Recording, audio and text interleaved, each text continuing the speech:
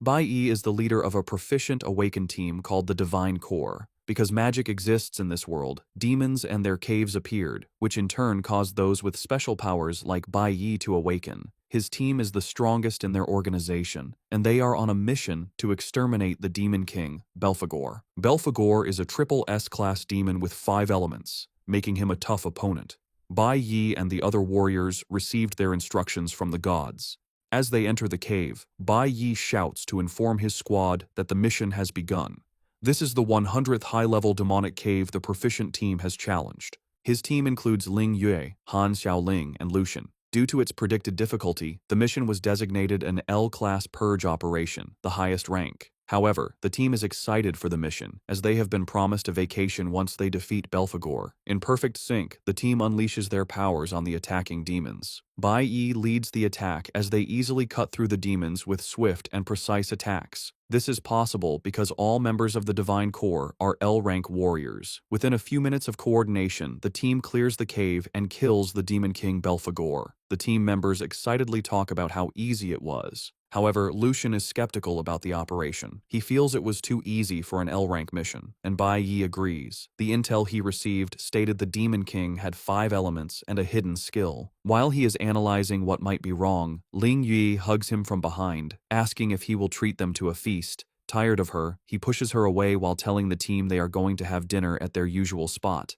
Han cannot believe their captain is throwing away a chance with Ling. Just then, they notice the last member of their team is missing. He hadn't helped during the fight and was nowhere to be seen. The team isn't concerned since they have cleared the mission. Suddenly, he appears behind them, raises his hand, and declares the start of the purge operation. Han is immediately hit in the head with a projectile, killing him instantly. Shock runs through the team as they see Han on the ground, half his head gone and blood spilling onto the floor. While the team is still in shock, the traitor reveals that he was assigned the purge mission by God himself. Bai Yi notices he can't move his body, and the traitor reveals that they have been eating breakfasts laced with paralytic powder for the past month. The traitor then restrains the rest of the team with his divine skill, Forbidden Vines, restricting their movement. He explains that he was assigned the mission to wipe out the team and needed to prepare. While he is arrogantly explaining, Bai Yi and the others ask why he betrayed them. The traitor replies that it is God's decree to wipe out the L-class warriors. He tightens the grip on Bai Yi and the others, forcing them to scream in pain. They slowly lose consciousness as they cough up blood, still asking why their teammate betrayed them. Bai Yi reminds the man that the Divine Core never crossed any lines that deserved death.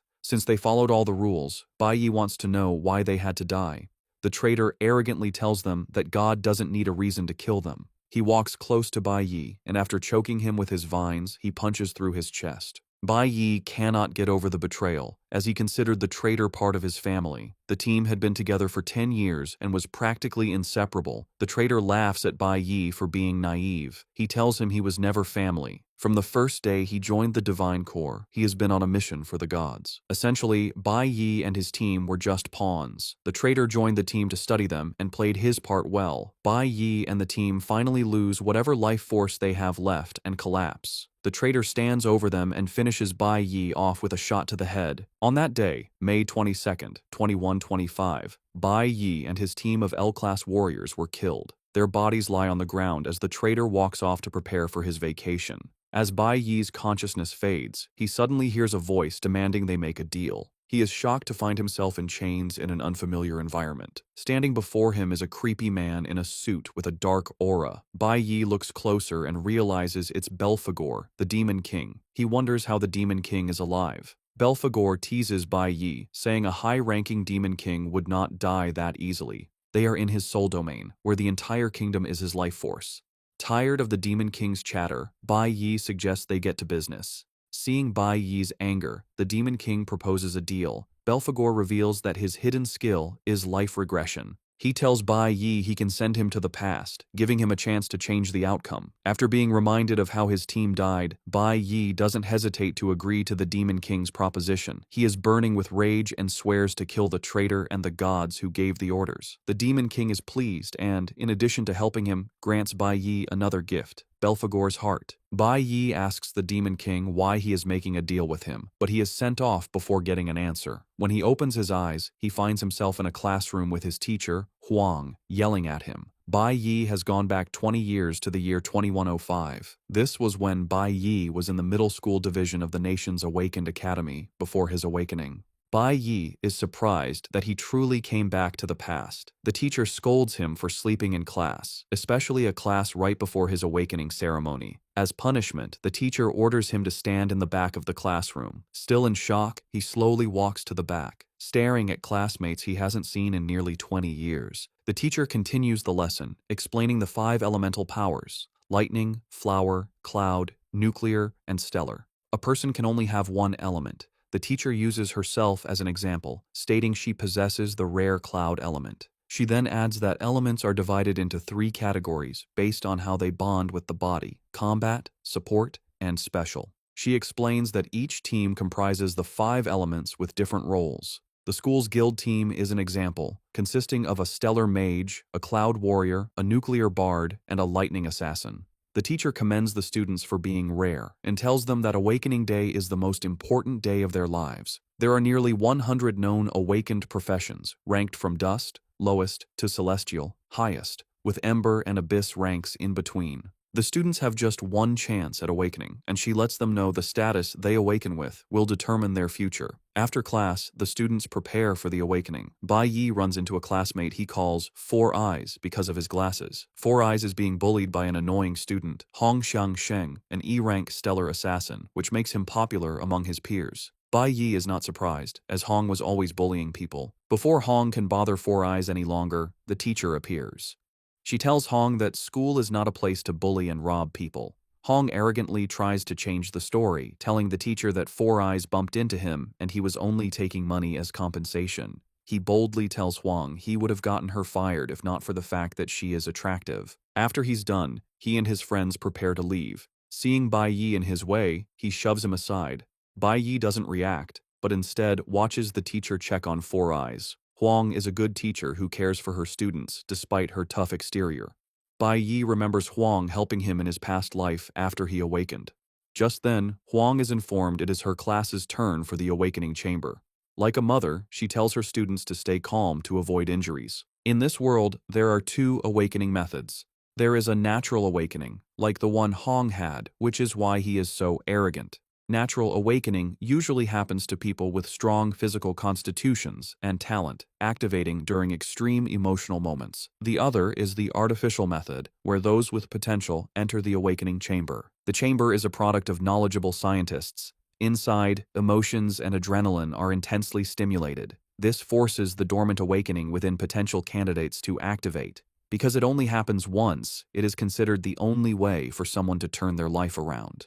Some of Bai's classmates entered the awakening chamber before him and received nice professions. One awakened with the blue tier profession, which is the amber class. Finally, it's Bai Yi's turn, and the teacher tells him to focus while inside. Bai Yi acknowledges her instruction and proceeds into the chamber. In his past life, Bai Yi awakened as an E-rank nuclear warrior, which is a dust tier class and considered the trashiest profession. His awakening back then led to constant bullying, and it wasn't until he reached S rank that he awakened the rarest type. Upon entering the chamber, Bai Yi expects to get a trash profession as usual. However, he is shocked when the system displays an error message. The chamber activates and detects 5 elements instead of the usual one. Bai Yi feels his insides burning as the system displays the Infinite Awakening message. The system informs him that he can choose any class from any of the 5 elemental types as his initial class. Bai Yi learns he can upgrade the other classes once his initial class reaches its maximum potential. He is shocked when he realizes he has been granted elemental accumulation. Apparently, he can choose new classes in the future, from dust rank up to the celestial rank, while maintaining their qualities. Bai Yi also has the chance to unlock the hidden rank above celestial. It dawns on him that he can do all this because of the Demon King's gift.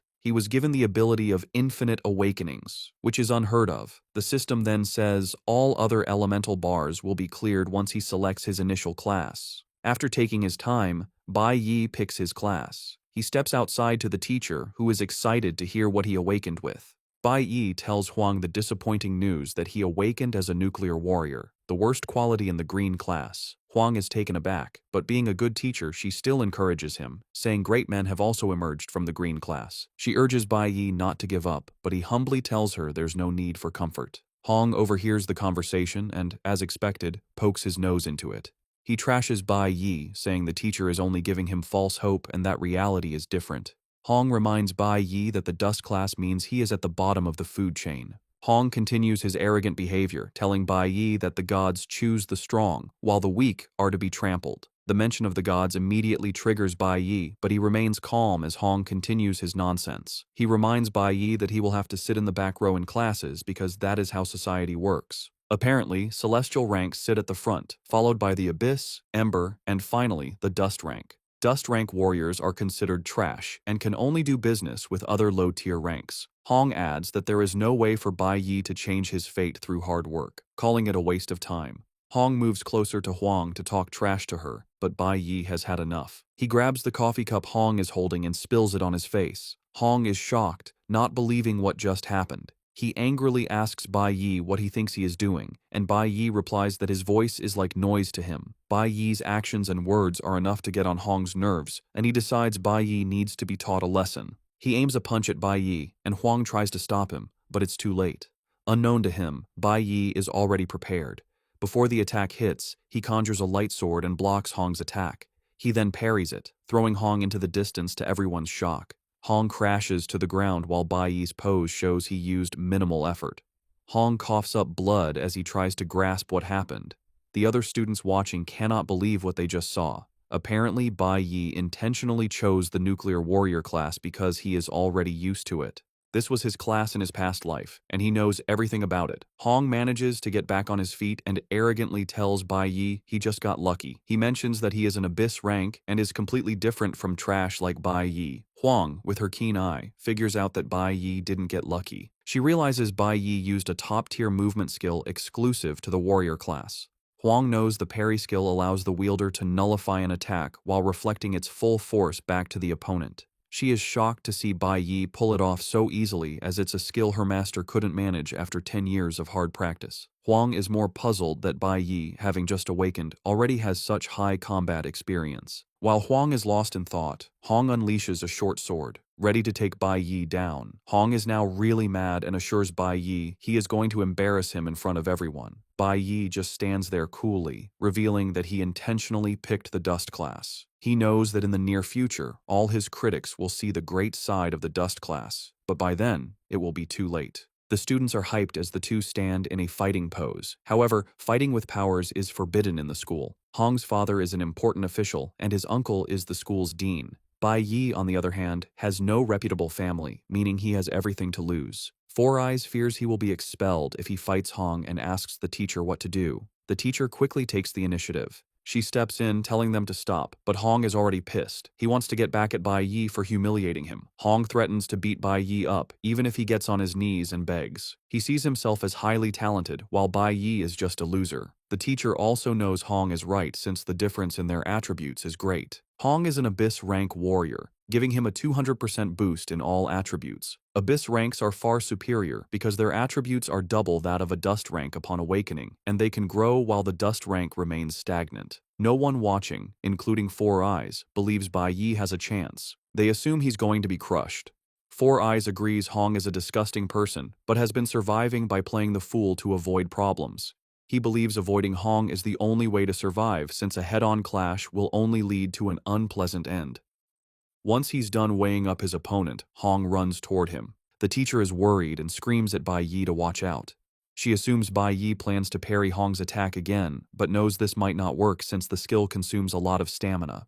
The speed at which Hong is coming will make the parry useless. Even Hong is confident he has the advantage. Bai Yi, however, just smiles. He has no interest in dodging since he has another card up his sleeve. Just as Hong reaches him, he activates the Flash Blink skill. This is an instantaneous flash effect that lets the user pass through obstacles. It's over in the blink of an eye, and before Hong knows it, Bai Yi has hit him in a vital part of his body. He coughs up blood while trying to figure out when Bai Yi got behind him. He slams the ground in frustration and humiliation while the students are left in total disbelief. None of the onlookers caught a glimpse of what Bai Yi did. The only thing they saw was Hong crashing to the ground. Even the teacher had no idea what happened. However, the class president, Chi Yin, actually saw what Bai Yi did. Chi Yin realizes that Bai Yi has mastered the highest level usage of a warrior's basic skill and applied it during the fight. Meanwhile, the students are all questioning what's wrong with Hong. On the status screen, Bai Yi notices one of his attributes increased because he defeated an opponent. However, he is not impressed with the points, considering them too few. He knows that defeating demons is the only way to get higher points and plans to do so as soon as he can. Still struggling on the floor,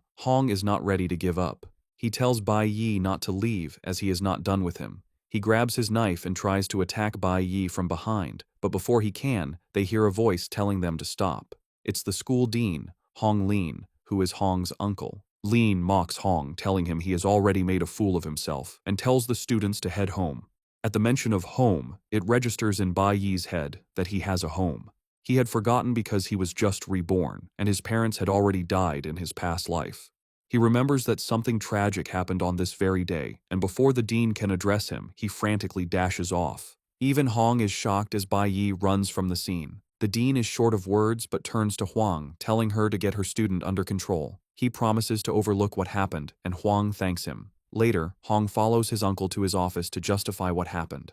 He claims Bai Yi only got lucky, but his uncle screams at him, saying Bai Yi utterly humiliated him. Leon stood in the distance and witnessed Bai Yi use the flash blink. He explains to Hong that in that split second, Bai Yi found his weakest point and struck it, leaving him defenseless. The dean is pissed because even with his experience, he cannot execute the flash skill with such proficiency. The dean compares Hong's battle with Bai Yi to that of a pro gamer toying with a noob, letting his nephew know that Bai Yi is no ordinary kid. Meanwhile, Bai Yi is rushing, thinking about how important it is for him to get home. He reaches the apartment building quickly, remembering how things went down in his past life. He is ready to stop it from happening again, even if he dies trying. Bai Yi enters the house while his father watches TV and his mother does the dishes. He looks angry as he enters, and his father is surprised he came home early. Bai Yi ignores his father and focuses on his mother. With tears in his eyes, he expresses his gladness that his mother is fine. His mother is mute and communicates with Bai Yi using sign language. She tells him she made his favorite hot and sour noodles, but Bai Yi immediately says he isn't interested in noodles today. He tells her that he wants to eat pickled fish.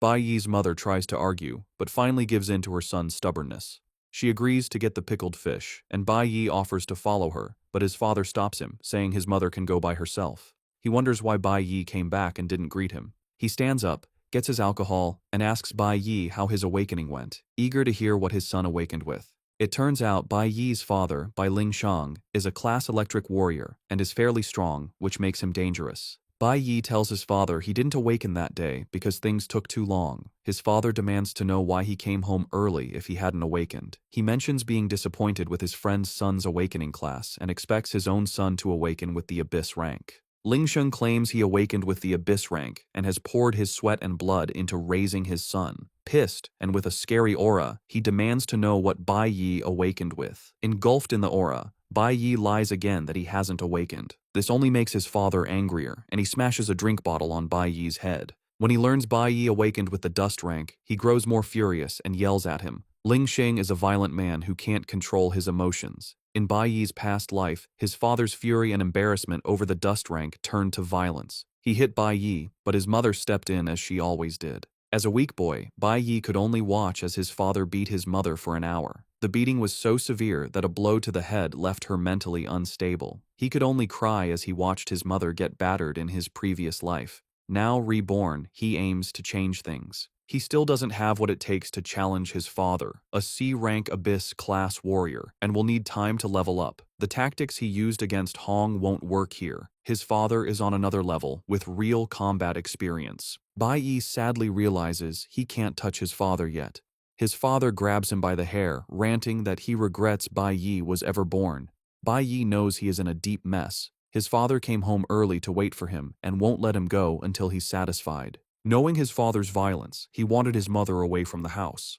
Bai Yi is glad he got her out, but as he celebrates this internally, a blow lands on his head. Things worsen when someone enters the house. It is his mother, the very person he tried to keep from witnessing the violence. His mother is horrified to see Ling Sheng pounding on their son's head as he lies on the ground. She had rushed back as fast as she could to feed her hungry son, which explains her quick return. Bai Yi is terrified to see his mother, wondering if history is about to repeat itself. As expected, Ling Sheng turns his attention to the poor woman. In a flashback, Bai Yi sits in a prison cell. In his past life, he became the first person to advance from a green to a platinum tier. Because of this feat, his cellmate wonders why he was arrested and brought to a prison for those sentenced to die.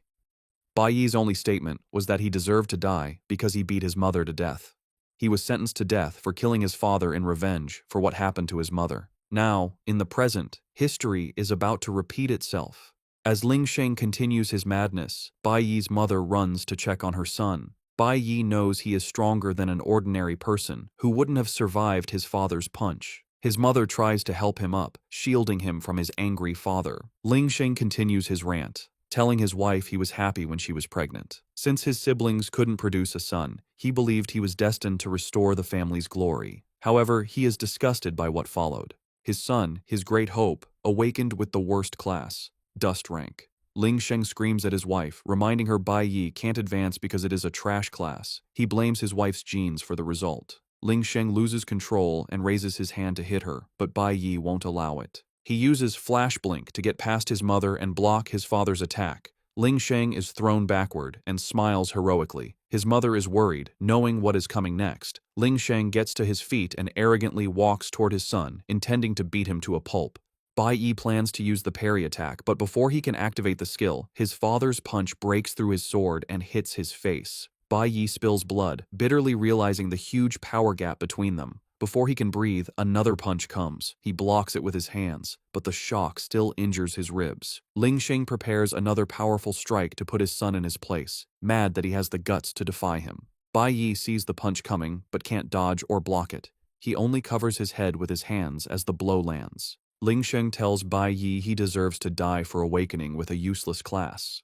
Yet, Bai Yi remains standing, unwilling to let history repeat itself. Seeing Bai Yi still up makes Ling Sheng angrier. He mocks him, asking if he thinks he's the real deal just because he awakened. Ling Sheng grabs a chair, ready to smash his son. Bai Yi's mother holds him as they brace for the hit. Just then, a commanding voice outside demands they open the door. Ling Sheng is disappointed by the interruption. Bai Yi's mother holds her son, relieved by the break. However, the knock is no surprise to Bai Yi, as he arranged it. Ling Sheng acts tough as he opens the door, but his attitude changes when he sees who is there. Two tough-looking men stand at the door and ask Ling Sheng what took him so long. The two men are inspectorate investigators, Liang and Chen Jin-woo. Liang is the red A-rank deputy captain, while Chen Jin-woo is a blue C rank. Ling Sheng is shocked to see them, and, while trembling, asks what they are doing at his house. Liang shows him a picture of a wanted criminal named Snow, asking Ling Sheng if he has seen him. Apparently, the office received a call that Snow was seen in the building, so the police are conducting a house-to-house search. Ling Sheng is relieved to hear that he is not the reason for their visit. He smiles, telling them he has not seen Snow. Since Snow is popular and always on TV, he assures them he would report it if he ever ran into him. Just then, Liang notices Bai Yi is in bad shape and asks Ling Sheng what happened. Ling Sheng lies that his son was careless and fell while buying groceries. He taps Liang on the shoulder, telling him not to worry about such trivial matters. Before he can finish, Bai Yi cuts in, telling the officers his father is lying. Bai Yi boldly states that his father hit him, which is why he is all bloodied. 18 minutes earlier, Bai Yi had used the apartment's phone booth to call the police, saying he saw Snow in the building. He knew they would not joke with any news concerning Snow, but he didn't expect them to arrive so fast. He is glad they came, as it bought him enough time. Ling Sheng tries to dismiss his son's words, lying that he doesn't have what it takes to beat his own son. However, Bai Yi counters with the truth. He tells the officers his father hit him in the head with a wine bottle and on the arm with a stool. Bai Yi continues pointing out where his father hit him, telling the officers they can evaluate his body for injuries. He takes it further by quoting their rule of law, stating that awakeners who cannot control their violent behavior and harm others are to be detained in the awakener prison for 15 days. The cops are shocked and impressed by how knowledgeable Bai Yi is. Ling Sheng turns to look at his son with contempt. With everything Bai Yi has said, Liang has no choice but to arrest Ling Sheng. The cops immediately grab him, and when he tries to reach for his son, they tell him to calm down, or they will use force. Ling Sheng is grabbed out of the house, but he threatens to wipe his son out once he is back. Bai Yi ignores him and closes the door as he is dragged away. Once they are safe, Bai Yi's mother runs over to hug him. Bai Yi is relieved that he was able to save his mother. However, he has 15 days to get stronger and promises his mother that Ling Sheng will never touch her again. Before his father was taken, Bai Yi managed to grab the key to his safe. He knows his father has something important inside, as this is how he climbed from E rank to C rank. Later, Bai Yi heads to the safe and unlocks it. The contents were a secret Bai Yi learned after his father died in his past life. He opens the safe and brings out a scary blade. Bai Yi plans to take on the demon caves using the blade. Since demon caves are the only way to upgrade his class, he knows he has no choice but to enter the labyrinth. However, there is a problem. The demon caves are under the jurisdiction of the gods, and only guild members can enter. The ones Bai Yi can currently enter are managed by the school. He can also access a hidden demon cave that he knew about from his past life. Soon, Bai Yi makes his way to the hidden demon cave, determined to surpass everyone as fast as he can. Meanwhile, in the inspectorate's detention room, officers talk about the snow sighting being a false alarm. They aren't mad, as they are always ready to check out anything related to snow. While they discuss, Ling Sheng tries to bribe them for his release. Liang is disgusted by Ling Sheng's behavior, especially since he was a guild member. The officers tell him things will get worse if bribery is added to his charges. They urge him to stay put for the night before being sent to the Awakener prison the next morning. Ling Sheng's rage is directed entirely at his son. Since Bai Yi knows his father will be out in 15 days, he is preparing to take on the demon caves to level up. Demon caves are another space parallel to their world, accessed by a door that appears out of thin air. Once discovered, they are mostly taken over by guilds because they house demonic beasts and ores, making them the best place for awakeners to improve. However, a team is usually required to enter since the caves are dangerous. The one Bai Yi is about to take on was only discovered 5 years later in his past. An F-rank cave requires 3 E-rank warriors, while an E-rank cave needs a 5-person team of 3 E-rank and 2 D-rank warriors. Bai Yi is confident the cave he is about to challenge is an F-rank. The demon caves are known to be dangerous, but since Bai Yi has no other choice, he must take on the cave by himself. He knows why he needs to get stronger as soon as possible. Armed with the weapon from his father's safe, he proceeds into the demon cave. The area is filled with ice and snow, and Bai Yi figures he is in the domain of a cloud-type magic beast. As he strolls through the domain, he soon runs into a sleeping ice bear. In front of it are human skeletons, showing that others might have entered before. While he is looking around, a bloodthirsty forest wolf appears and almost gets him. The E-rank wolf is still stronger than Bai Yi. Bai Yi leaps backward to avoid the wolf, but it comes at him again. He is able to block the wolf's teeth with the blade. Bai Yi then goes on the attack, taking down the wolf with a single slash. This is possible thanks to the A-rank weapon he is wielding. It is a weapon not available on the market, which is why his father kept it hidden. With this weapon, Bai Yi can close the skill gap between him and the beasts. The weapon is known as the Hunwu blade, made from Hunwu stone. It is so powerful it cuts through iron like butter. However, even with the weapon, Bai Yi knows he needs at least 4 strikes to take down beasts because of their defense. He casually teases about how he misses being an L-rank awakener. He learns he needs to defeat 20 wolves to upgrade a level on his skill set. Since he is fighting in an ice area, his cloud element will receive the upgrades. It will take him 10 upgraded levels to move from E rank to D rank. Soon, Bai Yi is surrounded by a pack of wolves attracted by the smell of blood. This is a perfect, yet dangerous opportunity to level up. The wolves gang up on him, but he relies on 2 skills: dodge and counterattack. He maneuvers his way around without taking damage while dealing damage to the beasts. He takes down the first pack, with each kill giving him 52 experience points. He also acquired Wolf's Fangs. After taking out the pack, he has the Wolf King to deal with. Using his agility, he delivers several cuts to the wolf's body, giving it no chance to heal. The Wolf King dies, and Bai Yi earns 56 points for the kill. Because he defeated the Wolf King, he also earned a Snow Wolf Diamond. After clearing out the first pack, Bai Yi has enough experience to upgrade to D rank. He also earned 12 attribute points and allocates them as he sees fit. He notices he is already tired after taking out just 20 wolves and is not impressed with how weak E rank bodies are. He also knows he needs a dimensional backpack to store his loot. Bai Yi admits that taking on a demonic cave solo is difficult. The Snow Wolf diamond he earned is a durable jewel used to craft special weapons and is expensive on the market. He knows the only way to access a high-tier demonic cave is to join the Divine Core. Since awakening schools are under the guilds, they often send representatives to scout prospective warriors. It is every student's dream to graduate and join a guild. But if a student is kicked off their team, their career is likely over, which is what happened to Bai Yi's father and why he is stuck at C rank. Looking at his current situation, Bai Yi realizes he will burn even more stamina taking on the beasts alone. He is already exhausted. Before he knows it, another pack of wolves appears. He decides to use a trick he has up his sleeve. He runs, and the wolves follow. He leads them into a forest where he cuts down trees to give himself space.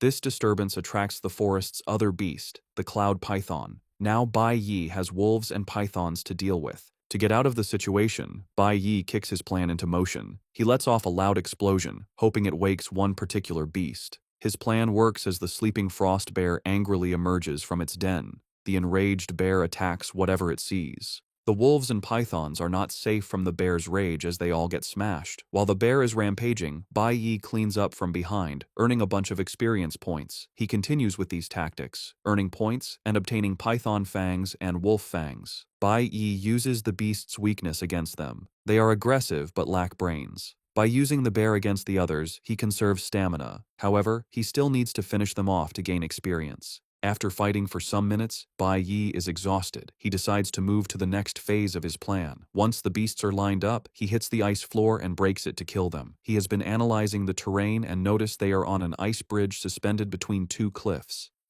This brilliant plan takes out almost all the beasts in one go. Bai Yi is exhausted but still needs to handle the frost bear and the remaining wolves. The system unlocks a new title for him, 1 against 100. With this title, his stats increase by 10% when fighting multiple enemies. However, Bai Yi is not worried about the frost bear yet. He knows every cave has a final boss and expects it to show up. He has caused enough chaos and wonders why the boss hasn't appeared. Suddenly, an ice spell hits the area. Before he can react, he and the beasts in front of him are hit. Bai Yi realizes his assumption was wrong. The final boss had already awoken and was waiting for the perfect moment when everyone was exhausted. Bai Yi and the beasts are gathered in one spot, making it hard to escape. The spell hits him, and his legs are already frozen. He realizes the ice bridge was part of the boss's trap. The boss put everything in place to show up and reap all the rewards. It dawns on Bai Yi that the cave's final boss is intelligent. The final boss is the Kalen demon monkey, which also has other apes as guards.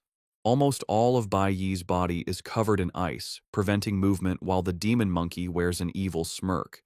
Apparently, the cave is a high-risk one that requires a group of E-rank warriors. With his body completely frozen, Bai Yi fears he might go into hypothermia, which would be his end. The monkey boss raises his hand, points at Bai Yi, and orders his monkeys to attack. Realizing he is trapped, Bai Yi resorts to using the parry skill. Since the parry skill requires precise timing, Bai Yi waits until the hit is about to land. He activates the parry and shatter skills, breaking the ice and blocking the incoming attack. Though temporarily free, Bai Yi knows he is in trouble because he has drained a big chunk of his stamina. The shatter skill lets an awakened use all their energy to break free from control effects, but it consumes a large amount of stamina. Bai Yi figures the demon monkey will need time before using an ultimate skill again, and he must kill it before then. The demon monkey then orders the ice bears and wolves to attack Bai Yi. Since the nucleo element has issues against the cloud element, Bai Yi knows his chances of winning are low. He is low on stamina and getting exhausted. The demon monkey sits like a proper villain while ordering his minions around.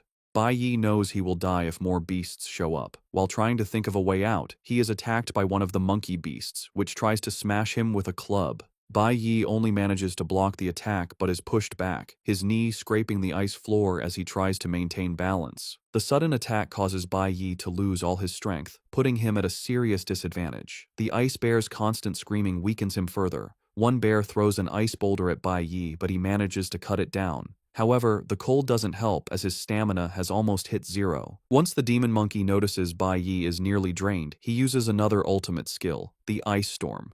Bai Yi is shocked, not expecting the monkey's ultimate to have such a fast cooldown. His eyes light up in horror as he stares at the incoming attack. This reminds him that in his past life, he faced life or death situations and developed a sense for recognizing opportunities.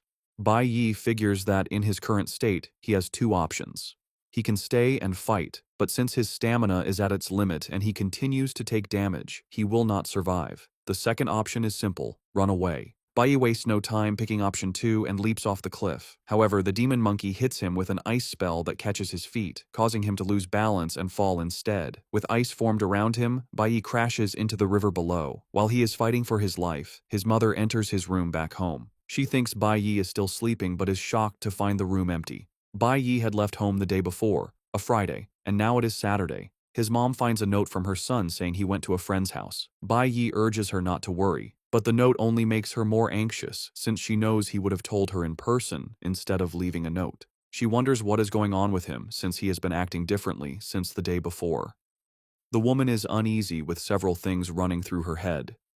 Back in the dungeon, Bai Yi survived the fall. Jumping off the cliff was also part of his plan. He remembers that nearly 100 beasts fell into the river when he broke the ice bridge earlier. However, he only got rewards for 40, which means the others survived. Bai Yi coughs in pain as he drags himself out of the cold river.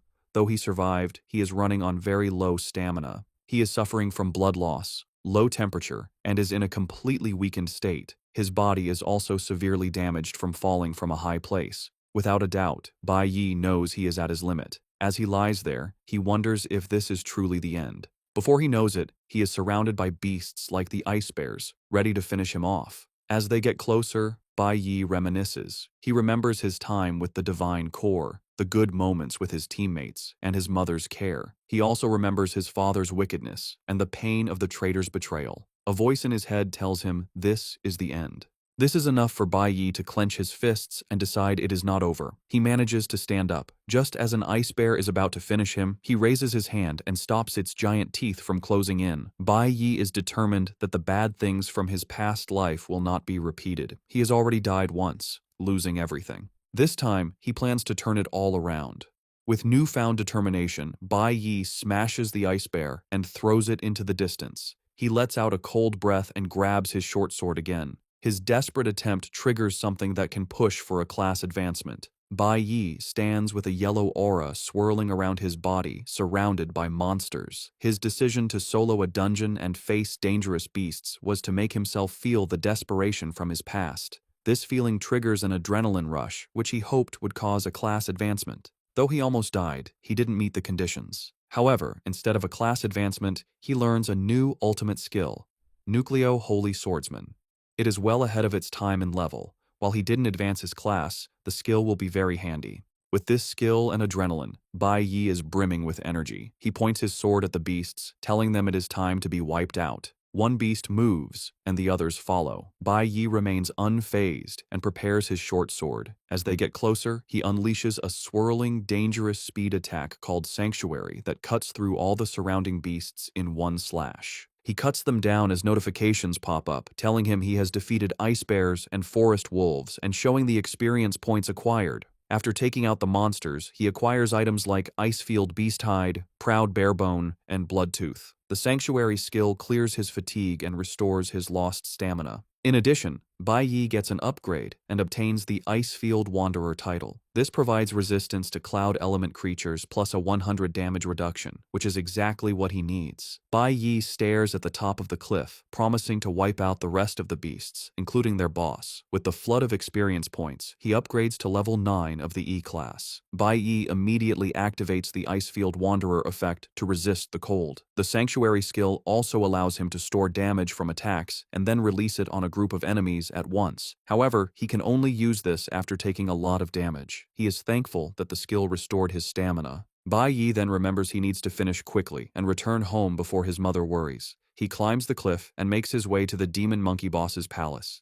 The demon monkey is protected by ice beasts, but Bai Yi doesn't care and bursts into the palace. After taking out more beasts, he is now at the last level of the E-class, level 10. Meanwhile, it is now 11:00 p.m., and Bai Yi's mother is seriously worried. She has prepared food, but she is left to wonder where her son is. She prays that he is fine. Now, in the boss's palace, Bai Yi takes out the ice bears guarding it and is left to fight the boss's personal guards, the scary monkeys. The monkey boss looks unafraid and orders his guards to take Bai Yi out. One monkey jumps at Bai Yi, but he simply blocks and then easily slices it in half. The monkey boss sees this and realizes things might be dire. He angrily unleashes his ultimate, the Ice Storm Assault, but it has no effect on Bai Yi, who is now immune. Bai Yi dashes toward the monkey boss. In desperation, the boss raises his staff, activating a spell that causes the jewel on it to glow. This puts the other monkeys in a hyper mode, but Bai Yi doesn't see them as a threat. He only sees them as beasts he needs to kill to reach D class. Bai Yi cuts through the beasts like they are nothing before relieving the monkey boss of one of its arms. The boss screams in pain as blood spills from the severed limb. Before it can do anything else, it finds Bai Yi looking at it with a death stare. Bai Yi unleashes a series of cuts on the boss's body, defeating it. A notification pops up, telling Bai Yi he has successfully defeated the D-Class Cloud Element user, the King of the Azure Forest, and gained 1,000 experience points. He also advances to the D-Class Nucleo Warrior. After this, he sees items to pick up. Because of the experience he gathered fighting a Cloud Element enemy, the system tells him a new profession is about to awaken. Bai Yi is shocked, having forgotten about this. A red and blue aura emanates from his body. He awakens the Cloud Element Mage profession and can now switch professions at any time. Bai Yi is excited to have awakened a red profession, even at E class. Unlike the Nucleo class with its 100% bonus, the red class comes with 200%. The red class's strength is already on the same level as his current class. Bai Yi then picks up the mage weapon, the Stone of Magic, and finds a magic pouch that can hold 20 items. While he loots, the remaining beasts can only watch. After he is done, Bai Yi looks up and realizes some beasts survived. Since he just awakened a new profession, he decides to try it on them. He switches to mage mode, a red aura coming from his eyes as he prepares to annihilate them. It is now 5 a.m. the next morning, a Sunday. Bai Yi's mother hasn't slept and is sitting in the living room hoping for her son's return. Just then, Bai Yi opens the door, and she immediately stands up. Bai Yi enters, smiling, apologizing for making her worry. His mother runs over and hugs him tightly while crying. Bai Yi is shocked to see she has been waiting for him and hasn't eaten. He then tells her he has good news. While leaving the dungeon, Bai Yi gathered valuable items thanks to the magic pouch he found. After leaving, he meets an ore broker. The broker offers to buy the ore for 800, but Bai Yi counters with 8,000. This shocks the broker. Bai Yi doesn't argue and just takes the ore back. The broker is forced to increase his bid to 2,000, but Bai Yi counters again, demanding 5,000. The broker proposes 3,000 as his final offer. As he says this, Bai Yi starts increasing the price, and it quickly appreciates to 7,000. The broker is still arguing, but when he realizes Bai Yi won't stop, he quickly agrees to take the ore for 7,000. Since Bai Yi is experienced with brokers from his past life, he knows how to deal with them. From the money he got selling the ore, he rents an apartment for his mother. In his past life, his mother fell from one problem to another, but now, Bai Yi just wants to take care of her and make sure she enjoys herself. He concludes the apartment deal in front of his mother, shocking her with the high price.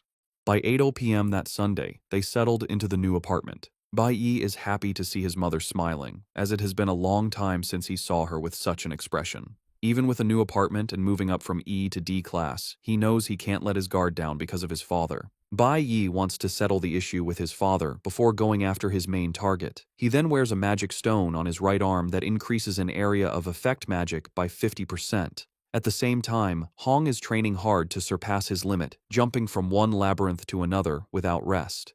Even when his sister tries to convince him to rest, he slaps her hand away. Hong is prepared to do anything to stay on top.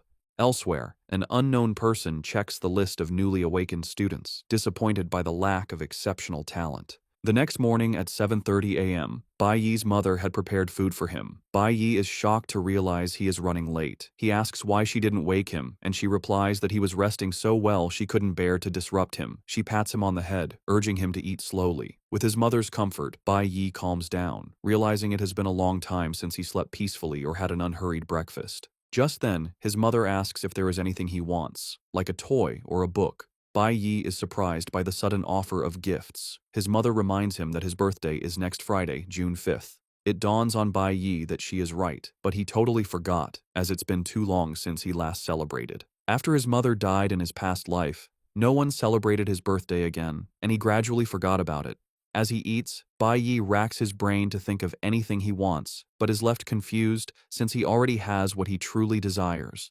His next and most important goal is to kill the traitor who caused his and his team's death. When Bai Yi gets to school, he learns they are preparing for the combat simulation. The teacher stands before the newly awakened, telling them about it. He explains that the academy is supervised by the Divine Guild, who will be watching their every move. The combat simulation is the best way to impress them. He tells them it will serve as the school graduation assessment and will be broadcast live. The best performer will get to participate in a training camp with the high school division. The camp happens only once a year and is the best opportunity to connect with the Divine Guild. The school usually organizes the best students from middle and high schools to travel together to the Shanghai Nation, where the Divine Guild headquarters is. Bai Yi remembers the Shanghai Nation as where he met his master and where the traitor was born. However, the traitor never met his master since he joined the Divine Corps after him. Bai Yi knows he must get high scores in the assessment to get into the training camp, giving him more chances to find the traitor. The simulation battle is this Friday, 4 days away. While some are excited, people like Four Eyes are worried because it takes place inside a real labyrinth. The teacher then points to the training room for their first session, physical conditioning in the gravity room, where everyone must start with 10 sets of shuttle runs. Surprisingly, Bai Yi walks up to his teacher, saying he doesn't want to use the recommended training room. This shocks the teacher and the other students. The teacher tells Bai Yi not to get ahead of himself just because he defeated Hong, believing he is trying to skip training. But Bai Yi clarifies that he wants more specialized training. The teacher is confused and asks if Bai Yi is insinuating there is a problem with his methods. Bai Yi reveals that physical conditioning is necessary for most awakeners, so the gravity room isn't a bad option. However, he believes the shuttle run is only best for classes like assassins and warriors, which require speed and coordination, and not everyone needs this. He tells the teacher that classes like mages and chanters are better suited to train in the element room. He adds that everyone should be allowed to train differently since their classes are used differently. The teacher hears this and points out that Bai Yi is basically teaching him his job. Qian overhears and is shocked. She realizes Bai Yi's proposed training method is the same one a Divine Corps training officer, Mr. Dong Yang, mentioned. However, it's a new method, and she would only know about it because her father brought home the videotape. Qian is surprised that Bai Yi came up with the same idea. Specs tells Bai Yi to avoid being blunt with the teacher, who is the school's most authoritative trainer. Instead of getting angry, the teacher pats Bai Yi on the shoulder, smiles, and says the training method he mentioned is interesting. The teacher then explains that with so many students, it would be difficult to cater to everyone's specific needs in the short term. He points out that the combat simulation assesses student performance, and if done wrong, it could derail a student's entire life. Bai Yi remembers that though he had a bad family, his teachers supported him in his past life, helping him grow into a responsible person. He turns to the teacher, assuring him he won't let him down. The teacher then asks Bai Yi how he intends to train as a nuclear warrior. Bai Yi suggests turning on the elemental suppression in the element room to its maximum setting. This shocks the teacher and even Specs. Bai Yi lies, saying that even though he is a warrior, he wants to balance his abilities to challenge his weaknesses, hiding the fact that he wants to train his mage profession. Just then, Qi Yin raises her hand, saying she is also interested in practicing elemental control. The teacher gives in and tells the two to do as they please, but urges them to do their best during the final assessment. Qi Yin walks up to Bai Yi, suggesting they practice together, but he quickly tells her he is entering a private room, rejecting her. Qi Yin claims the rejection has fired her up to do her best. While training in the elemental room, Bai Yi has some difficulty, as he is still new to the mage profession, but plans to master it in the short time he has. He also plans to hide his ability to switch professions since the school is under the god's supervision, and every student's move is watched. He wants to avoid becoming an early target for the gods. Meanwhile, Qi Yi trains with only 1% elemental suppression, thinking she can rival Bai Yi's strength. Bai Yi is also not ready to interact with his classmates, wanting to protect them. After school, Specs and his friend catch up to Bai Yi, telling him to slow down. The two were Bai Yi's best friends in middle school in his past life. Because they were all weak, they shared the same fate of being bullied. Having his weak friends around was the only happy moment he had in middle school. Now aiming for revenge, Bai Yi doesn't think he needs social interactions. To get away, he gets on his bicycle and rides off, leaving them behind. They can't believe he ran off again, as they were supposed to be an unbreakable trio. Specs points out that Bai Yi has totally changed since the awakening, now seeming like a confident person. Moments later, they catch up to Bai Yi, who is waiting for them. He tells Specs to get his lungs checked when he is free. The two are happy he finally stopped, but Bai Yi shatters their hopes again, telling them they are too slow to keep up with him. He gets on his bike and rides off, leaving the two in shock. In his past life, Specs was suddenly diagnosed with a lung disease and passed away shortly after. Bai Yi wants Specs to stay alive and healthy, even if they don't become friends. On the other hand, Specs believes that Bai Yi is still the same person, even though he now appears cold. At the recruit training ground in the Shanghai Nation, two men talk about a new recruit who has been performing well. The recruit has the same hair as the traitor who betrayed Bai Yi and his team. That evening, when Bai Yi returned home, he told his mother to avoid going out alone. He assures her that he will always return home early with groceries. Bai Yi is worried because he knows the environment is not entirely safe for his mother and he needs to provide a better place for her. At the Awakener's prison, Ling Sheng is already making a deal with one of the chefs. The next day, Tuesday, Bai Yi has managed to familiarize himself with how mages operate, realizing the key is casting time and calculating the required elemental power. While he is pushing the training room to its limits, his friends are struggling with shuttle runs. The training continues the next day, and afterward, Specs and his friend ask Bai Yi to join them for dinner. As expected, he bluntly refuses, saying he needs to return home early. However, he leaves his friends with some advice, telling them a secret technique for archers. The friend, who is an archer, rejoices after hearing the advice. By Thursday, Specs visits the clinic, where the doctor tells him he is very lucky to have come in. The doctor informs him that a fast-growing parasitic tumor is in his lungs. The doctor tells Specs to schedule surgery at a major hospital soon to have it removed. Specs thanks the doctor and assures him he will make an appointment. As he leaves, he remembers that Bai Yi was the one who warned him about his lungs. He wonders how Bai Yi knew there was a problem, which adds to the mystery surrounding him. Just then, he hears some guys talking about Hong. Hong has reached E-Class Level 4, and they believe he will be the best performer in the assessment. It turns out his family has a private labyrinth, which Hong has been using to level up as part of their private army. This is when the trio mentions something that catches Specs' attention. Hong is planning to teach Bai Yi a lesson after school for what happened last weekend. The trio talks about how pissed Hong is, and that he is even planning to kill Bai Yi. Hong has armed himself with a weapon to be more dangerous. Specs hears this and realizes his friend is in grave danger. Worried, Specs swings into action, deciding that helping Bai Yi is the best thing he can do. He dashes through the school hallway, thinking about the useless tricks Hong might try. Specs worries that Hong might have gathered his goons to help beat up Bai Yi. He suddenly stops, thinking of how useless he will be even if he tries to help. He wants to back down, but then he remembers that Bai Yi helped him. He considers Bai Yi his brother and is prepared to sacrifice himself to save him.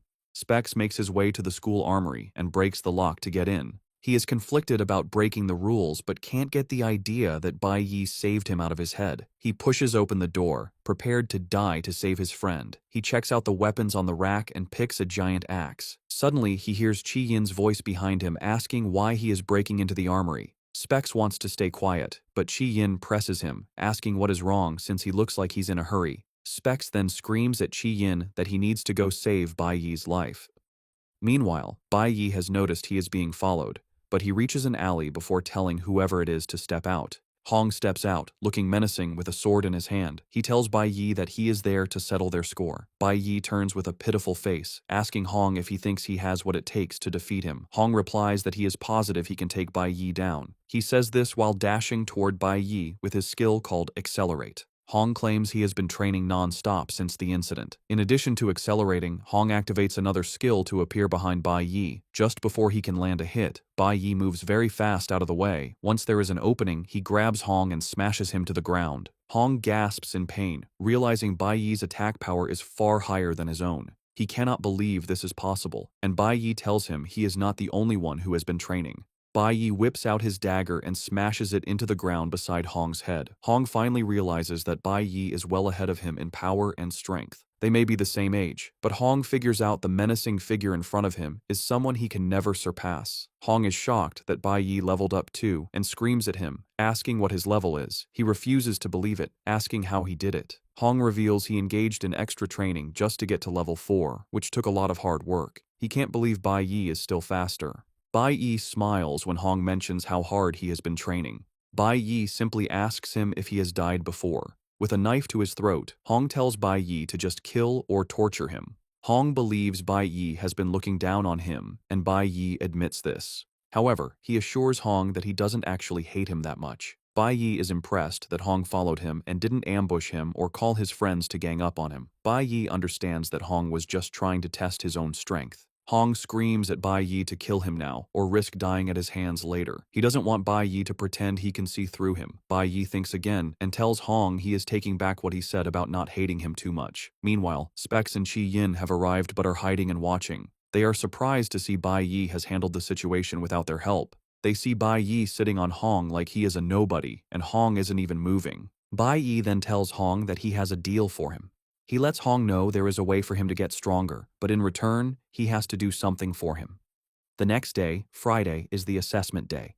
The teacher tells the gathered students that it is time for the combat simulation. He explains that even though it is a simulation, they will enter a real labyrinth. Although most of the labyrinth's power has been sealed, there are still dangers. The teacher urges them to act according to their capabilities since there are many dangerous monsters inside. To ensure the students are safe, high school students have been assigned to guide them. The seniors will not fight, but are expected to intervene in the face of danger. A team of 4 to 5 people will be formed with a senior student leading them. They can choose between E-class and F-class dungeons. However, the E-class dungeons are much more difficult, and the teacher urges them not to try one if they don't have the strength. He adds that failing the challenge will result in the loss of academic credits, showing how important it is. After giving the instructions, the teacher tells them to start choosing their dungeon level. He asks the students to raise their hands if they want to challenge the E-class dungeon. A total of 8 students, including Chi Yin and Hong, raised their hands for the E-class dungeons. Specs is surprised that some students are crazy enough to take on the dangerous dungeons. Out of 180 students, the teacher announces that 8 have volunteered. He lets them know the rest will be randomly distributed to the F-class dungeons. However, Chi Yin notices that Bai Yi didn't raise his hand.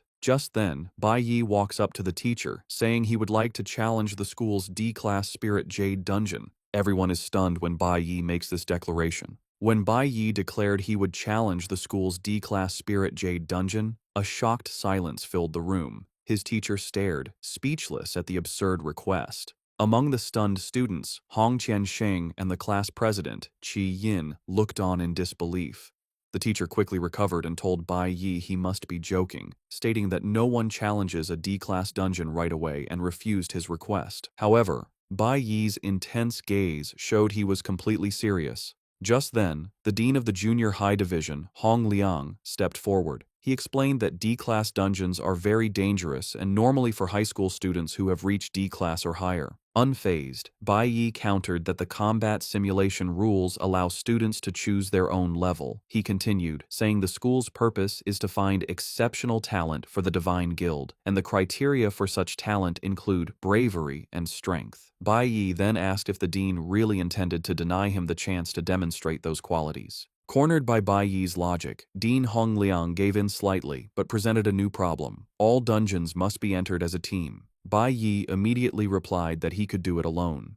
This angered the dean, who declared that solo entry is forbidden by school rules to ensure student safety. Just as the situation hit a stalemate, Chi Yin raised her hand and confidently announced she would also choose the D-class dungeon, her face looking determined. Dean Hongliang, clearly agitated, questioned Chi Yin's decision, asking if she had lost her mind and worrying how he would face her father if she got into trouble. Chi Yin stood her ground, explaining that she also wanted the highest possible score and was eager to test her abilities. With a confident wink, she turned to Bai Yi and offered to team up. To her complete shock, Bai Yi bluntly refused, saying he planned to clear the dungeon by himself. Before Chi Yin could react to being rejected again, the teacher stepped in, placing a hand on both of their heads. He stated that Bai Yi's refusal was invalid, forcing them to form a team. The dean, sighing in frustration, reluctantly agreed, muttering about how arrogant the new students had become.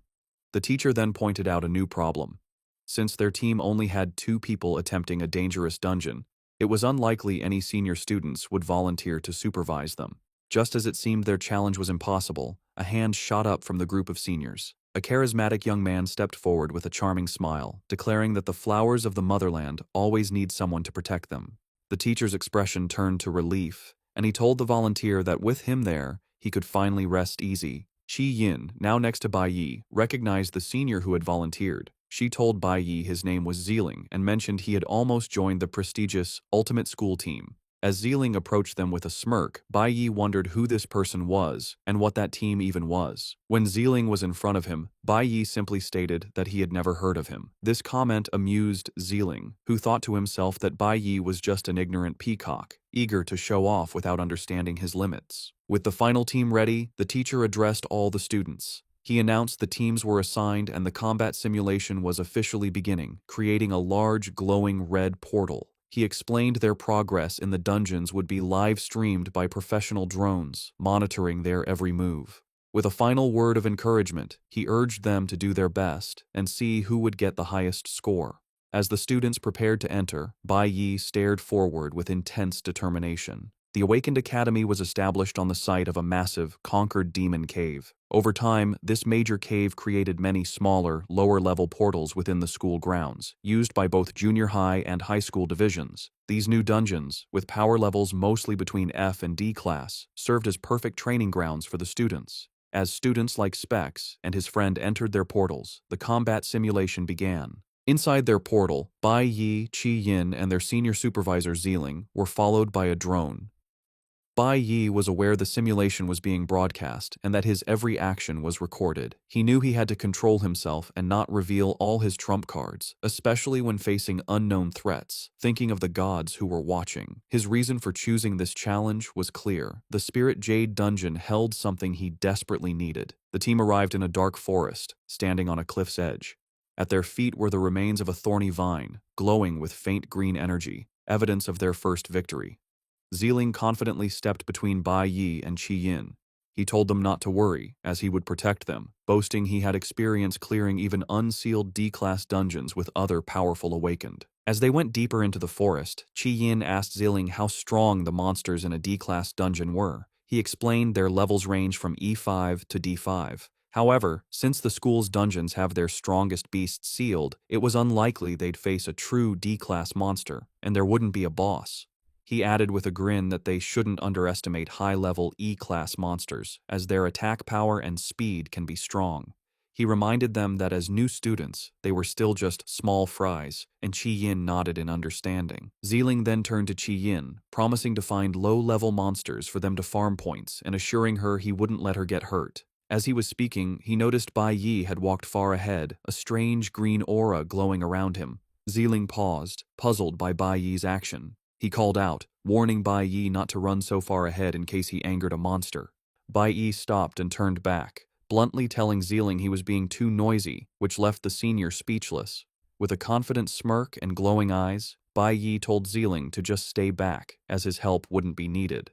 Zeeling and Qi Yin could only stare as Bai Yi continued ahead, taking the lead. The view shifted to the livestream camera, showing the trio as the official broadcast for this year's combat simulation began. Back at the academy, large screens were set up for students and staff to watch the combat simulation live streams, showing the progress of the teams in the dungeons. The scene then shifts to a private room with a plaque that reads, "Ultimate School Team." Inside, a young man with green hair, the team's vice captain, was on a call. He urged the person he called captain to watch the broadcast, mentioning it was interesting this year. With a smirk, he pointed out that a junior student had chosen to challenge a D-class dungeon. A woman's voice responded, her face hidden in shadow, asking what profession the student had awakened as. The vice captain explained that this was the most fascinating part. The student was a nuclear warrior, one of the worst professions available. Intrigued by this reckless confidence, the mysterious captain stated that she wanted to watch and see what gave this student such audacity. The story shifts to show the other student teams in their own challenges. In a sealed F-class dungeon, Specs was panicking, screaming for the monsters to stay away while waving a tambourine. His team was battling F-class flame bats and fierce bats, with his teammates in close combat while he provided support from the back.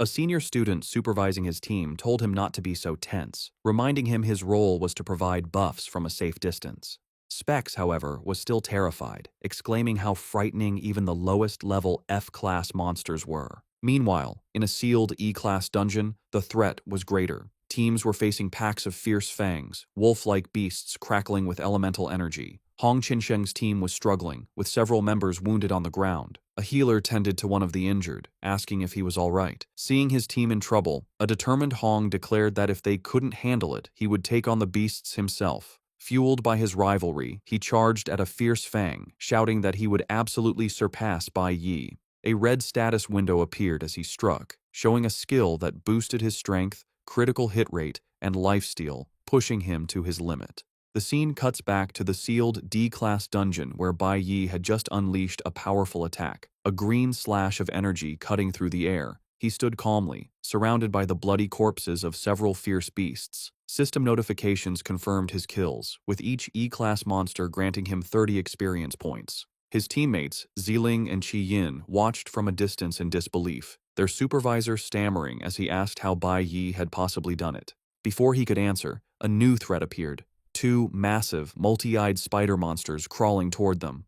Unfazed, Bai Yi simply explained to Qi Yin that the monsters here were sealed and had only half of their power, which was why they weren't too difficult to handle. Qi Yin, still in awe while watching him wield the large blade from his father's safe, argued that even at half strength, he had fought many opponents at once. She admitted that she was still a long way from reaching his level. As he turned to face the next challenge, Bai Yi told her it was pointless to compare herself to others. With a calm and focused expression, he advised her to concentrate on improving herself. Amused by Bai Yi's blunt words, Qi Yin smiled brightly, clutching her spellbook as she declared that she would do her best. Ziling, however, watched from the side with a scowl, fuming that this arrogant junior was stealing the spotlight. He stepped forward, trying to reassert his authority by reminding Bai Yi that this was a D-class dungeon, and he shouldn't get overconfident. Patting Bai Yi's hair condescendingly, Ziling acknowledged his performance was good for a first-timer, but warned him that this dungeon had 3 caverns and wouldn't be so easy. He began to give tactical advice, ordering Qi Yin to deal with monsters from the right.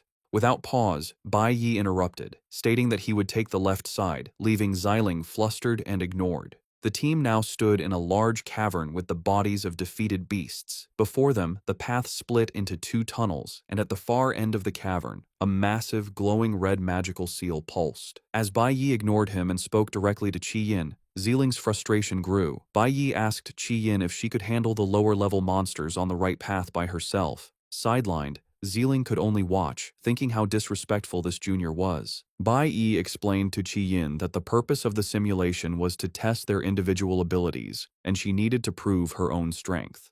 He then asked her a simple question. Didn't she want to get a good score? That was all the motivation Qi Yin needed. Her expression became firm as she declared that she understood and could do it. With the plan set, Bai Yi walked down the left path alone, while Qi Yin and Ziling took the right. Watching Bai Yi's back as he left, Ziling's face twisted with rage. Muttering a curse, he decided that if Bai Yi wouldn't learn the easy way, he would have to be taught a lesson the hard way. In a flash of golden light, he summoned a glowing bow, his intentions clearly turning malicious. Back in the viewing room, the teachers and students were watching Bai Yi's live feed in amazement. Screenshots from the drone footage showed him single-handedly taking down hordes of E-class monsters. One viewer exclaimed that it was incredible how many beasts Bai Yi had already defeated. A teacher asked what his current level was, and another replied that his official report still listed him as E1, though his real level was unclear. The group guessed he must be at least E3, or maybe even E4 by now. Meanwhile, Bai Yi was facing the giant spider monsters on his path. The teacher who had supervised the awakening ceremony explained to his colleagues that Bai Yi's decision to send Qi Yin to the right wasn't random. He had smartly observed the elemental matchups, sending the flower element user, Qi Yin, to face the stellar element monsters, giving her a natural advantage. The teacher praised Bai Yi's smart decisions and impressive tactical awareness, even during a high-pressure test. Recalling Bai Yi's promise not to disappoint him, the teacher smiled with pride, realizing the boy wasn't just bragging. He looked at the screen with interest, wondering what else his student would do. The scene then confirmed the teacher's analysis from Bai Yi's point of view. He had indeed noticed earlier that the stellar-type beasts were mostly coming from the right-hand cave. Knowing they were also a lower level, it was the perfect challenge for Qi Yin, who had the elemental advantage. Following her path, Qi Yin found herself facing a massive, beetle-like monster with glowing purple markings. The creature charged at her fiercely. Reacting quickly, she slammed her hand to the ground and cast a spell, shouting, "Vine Wall!" Thick, thorny vines shot up from the earth, wrapping around the monster and holding it. Despite the successful spell, Qi Yin's face showed great effort and determination as she prepared her next attack, screaming for another wave. With another fierce cry, Qi Yin commanded the thorny vines to tighten. They squeezed the massive beetle monster, crushing its shell, drawing blood, and inflicting a deadly poison effect. The creature fell, defeated. A system notification confirmed her successful kill of the E-class starbug and awarded her 30 experience points.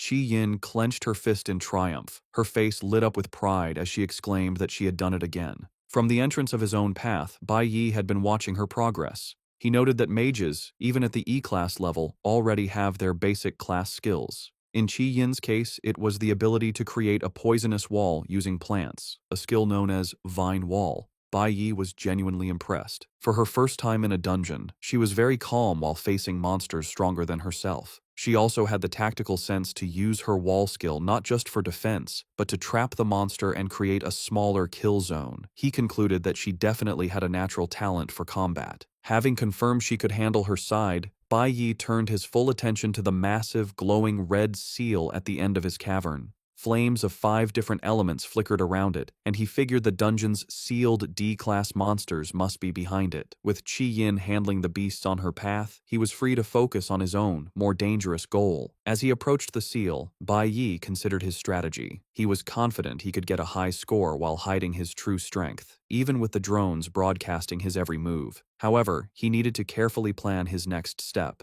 especially with such a powerful seal in front of him. Meanwhile, watching from the entrance to Qi Yin's path, Zealing was furious. He couldn't believe the nerve of these juniors, who were completely ignoring his authority. Deciding that if they were so confident, he would show them a real challenge, his eyes fell on the magical seal in the main cavern. In an instant, he appeared behind Qi Yin. Drawing his golden bow, he aimed not at a monster, but at the ground in front of her. With a malicious grin, he declared that they should try this, and unleashed a bright arrow of light. The arrow struck the earth with explosive force, narrowly missing Qi Yin but blasting a deep, dark hole in the ground. Qi Yin spun around, confused by the sudden attack. Xiling, pretending to be innocent, casually asked why she had dodged, claiming he was just trying to help her by adding a buff. But from the new pit, a menacing growl echoed, and the glowing shape of a massive creature emerged. Before Qi Yin could react, a ferocious, two-headed lion leaped from the chasm, charging at her with terrifying speed. A system window identified the beast as a level 11, D-class twin-headed violent lion. The sudden appearance of such a powerful, unsealed monster left Qi Yin frozen in terror. Sensing the sudden surge of powerful demonic energy, Bai Yi immediately spun around, his attention drawn to the noise on Qi Yin's path. The twin-headed lion, now fully emerged, roared as its body burst into flames. Reacting on instinct, Qi Yin threw her hands forward, desperately trying to hold the beast with her thorny vines. However, the lion's intense fire was too powerful, easily burning through and snapping the vines. With its path cleared, the beast lunged, its massive jaws wide open and ready to devour her. Frozen in terror, Qi Yin could only think it was over. From a safe distance, Zealing watched with a cruel grin, drawing his bow once more as if to add to the chaos. But just as the lion was about to strike, Bai Yi activated his Accelerate skill, a notification confirming a temporary 50% increase in his speed. He shot forward in a blur, intercepting the fiery beast mid-lunge. The sudden move caught Xiling completely by surprise. In a split second, Bai Yi shoved Qi Yin out of the way. Pushing his speed to its limit, he triggered the flash blink effect, allowing him to phase through the lion's attack and land a devastating blow on its head. The powerful strike sent the massive creature reeling backward as Bai Yi landed gracefully, placing himself between the monster and a stunned Qi Yin. Now standing defensively with his large blade, Bai Yi was surprised by the D-class monster's incredible speed, realizing this would be a difficult fight. Xiling watched the chaos with a twisted grin,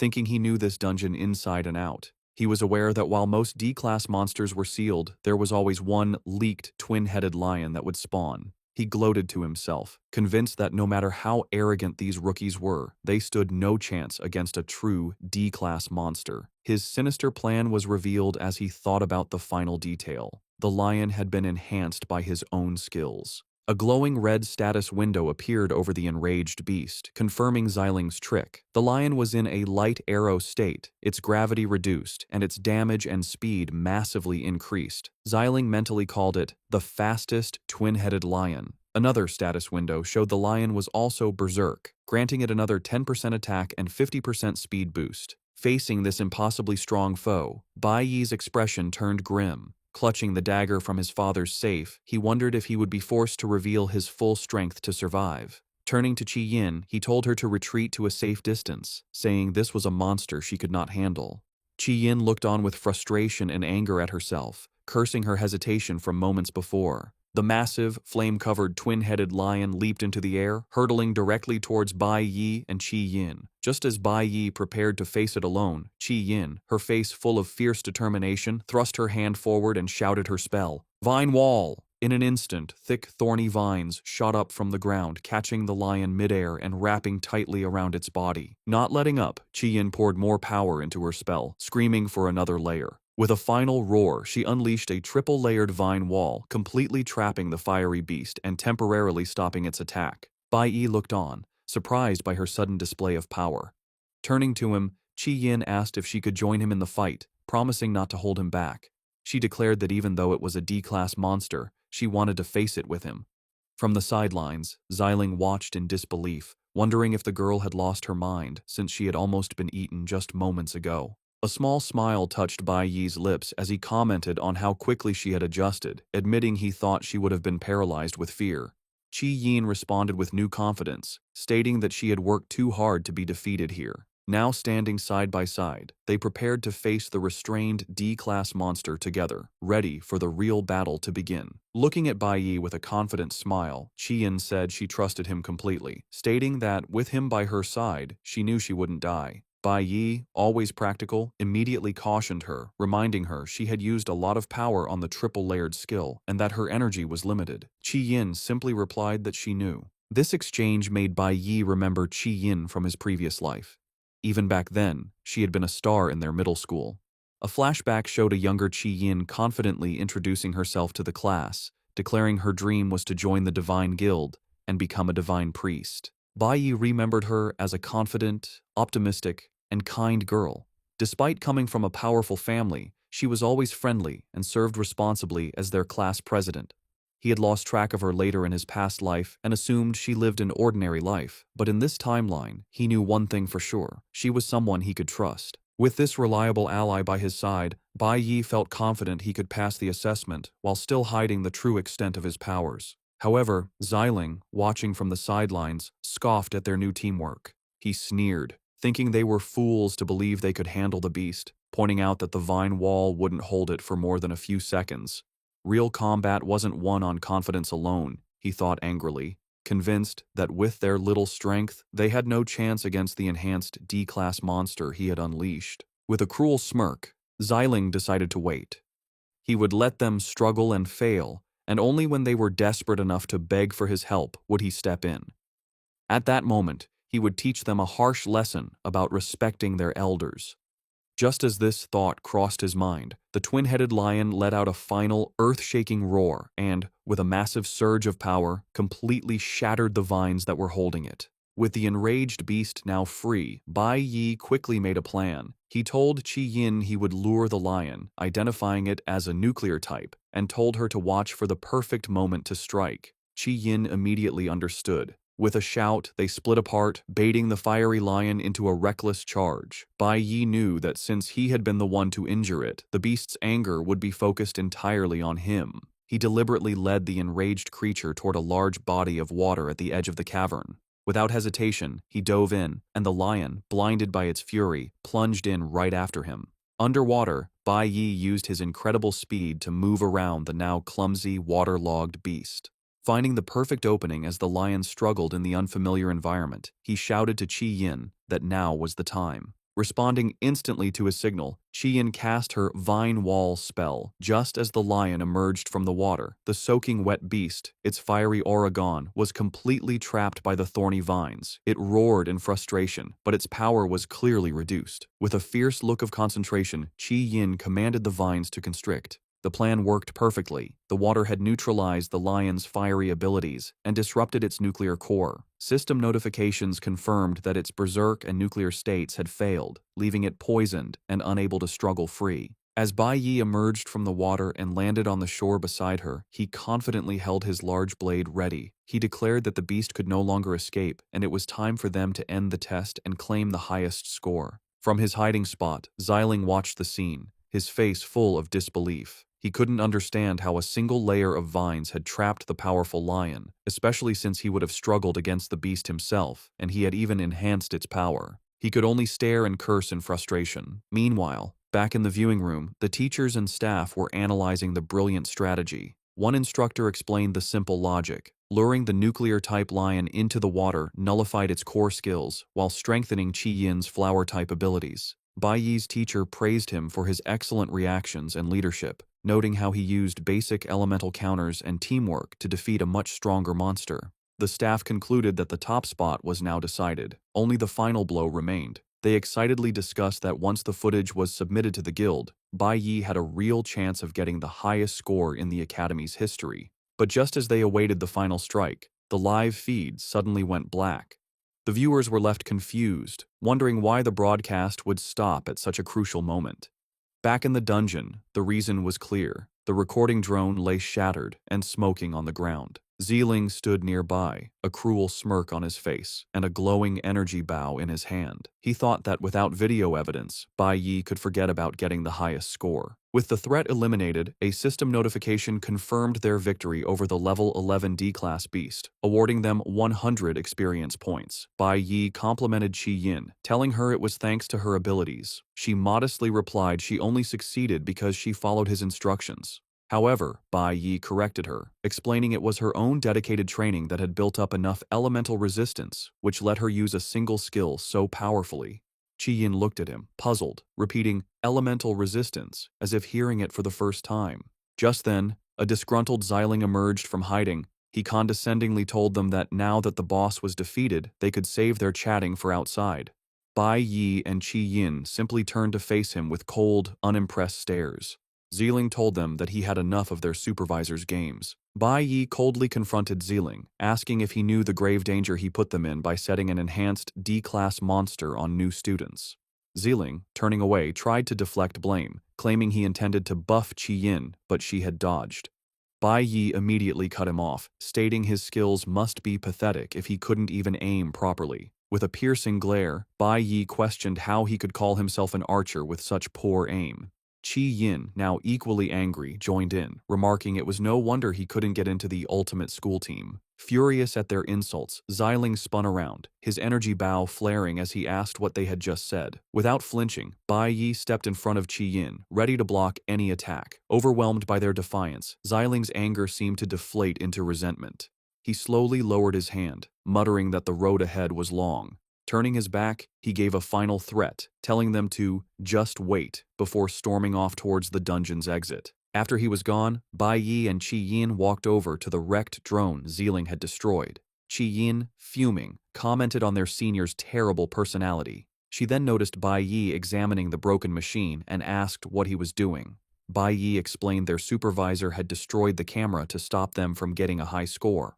Since no one could see them, Xiling would have to leave and get a new drone. Bai Yi then pointed out that everyone else was far away in their own dungeons, which gave them plenty of time. With a small, calculating smile, Bai Yi remarked that Xiling had actually done them a favor. He now had the perfect chance to do the rest of the things he had planned. Qi Yin could only stare at him with wide-eyed confusion, asking what he meant and what he was planning to do. Bai Yi led Qi Yin back to the central cavern, stopping in front of the massive, pulsing red seal that held the dungeon's strongest monsters. Turning to her, he asked if she could promise to keep what was about to happen a secret, adding with a smile that no one would believe her anyway. Qi Yin, confused and alarmed, stammered as she asked what he was planning. The scene then flashed back to the alleyway confrontation between Bai Yi and Hong Qiansheng. Bai Yi's deal was revealed. In exchange for helping him get stronger, Hong had to give him the unsealing demon stone that his uncle, the dean, had. Back in the present, Bai Yi held that very stone, a shimmering crystal with glowing runes. He then revealed his true, audacious goal. He was going to use the stone to completely unseal the Spirit Jade dungeon. He placed the crystal on the central altar, and a powerful, dark red energy immediately began to swirl around him. Qi Yin panicked, screaming that he couldn't do that. She reminded him it was a D-class dungeon, and if he broke the seal, all the high-level monsters would be released at once. As the dark energy intensified, threatening to shatter the seal, Bai Yi calmly told her not to worry, explaining the monster's power would still be partly suppressed by the seal's remaining energy. Qi Yin was not convinced, arguing that even so, there was no way the two of them could handle that many D-class monsters. It won't take two people, Bai Yi stated calmly. As he spoke, a red string bracelet on his wrist began to glow, and a powerful fiery aura erupted around him. Qi Yin could only stare, stammering in utter shock as she witnessed the impossible. Bai Yi stood before her, no longer a warrior, but a mage, holding a glowing staff and surrounded by magical energy. Qi Yin's eyes went wide as she screamed, asking how he could possibly be a mage. As a powerful red aura surrounds him, Bai Yi tells a surprised Qi Yin to stay near the exit for safety. Instantly, the magical chains holding the beasts shatter with a loud crash, and three ferocious, flame-covered lions break free and charge toward them. Terrified, Qi Yin yells for Bai Yi to be careful, reaching out a hand as if to protect him. However, Bai Yi remains calm and faces the approaching beasts. Holding his staff, he summons Cloud Elemental Power as the lions roar. A system notification confirms he has switched to his E-Class Cloud Element Mage profession. With a determined look, he unleashes his spell, and a powerful wave of icy energy swirls around the charging beasts. Qi Yin watches in disbelief, realizing Bai Yi has a red profession, a very high rank. She thinks to herself how hard it was for her to control just one lion, and yet Bai Yi controlled all three at once, completely freezing them in a massive block of ice. As they both look at the trapped beasts, Bai Yi explains that after being sealed for so long, it was expected they would all come out at once. With an intense gaze, he adds that he will need a bigger area for what he plans to do next. Understanding her role, Qi Yin clenches her fists and agrees to Bai Yi's plan, quickly retreating to a safe distance. From the broken seal, a new wave of fiery, panther-like beasts emerges, their paws thundering across the ground as they charge forward with glowing red eyes. A much larger and more intimidating monster, a D-class fierce flame leopard, appears and towers over Bai Yi. Bai Yi confronts the beast head-on. He assesses the situation, noting that while the monsters are D-class, their strength has been cut in half from being sealed for so long. As a mage, he uses his ice-forming skill, a technique that turns moisture in the air into solid ice to control enemies. He thinks to himself that his first step is to restrain all of them. As the giant shadow of a beast looms over him, Bai Yi decides it's time to change tactics. A system notification appears, and he switches his profession back to nuclear warrior, preparing for a direct assault. Now in his nuclear warrior form, Bai Yi dodges a powerful lunge from a D-class fire sword beast, a green aura flaring around him as he narrowly avoids its attack. With a confident smirk, he internally mocks the beast for trying a sneak attack on him. As another fiery beast charges, Bai Yi activates a skill, disappearing in a flash of green energy, just as the monster strikes where he once stood. In a brilliant display of power, he instantly reappears, having switched back to his Cloud Element Mage profession, staff in hand, and ready to cast another spell. A close-up reveals one of the beasts completely encased in jagged, cracked ice. Watching from a safe distance, Qi Yin is stunned, wondering how he can switch between professions so freely. It is in this moment that she has a profound realization. Seeing him fight now, she finally understands why he insisted on training in the element room. He was practicing his elemental resistance. She reflects on her own magic, realizing she used to believe strength came from raw power and casting spells often. However, after watching Bai Yi's masterful display, she understands that true strength lies in controlling one's power. Qi Yin thinks about how elemental power comes from nature and is wild and difficult to tame. She now sees that only by gaining complete control over one's elemental power can a person unlock more versatile and powerful techniques. She watches in awe as Bai Yi manipulates the ice he created, turning a basic skill into a weapon and launching shards at the trapped beasts. A spark of understanding and determination glows in Qi Yin's eye. Bai Yi stands calmly. Before him, the entire horde of monsters is trapped, wounded, and defeated within his ice constructs, a testament to his incredible skill. Qi Yin can only look on, amazed that he has already mastered his abilities so completely. Watching Bai Yi's absolute mastery, Qi Yin lowers her head and clenches her fist, a shadow falling over her face. She thinks to herself that he has already left all of them far behind.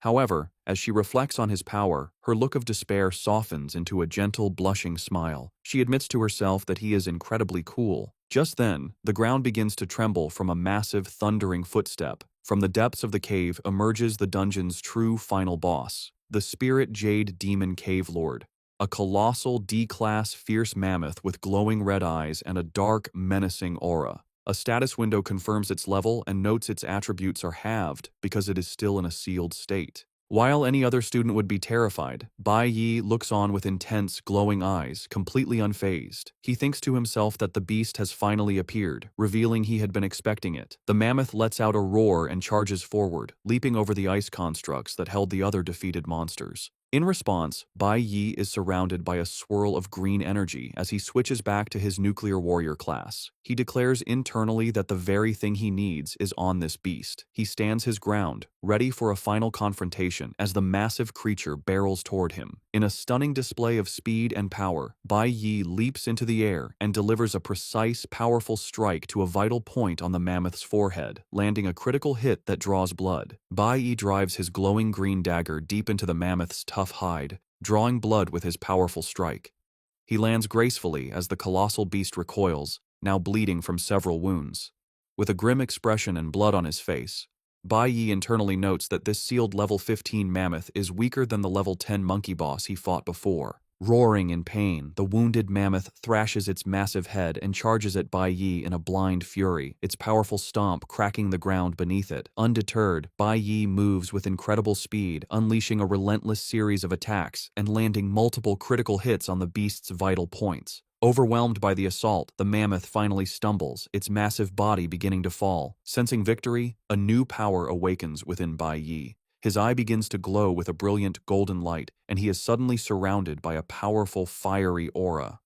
Holding his dagger ready, he prepares to unleash a devastating final attack. Activating his title, 1 against 100, Bai Yi unleashes his ultimate skill, Sanctuary. A massive, horizontal wave of golden energy erupts from him, sweeping through the cavern and engulfing the mammoth and every other monster in its path. The colossal mammoth can only roar in terror as the overwhelming power washes over it. The attack is so powerful that it not only hits the final boss, but also destroys the other beasts still trapped in Bai Yi's ice constructs, instantly killing them. A flood of system notifications appears, confirming the defeat of multiple D-class monsters, twin-headed lions, fierce flame leopards, and fire sword beasts, awarding him hundreds of experience points for each kill. The final notifications confirm the defeat of the level 15 D-class fierce mammoth, which grants him a massive 1,000 experience points. He also loots valuable materials, including fiery beast bones and a high-grade material called the Jade Tooth, used for forging E-class nuclear weapons. Standing in the now-cleared dungeon, Bai Yi holds a crescent of pure golden energy in his hand. His personal status screen is displayed, showing a significant increase in experience across his flower, cloud, nuclear, and stellar elemental bars. With his objective seemingly complete, he casually dismisses the golden energy with a flick of his wrist and turns to leave.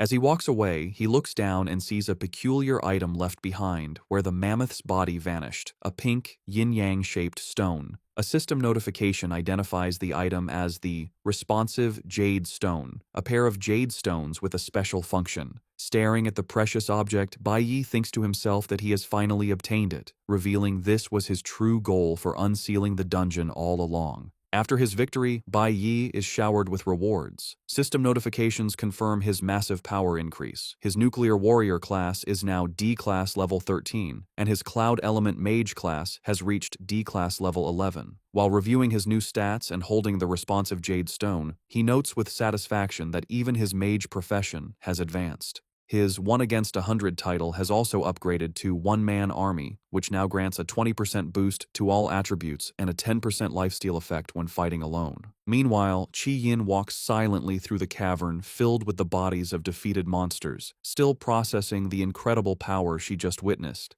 Bai Yi approaches her and calls her name. With a serious expression, he reminds her of her promise to keep what she saw a secret. Surprised, Qi Yin can only say, "Huh?" as a notification appears, showing she has also leveled up, reaching E-class level 7 in her flower element mage profession. Back at the academy, the massive energy surge from the broken seal has sent the staff into a panic. The teachers, including Bai Yi's homeroom teacher, are seen running frantically down the halls. The teacher exclaims they've never detected an energy surge this large before. As they rush towards the dungeon entrance, they run into Xiling, who is strolling calmly. The teacher confronts him, demanding to know why he isn't inside protecting the junior students. Before Xiling can answer, the teacher shouts that the seal has been broken and they don't have time to talk. He and the other staff members push past a shocked Xiling, hurrying to deal with the crisis. Left alone in the hallway, Xiling's feigned shock melts into a twisted, malicious grin. He begins to laugh, thinking to himself that payback has come much faster than he expected. The teachers burst into the dungeon cavern, frantically shouting Bai Yi's and Qi Yin's names. They stop dead when they find the two students standing perfectly safe and unharmed. The lead teacher can only stammer in confusion. Bai Yi calmly greets him, asking why they have come. The bewildered teacher looks past them to the main seal at the back of the cavern, which is completely intact.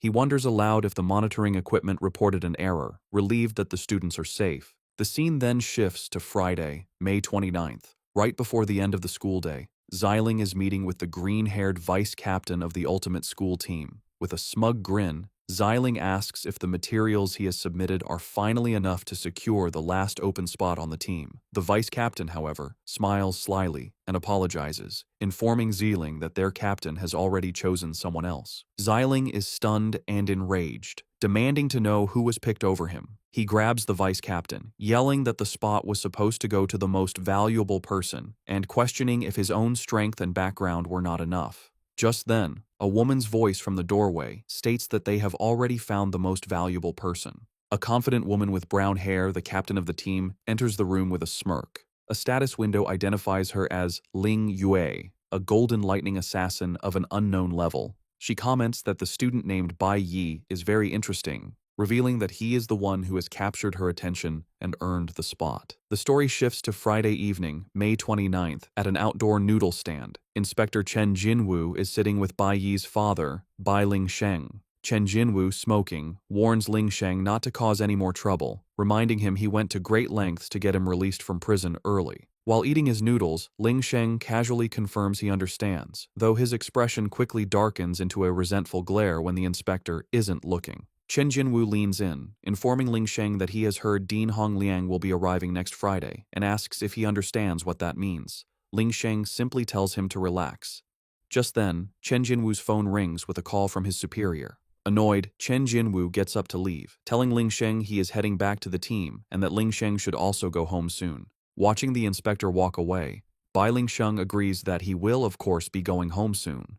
As he continues to eat, his face twists into a mask of pure rage, his eyes glowing red with menace as he thinks about returning home. A final message appears, foreshadowing that a fateful encounter is about to happen much sooner than expected. An informational panel then explains the legend of the responsive Jade Stone. It tells the story of the master of the fierce mammoth, who fell in love with a girl and created the magical teleporting Jade Stone as a gift for her. However, he soon fell for another girl and cruelly discarded both the original girl and the Jade Stone, leaving it behind in the dungeon. Upon returning to his old apartment, he finds it empty and grows even more furious, shouting and wondering where his wife and son have gone. In a violent outburst, he kicks a stool to the floor, screaming curses and enraged that they dared to hide from him. His fury intensifies as he vows that if he finds them, he will kill them both, punctuating his threat by shattering a mirror with his fist. Meanwhile, in the safety of their new apartment, Bai Yi gives his mother the responsive Jade Stone he got from the dungeon. He gives her one of the stones, set in a necklace, telling her she should always wear it. With a reassuring smile, he shows her that he has the other, identical stone. Bai Yi explains the stone's power. If she is ever in danger, she just needs to crush the stone, and he will sense it, allowing him to instantly come to her side. Taking her hands, he confesses he couldn't feel at ease leaving her alone without this safety measure. As his mother holds the necklace, Bai Yi reflects sadly on how she has never received jewelry or the simple joys a woman should have. His mother, concerned for him, gently suggests that he shouldn't spend his weekend just looking after her. She encourages him to go out and have fun with friends his age. Bai Yi smiles and tells her not to worry, saying he has no need for that. His answer doesn't reassure her. Instead, she looks worried and insists that everyone needs friends and important people in their life. Her words make him pause and fall silent. He turns away, pondering her question about important people. His thoughts drift to his past life, and a vision of his old Divine Core teammates, Ling Yue, Han Xiaoling, and Lucian, appears in his mind.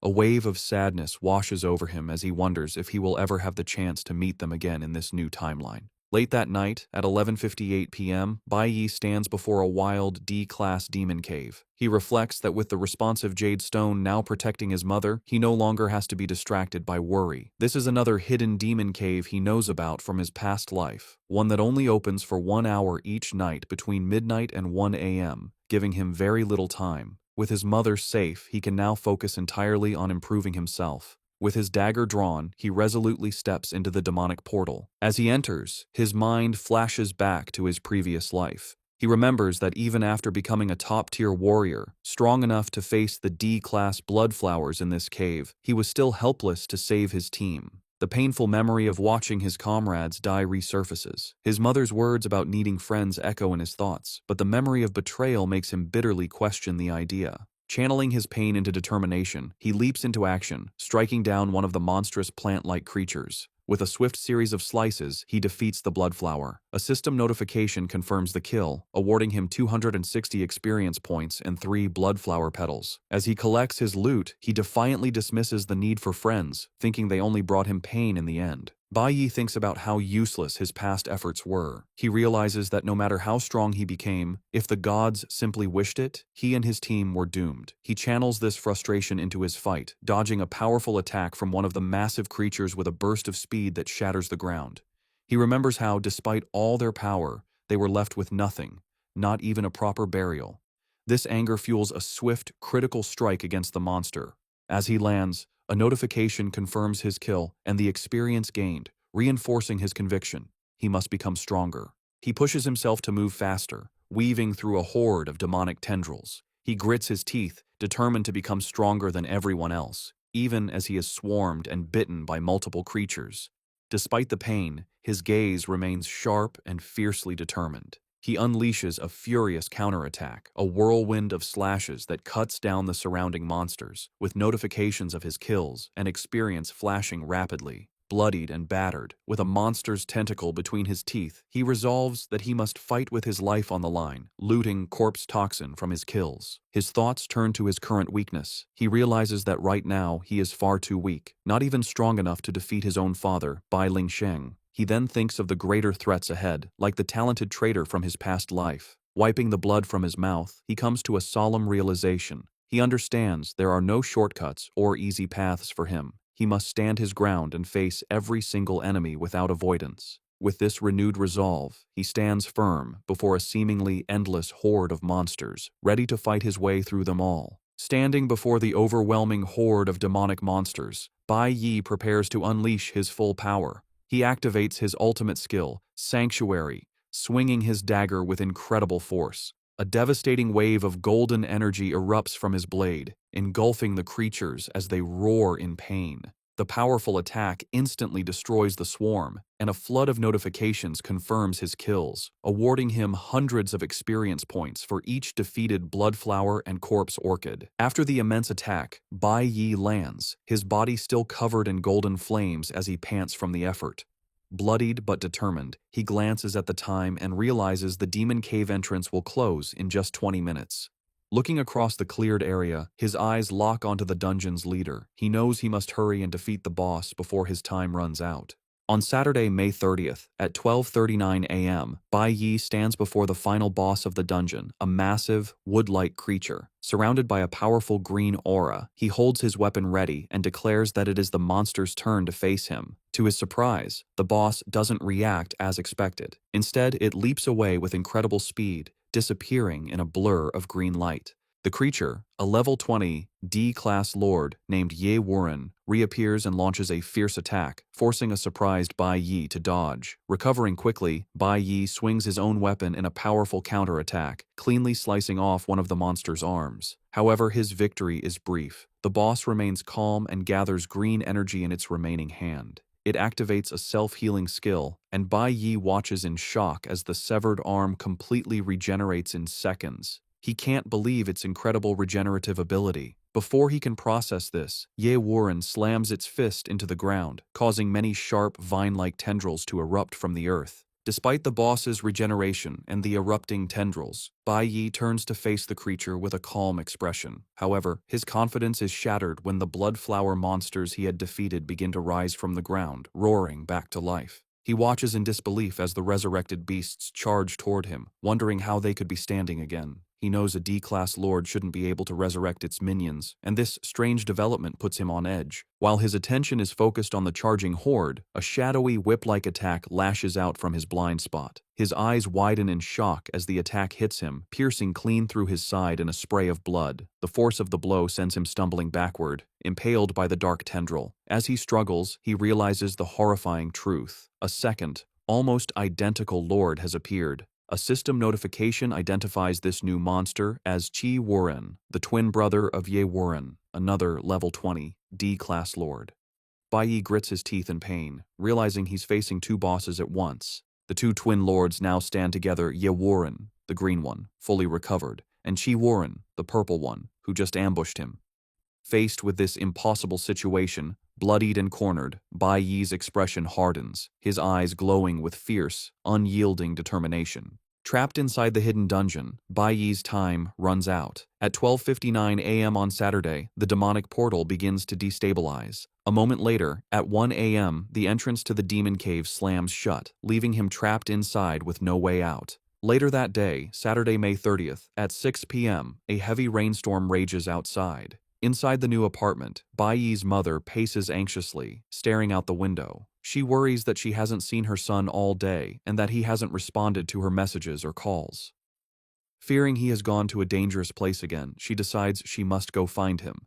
She leaves the apartment and heads out into the stormy night. A menacing figure has been waiting. A voice sneers, commenting on how well she and her son have been doing. The source is revealed to be Bai Ling Sheng, who drops empty liquor bottles on the wet pavement. He stands soaked in the rain, consumed by fury, muttering about how they dared to rent a new apartment behind his back. As lightning flashes, he stares up at the building with contempt, remarking that they found a nice place. His face is a mask of pure, unhinged rage, his eyes glowing with malice. Meanwhile, Bai Yi's mother passes through the building's security gate and steps outside. She suddenly freezes, a sense of dread washing over her as she clutches the responsive jade stone around her neck. Her eyes widen in terror as she realizes she is in grave danger. Back in the sealed demon cave, Bai Yi is exhausted but still fighting. He pants, gripping his large blade, thinking that this is the fifth wave of monsters. No matter how many times he cuts them down, they just keep getting back up. As another resurrected bloodflower attacks, he slashes through it, but the system notifications now show he is only gaining a single experience point per kill. He quickly realizes that repeatedly killing these monsters is pointless, as it yields no experience or items. With this understanding, he concludes he must find and destroy the source of their endless regeneration. His eyes turn to the two glowing D-class lords, Ye Wuren and Chi Wuren, identifying them as the source. The regenerative power is flowing from the bosses themselves. With a new strategy, Bai Yi ignores the resurrected horde.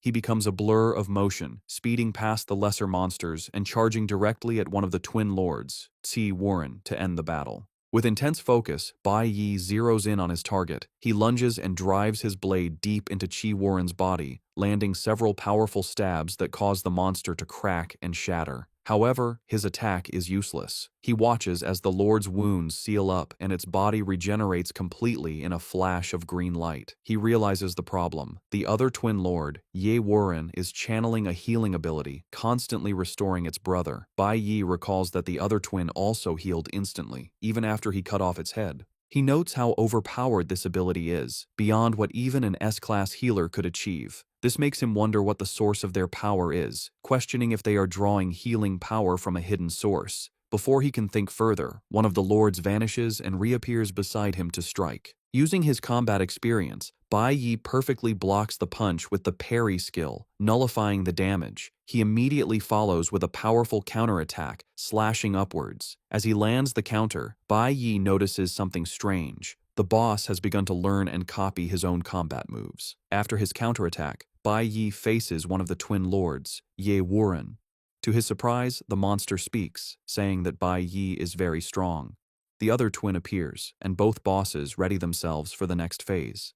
However, Bai Yi's expression changes. He has noticed something crucial, his gaze fixed beyond the bosses, and thinks to himself that he has finally found it. A confident smirk spreads across his face as his weapon glows. He realizes that in a flower-type demon cave like this, the massive trees are the energy center. Ignoring the boss, he rushes towards one of the large, glowing trees in the background. As he passes the surprised boss, he swiftly slices off its arm. He now understands the boss's incredible healing is only possible because of the power from these trees. The boss looks in shock at its severed limb, which for the first time is not regenerating, and cries out in disbelief. Bai Yi's new strategy is clear. He must cut the boss's connection to their power source by cutting down the enchanted trees. He unleashes a powerful slash that cuts through a massive trunk. Bai Yi knows that once their power source is gone, he will finally be able to kill them. With his new strategy clear, Bai Yi rushes past the twin lords, Ye Warren and Qi Warren, heading for the enchanted trees that are their power source.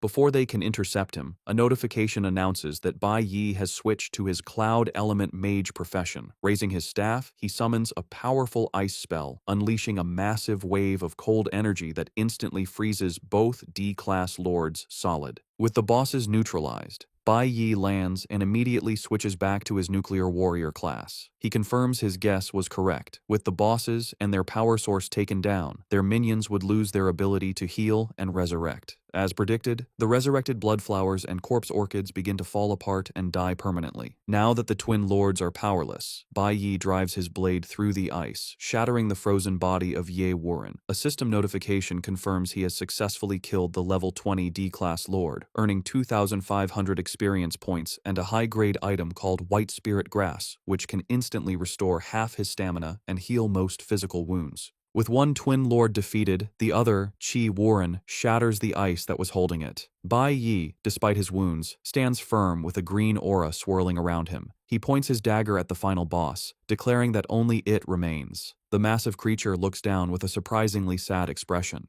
Surrounded by flames, Qi Warren makes an unexpected request, pleading for Bai Yi to kill it. Bai Yi is surprised, thinking he has never met a lord like this before. He realizes that with its brother gone, the creature no longer wants to live alone. Respecting its final wish, Bai Yi decides to grant the request. He leaps forward with incredible speed and, with a single powerful strike, slices the D-class lord clean in half. As the monster dies, a notification confirms he has successfully killed the level 20 lord, C. Warren, and gained another 2,500 experience points. He also obtains a high-grade material called a poison thorn, which is needed for forging a powerful S-class flower-type weapon. Holding the purple item, Bai Yi lets out a breath of relief. His efforts are rewarded as a final notification announces that his nuclear warrior class has advanced to D-class, level 15. After defeating the twin bosses, a notification confirms that Bai Yi's Cloud Element Mage class has also advanced to D-class, level 13. With the final boss dead, the red entrance to the demon cave reopens, allowing him to leave. However, before he can exit, a new status screen appears, showing his flower element bar is now completely full. This triggers another awakening. Bai Yi looks surprised, realizing his flower element is maxed out. Surrounded by a swirl of glowing green energy and colorful petals, he wonders what kind of profession he will awaken this time. He recalls his last awakening granted him a powerful red profession and smiles, anticipating what's next. A new notification appears, revealing his new class, a level 1, E-class Flower Element Summoner. His excitement immediately turns to shock and disappointment as he realizes it's only a blue profession, a much lower tier than he hoped for. After a moment, he composes himself, thinking that the summoner class doesn't have high stat requirements and wondering what its main skills are. A skill description window appears, detailing his new abilities. His active skill is Flower Spirit Contract, which lets him form a contract with the soul of a defeated flower-type demon, forcing it to serve him. The passive skill, Flower Field, lets him see the souls of recently deceased flower-type demons. Bai Yi's interest grows as he reads the description, particularly the part about making a contract with a demon's soul. Realizing the potential of his new skill, Bai Yi wonders if he can form a contract with the two powerful bosses he just defeated. With his Flower Field passive skill now active, he turns and sees the glowing blue souls of the twin lords, Ye Warren and Qi Warren, hovering over their remains. With a determined expression, Bai Yi decides to seize the opportunity. A notification appears, confirming he is activating the Flower Spirit Contract skill. He reaches his hand out towards the two souls and, with a confident smirk, commands them to come to him. In a swirl of brilliant blue energy, the souls of the twin lords are pulled towards him and reform into their powerful physical forms, now bound to serve him as his new summons. The scene shifts to a stormy Saturday night at 6 p.m. Bai Lingsheng, soaked by the rain and armed with a knife, stalks outside the apartment building, his eyes filled with rage. Just as he prepares to act, his phone rings, interrupting his murderous plans. Annoyed, he answers the call and is surprised to hear Inspector Chen Jinwu on the other end. The inspector offers him an incredible opportunity, an invitation to a dinner hosted by Dean Hong Liang, which could be his ticket back into the guild. Elated, Ling Sheng promises Chen that he will seize this chance and not waste it. After hanging up with a wicked, triumphant grin, he declares that it's a good day after all. With his plans for revenge postponed, he decides to go catch up with his wife, his menacing intent still clear as he walks away. Meanwhile, having left the apartment to search for her son, Bai Yi's mother stands outside in the pouring rain. She clutches the responsive jade stone around her neck as a sense of dread washes over her. Suddenly, a voice calls out to her. She turns to see Bai Yi holding an umbrella and groceries, asking why she came downstairs in the rain. Startled at first, she is visibly relieved to see him safe. He smiles gently and tells her that they should go home. Later, inside their new home, Bai Yi's mother looks at a beautiful new bracelet he has given her. She thinks about how her foolish child told her he went out late to get her a gift. A sad, knowing look crosses her face as she thinks that just because she cannot speak, it doesn't mean she is unaware of the dangers he is facing for her. Back in his room, Bai Yi lies on his bed, thinking about his current situation.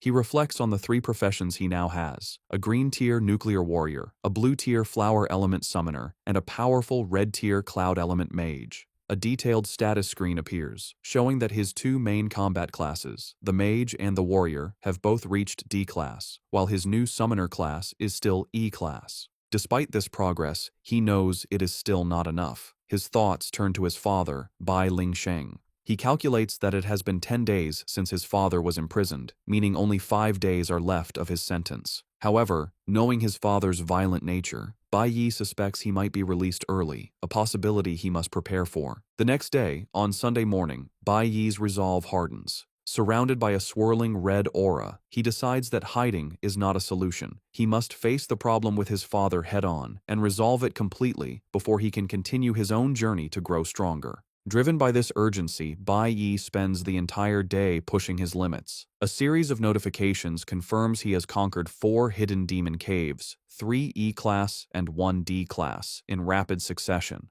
By Sunday afternoon, he stands before another, more dangerous D-class hidden demon cave with an unknown threat level. Knowing he cannot afford to rest and must reach C-class as fast as possible, he enters without hesitation. By Sunday night, he emerges victorious, a red aura still radiating from him as a notification confirms the D-class cave has been cleared. He has leveled up again and thinks that the next time he meets his father, he will be the stronger one. As he stands, he senses something new and looks around, puzzled. A new notification appears, announcing he has earned the title Lone Brave for clearing 10 demon caves of a level equal to or greater than his own. This title grants him the Mark of the Brave and hints at unlocking a Tower of the Brave in the future. Bai Yi can only stare at the message, wondering what this new development means. On Monday morning, June 1st, at the Awakened Academy, Teacher Huang stood before her class with an exciting announcement. She informed her students that the final results of the combat simulation were in. She proudly announced that 2 of their own, Bai Yi and Qi Yin, had earned the first and second highest scores in the entire school. She added that after a thorough analysis of his performance, Bai Yi was awarded the highest score in the academy's history. The news left Qi Yin blushing with joy, while Bai Yi remained serious and composed. Because of their outstanding performance, Teacher Huang continued, both had qualified for the prestigious training camp. She then revealed an even greater reward. Thanks to Bai Yi's record-breaking score, they would also be granted a rare audience with the gods. While Bai Yi remained silent, the rest of the class erupted in shock. One student shouted in disbelief, pointing out that meeting the gods was an incredible honor that even high-ranking priests might never receive. Bai Yi, however, saw this as an unexpected opportunity. To him, this was a bonus, a chance to meet that group of gods who had betrayed him much sooner than he expected. His middle school friend, overcome with emotion, grabbed his arm and cried dramatically, begging Bai Yi not to forget his old friends once he became famous.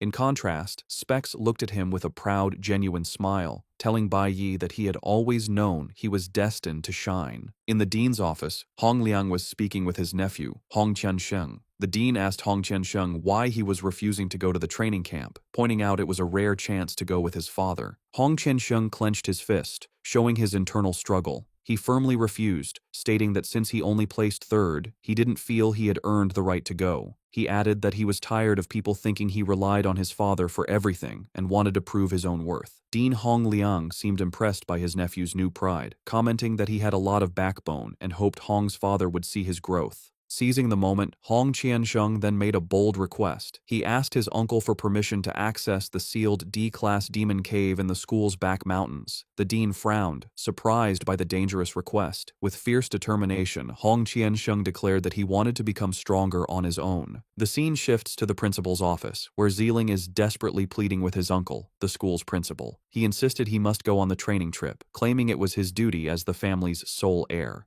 The principal, a stern man named Kui Yun King, calmly scolded Zeeling for acting so impulsively when he knew the weight of his family's legacy. The principal's expression darkened as he confronted Zeeling, asking why he empowered a monster to attack his own juniors during the combat simulation. Caught in his lie, Zeeling stammered, unable to form an excuse. The principal slammed his hand on the desk in anger, shouting that the higher-ups weren't fools and could easily see through his clumsy scheme. He revealed that he was the only reason Zeeling wasn't expelled, his intimidating presence making Zeeling tremble in fear. Overwhelmed, Zeeling collapsed to his knees, tearfully apologizing and admitting he was wrong.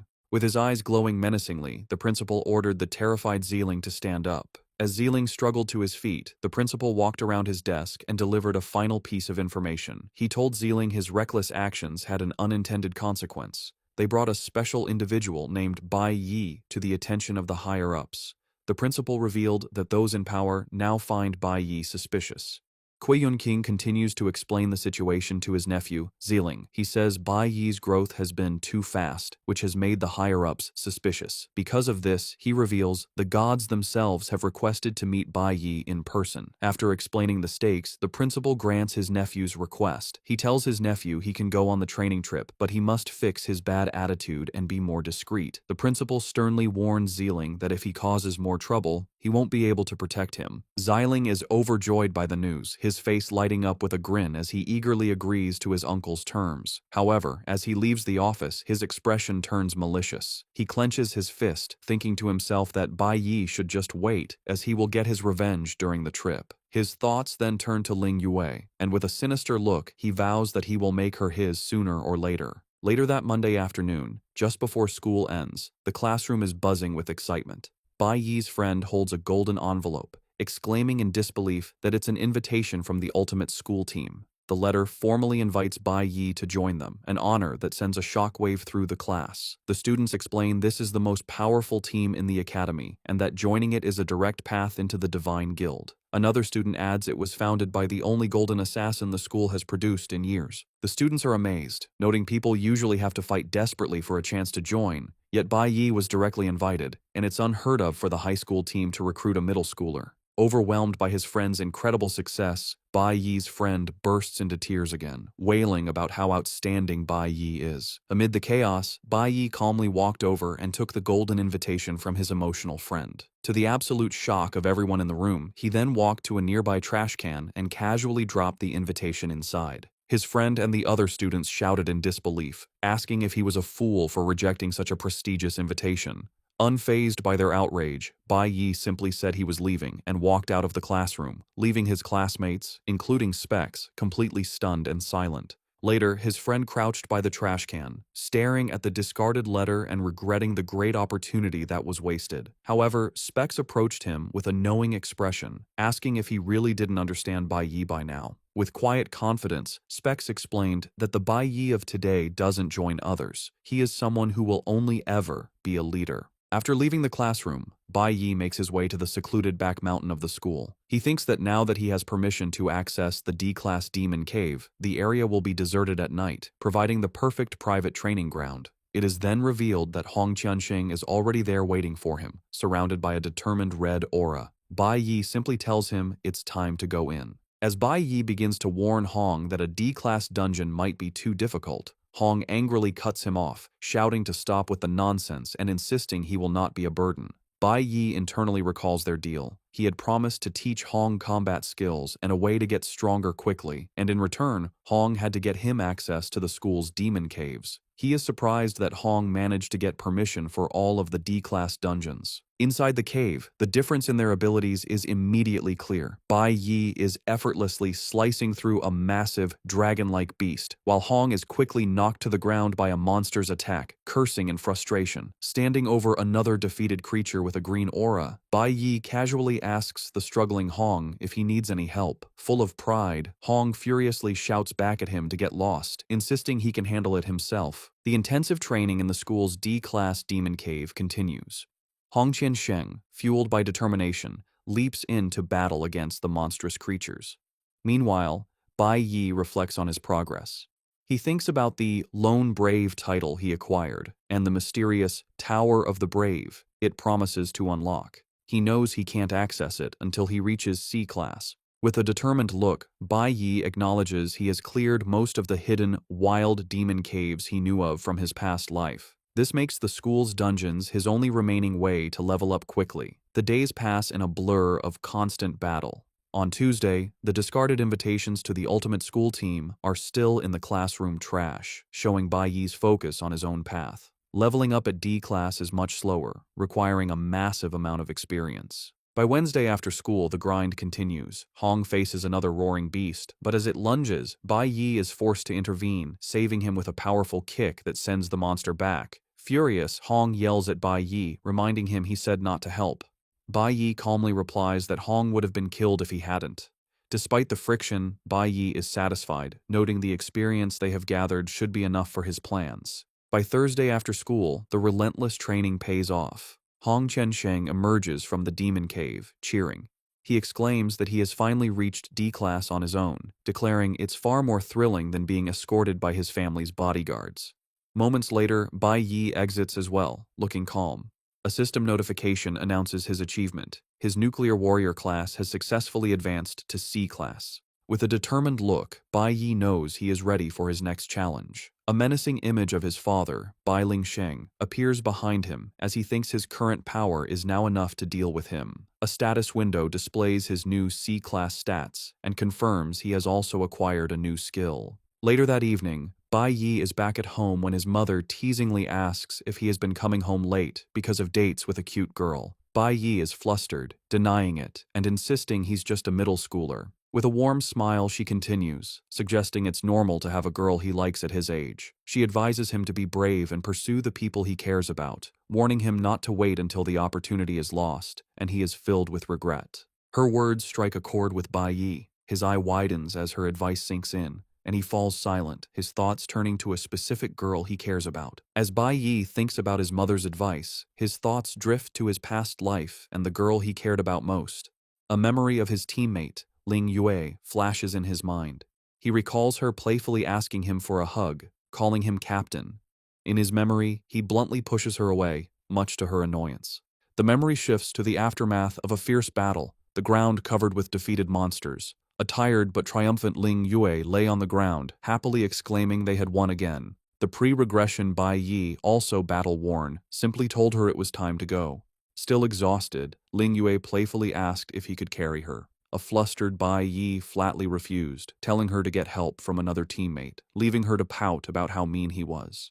However, the happy memory is shattered by the traumatic event of their team's betrayal. The scene turns dark and bloody as he remembers Ling Yue's final moments, her body covered in wounds as she died. The image of his own face, twisted in pure rage at his powerlessness, burns in his mind. Pulled back to the present, Bai Yi reflects on this painful past. He recalls that he only met Ling Yue in his previous life, after his master had rescued him from death row. They met in a capital city.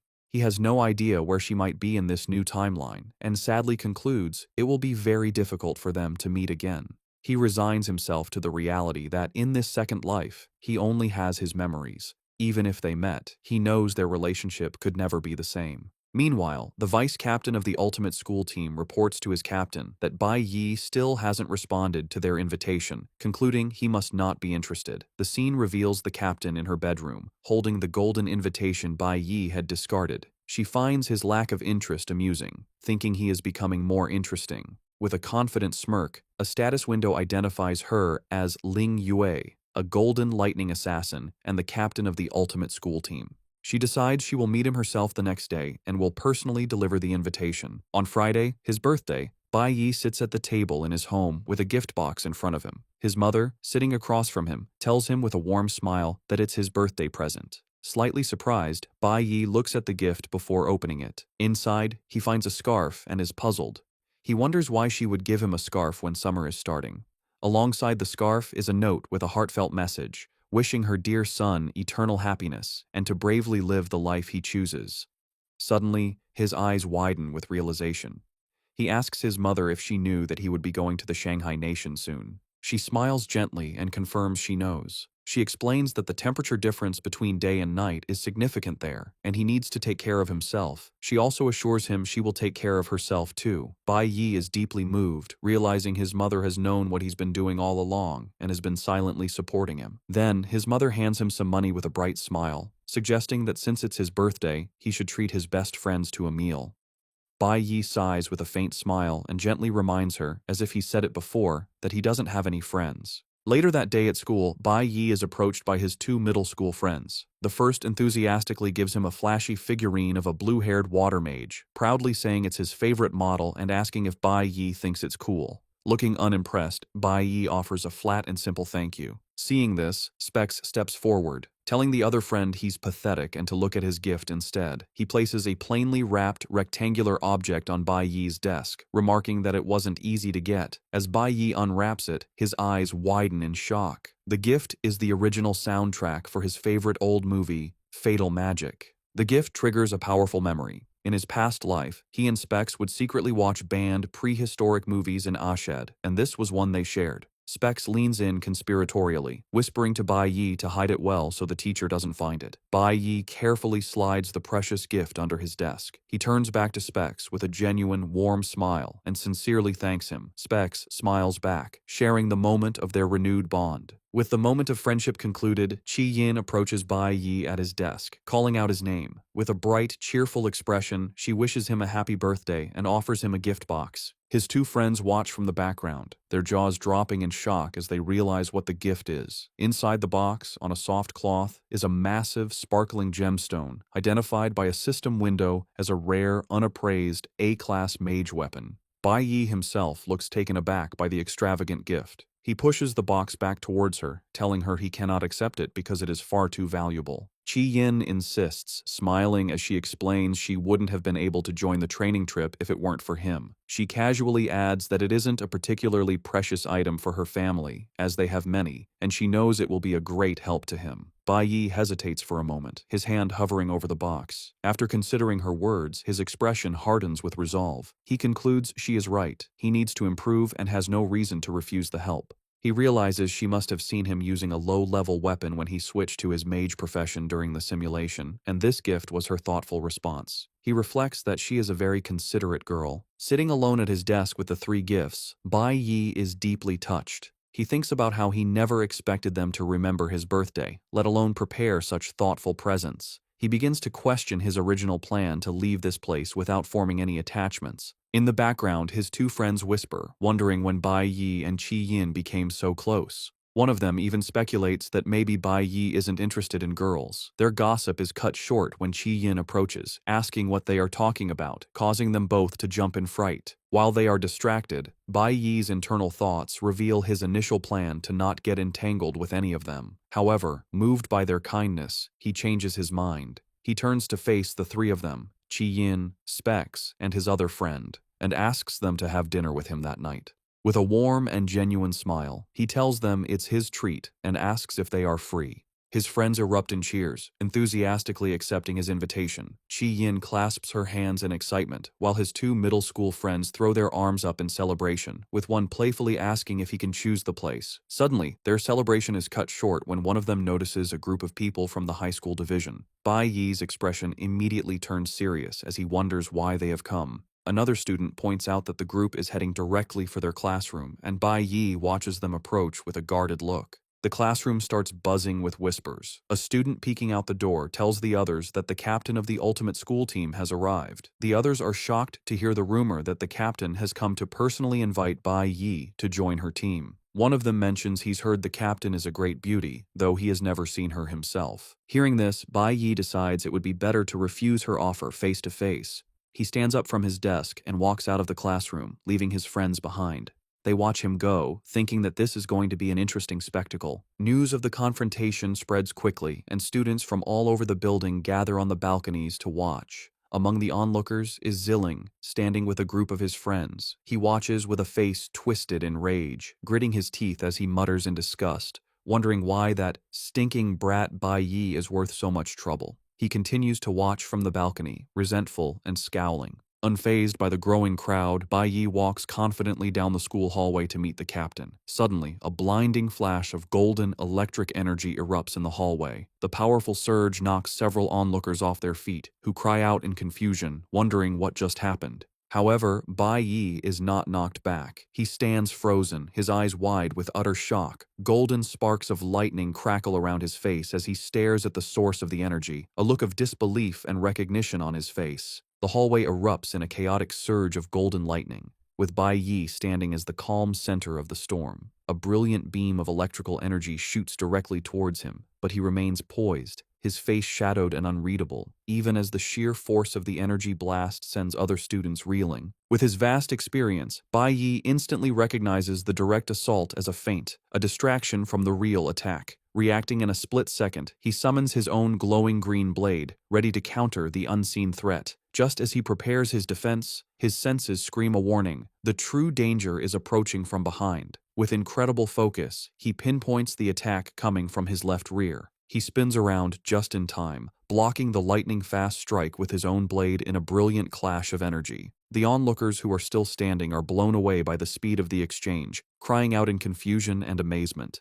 The source of the attack is revealed to be a young woman, her entire form radiating a powerful golden aura, her face obscured by the light but smiling. As the light fades, Bai Yi peeks from behind a corner, and his composure completely shatters. His eyes are wide with disbelief. The attacker steps back, retracting her energy. It is Ling Yue, captain of the ultimate school team, holding a blade still crackling with lightning. She smirks at him, impressed, and compliments his quick reflexes, stating that she knew she hadn't chosen the wrong person. Bai Yi can only stare back, completely stunned and speechless. The person from his past life, the one he thought he might never meet again, is standing right in front of him. Staring at Ling Yue, Bai Yi remembers his past life with her. He recalls her cheerful, playful nature, always asking for hugs with a bright smile, or teasingly asking him to carry her after a tough battle. He also painfully remembers how he, emotionally closed off, would always push her away, leaving her to pout about how mean he was. Back in the present, Ling Yue, still crackling with lightning, explains that since he didn't respond to her team's invitations, she decided to visit him in person. The other students, including Bai Yi's friends, watch in stunned silence. Specs and his friend whisper nervously, thinking how awkward it will be when Bai Yi rejects the famous captain to her face. Composing herself, Ling Yue extends a hand for a formal introduction, starting to say her name. However, Bai Yi walks right past her outstretched hand. In one fluid motion, he pulls her into a firm, warm hug. The crowd is stunned into silence. From the doorway, Chi Yin stares in disbelief, while on the balcony, Xiling's face twists with rage. Held in Bai Yi's embrace, Ling Yue looks up at him, her confidence replaced by surprise and a hint of a blush. Bai Yi looks down at her with a soft, sincere expression. He speaks a familiar name from their past and says softly that it has been a long time. As Bai Yi holds Ling Yue, his two middle school friends are freaking out, shouting in disbelief that he would hug her in public and wondering if it's a romance that crosses social classes. Specs corrects his friend, explaining Ling Yue isn't older. She was in their grade but skipped ahead to high school after awakening early. In the background, Chi Yin stares, looking completely dazed. Regaining her composure, Ling Yue breaks from the hug. She disappears in a flash of lightning and reappears beside Bai Yi, tapping his shoulder with a finger still crackling with energy. With a confident smirk, she asks if his surprising hug meant he accepted her invitation to the team.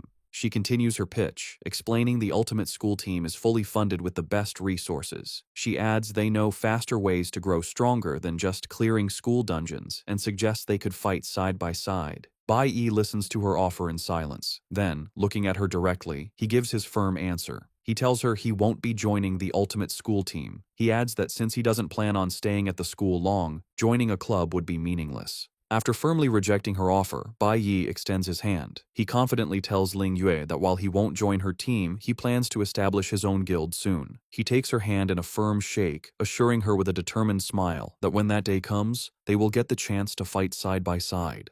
Their moment is interrupted by the vice captain, who runs up asking why Ling Yue is there. He explains someone named Hong Chu has returned, and the principal has ordered their team to greet them. As she turns to leave, Ling Yue tells Bai Yi they will see each other again on the training trip. She gives him a final glance over her shoulder, promising a proper chat then. Before walking away, she pauses and asks why he said, "It's been a long time," when they had never met. Bai Yi offers no answer, standing silently with an unreadable expression as she goes. From a distance, Xiling watches the entire exchange, his face contorted in silent fury. As Ling Yue walks away, the students erupt in shocked whispers. They can't believe Bai Yi rejected a personal invitation from the captain and dared to invite her to his own future guild. They question how it's possible, since he isn't an adult, and establishing a guild requires immense money. While some dismiss it as a boast, others recall the rumor he achieved the academy's highest score. One student keenly observes that Ling Yue never actually refused his bold counteroffer. Watching her leave, Bai Yi reflects on the turn of events. He admits he never imagined his reunion with Ling Yue would happen like this. He remembers the Divine Core's strict rules. Members' personal information was confidential, and they never pried into each other's pasts. Because of this, he never knew Ling Yue had attended the same middle school. He realizes he almost missed the chance to meet her again in this timeline. A small, genuine smile spreads across his face. He concludes this unexpected and wonderful reunion is a very pleasant birthday surprise. Later that evening, Bai Yi keeps his promise and treats his friends, Chi Yin, Specs, and his other middle school friend, to dinner at a barbecue restaurant. As they eat, Specs teases the other friend for picking the place, who defends himself by saying Bai Yi wanted barbecue and he just recommended the restaurant. The conversation soon turns serious. While grilling meat, Specs asks Bai Yi if he was being genuine about his plan to establish his own guild. Chi Yin follows up, concerned, asking about his statement that he wouldn't be at the school for long and questioning his plans for high school. Taking a calm sip of his drink, Bai Yi confirms their suspicions. He tells them that after the training trip, he plans to stay in the Shanghai Nation. His friends are shocked by this news. They shout in disbelief, asking if he plans to drop out of high school to start his guild. Bai Yi clarifies he isn't dropping out. He just wants to continue his studies there. They realize what he truly means. He plans to apply to the prestigious Divine Guild Academy in the Shanghai Nation. Meanwhile, at the luxurious Kaiban Hotel, a white sports car pulls up to the entrance where men in dark suits are waiting. Inspector Li Ang is among them, and he bows respectfully as he opens the car door. An imposing man with blonde hair, a scar over his eye, and a cigar steps out of the car. He is identified as Hong Bing, the guild master of the Divine Guild. With a simple command to move, he strides confidently into the hotel, followed by his group. Inside the hotel's luxurious ballroom, guests go quiet as Guildmaster Hong Bing enters with his subordinates. Inspector Li Ang looks on with a tense and worried expression. His gaze is fixed on a surprising sight.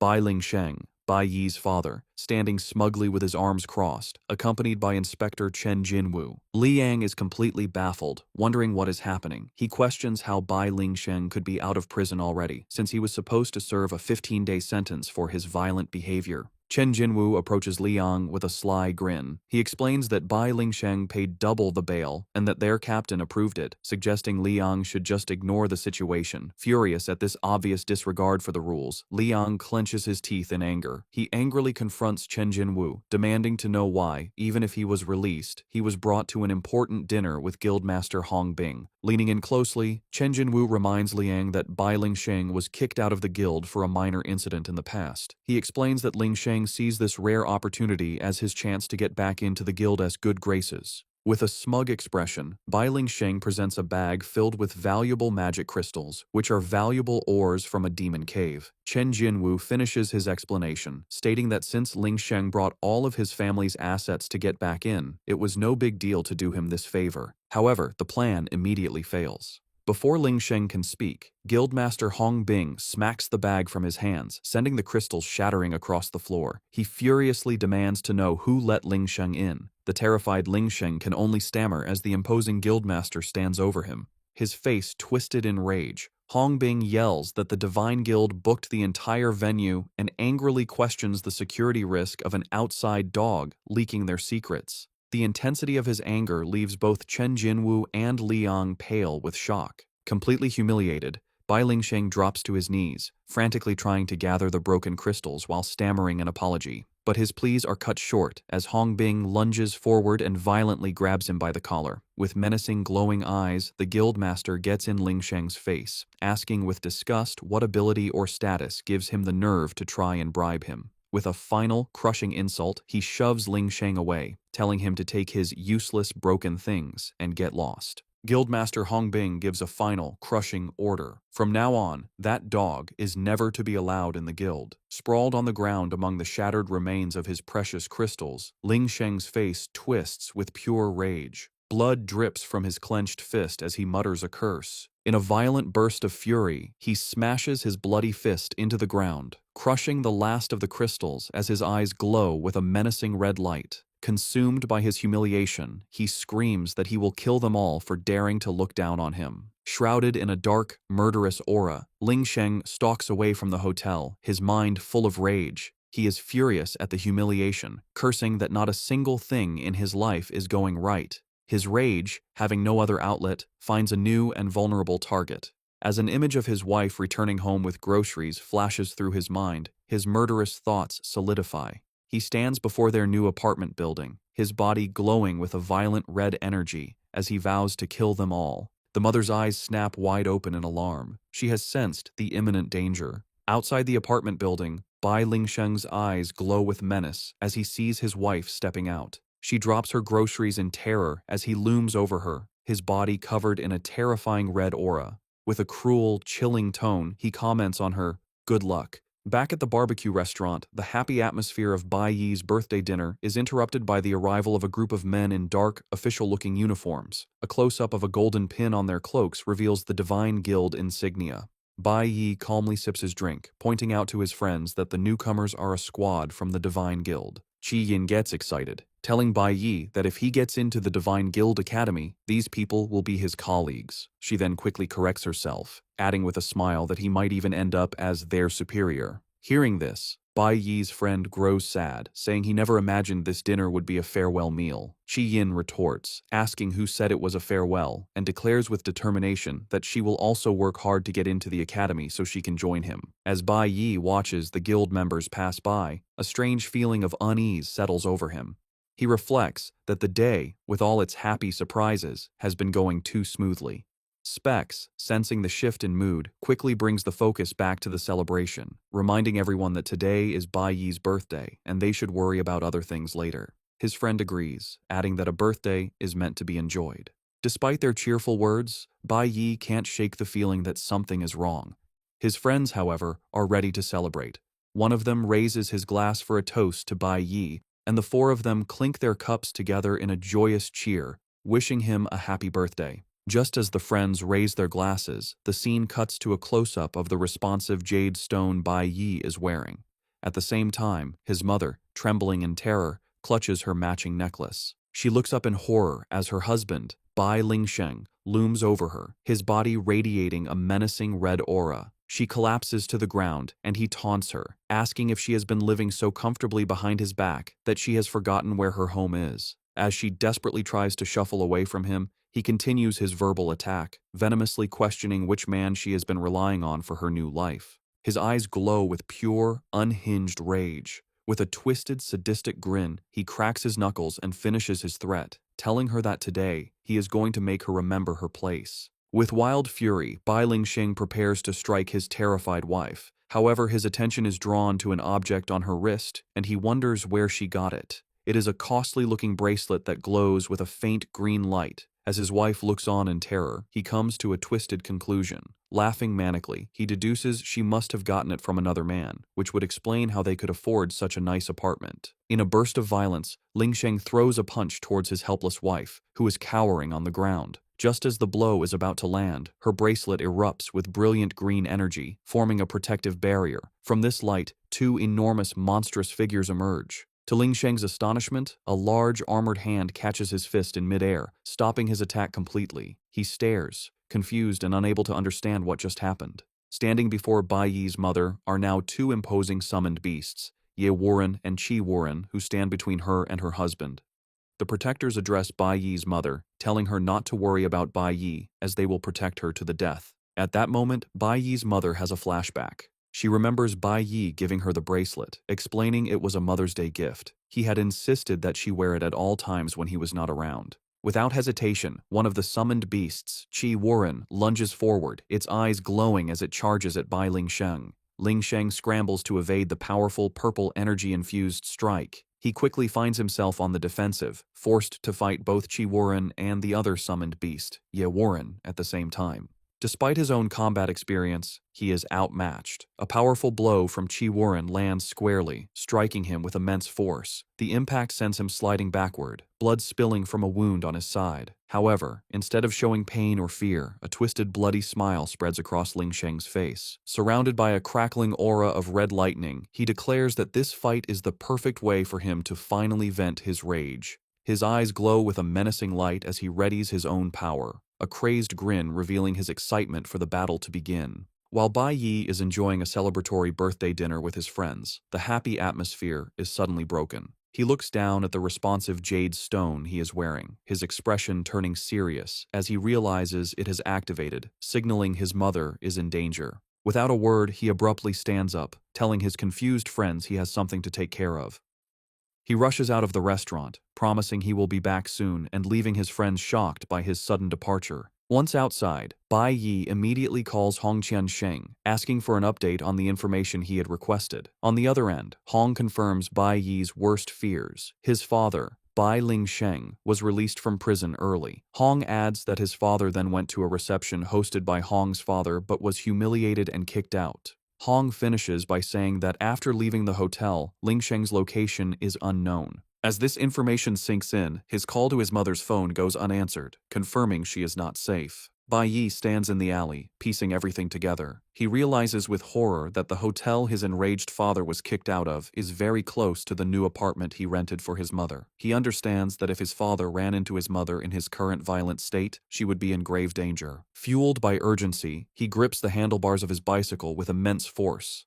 Leaping onto his bike, he speeds off into the night, his eyes glowing with fierce determination as he races to get home and save her. As Bai Yi races home, he is worried. He reminds himself that he left his summoned beasts, his nameless brothers, to protect his mother. However, the scene at the apartment is grim. Bai Ling Sheng, crackling with a powerful red aura, stands over the defeated body of one of the summons, Qi Warren, scoffing at how weak it was. Bai Yi's fears are confirmed. He knows his low-level summons won't be able to hold out against his father for long. The remaining summon, Ye Warren, stands as a final defense, shielding Bai Yi's mother and urging her to stay behind him as the menacing Ling Sheng approaches. Ling Sheng smirks, his malicious eyes glowing as he easily deflects the protector's attacks. In a last, desperate act, the badly wounded Qi Warren grabs Ling Sheng's leg, trying to stop him. Annoyed by the interruption, Ling Sheng looks down at the creature, calling it a nuisance. With a swift, brutal motion, he grabs the summon and snaps its neck, finishing it off. In a murderous frenzy, he repeatedly mutilates the creature's body, his rage echoing with silent screams to kill. Bai Yi's mother can only watch in horror, her face splattered with blood as she witnesses the gruesome scene. With one protector destroyed, Ling Sheng turns his cold, murderous gaze to his wife. Holding his bloodied knife, he declares that it is now her turn. He begins to walk slowly towards her, his path blocked only by the last summon standing guard. The last remaining summon, Ye Warren, looks on with a determined expression. In a final act of loyalty, it turns to Bai Yi's mother and desperately urges her to run. Without a second thought, the beast launches itself at Bai Lingsheng, enveloping him in green, vine-like tendrils, screaming at its master not to look back as it sacrifices itself to buy her time. Horrified, Bai Yi's mother turns and flees for her life. The summon's desperate hold is useless. Ling Sheng, crackling with red lightning, easily breaks free from the vines. He grabs the creature with one powerful hand and, with brutal force, tears it apart, ending its life. As Bai Yi's mother runs, she sees her husband standing over the destroyed remains of her last protector. He mockingly asks if she really thinks she can run away. In a flash of red energy, he appears directly in her path, blocking her escape. Cornered and trembling, she looks up at him as he looms over her, his eyes glowing with sadistic pleasure. He taunts her, asking where she could possibly go now. Trapped and defenseless, she can only stare in terror. Enraged, Bai Lingsheng lunges forward and violently rips the responsive jade stone from his wife's neck. Holding the precious item, he sneers, his eyes glowing with malice as he venomously asks if that other man also gave this to her. Without waiting for an answer, he crushes the stone in his hand, shattering his wife's last hope. His face twisted with rage, he raises his knife, ready to deliver the fatal blow. In that terrifying moment, as he brings the weapon down, his wife is frozen in fear, a pink aura around her as she remembers her son's promise. She recalls his words, instructing her to crush the stone if she was ever in danger. His voice echoes in her memory, promising that the instant the stone broke, he would appear by her side. Just as the blade is about to strike, a hand shoots out, grabbing the sharp edge with a bare grip and stopping the attack inches from her. Bai Yi has arrived, teleporting in a flash of light to stand between his mother and his father. His mother stares, her eyes wide with terror and disbelief at her son's impossible appearance. Bai Lingsheng is equally stunned, his face contorting in shock and fury at the sudden interference. With a fierce, unwavering gaze, Bai Yi tightens his grip on the blade, a powerful aura beginning to glow around him. He looks his father dead in the eye and declares with finality that this ends now. The intense confrontation brings back traumatic memories from Bai Yi's past life. He remembers being a young, helpless boy, with tears streaming down his face as he screamed and begged for the fighting to stop. The scene flashes back to a horrific day. His father, Bai Lingsheng, in a fit of rage, was viciously beating his mother with a wooden plank while the young Bai Yi was tied up and forced to watch. His father raged, screaming about how hard he worked while they enjoyed themselves, his mind twisted by resentment. The young Bai Yi could only watch the brutal assault. A reflection of his mother's suffering burned into his eye as he helplessly screamed for his father to stop. He begged and pleaded, but his father's fury was absolute. Overwhelmed by pain and helplessness, Bai Yi could only cry as his mother was beaten unconscious. He recalls the events that led to the tragedy. It was the first weekend of his first year of high school. His mother had taken him to an amusement park, but they forgot to tell his father they would be home late. That same day, his father had failed to find a job and, when he returned home, unleashed all of his frustration and rage on them. In that moment, the demon that had always lurked inside his father was set free. As his mother tried to protect him one last time, his father delivered the final fatal blows, beating her to death right in front of him. Witnessing this unimaginable horror, the young Bai Yi gritted his teeth as the immense shock and grief triggered a massive surge of power within him. This traumatic event caused a secondary advancement, transforming his low-rank, green-tier nuclear warrior profession into the legendary, platinum-tier nuclear holy swordsman. The memory of his past life reaches its devastating climax.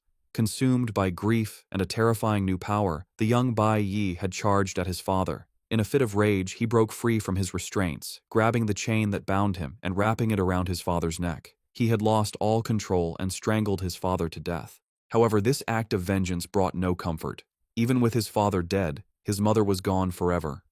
The memory ends with the tragic image of the young, crying boy holding his father's lifeless body next to the body of his murdered mother. Pulled back to the present, Bai Yi's resolve is absolute. Gripping the blade that was meant to kill his mother, he declares that in this life he will not be too late ever again. With a surge of power, he shatters his father's knife with his bare hand. With the weapon destroyed, Bai Yi throws the shattered blade aside, standing protectively in front of his mother as he faces his now disarmed and stunned father. Recognizing his son, Bai Lingsheng sneers, wondering who the fool was, only to find it was Bai Yi. Enraged, he charges forward, screaming that this is perfect, as he can now take care of both mother and son at once. In response, Bai Yi calmly summons the Hunwu blade, which materializes in his hand with a powerful green aura. As his father swings wildly, Bai Yi effortlessly blocks the attack with a parry, reflecting the full force back. The power of the counterattack sends Lingsheng flying backward, crashing hard onto the pavement. Stunned, Lingsheng coughs up blood. Shocked by his son's incredible strength, his shock turns to rage as he recognizes the weapon, screaming that it's his Hunwu blade. He realizes his son has been using his hidden, powerful weapon all along. While the confrontation unfolds, Bai Yi's mother watches in worried silence as the two summoned beasts, Ye Wuren and Qi Wuren, begin to regenerate behind her. Bai Yi's priority is his mother's safety. He turns to his summons, whom he calls his nameless brothers, and tells them to take her to a safe place.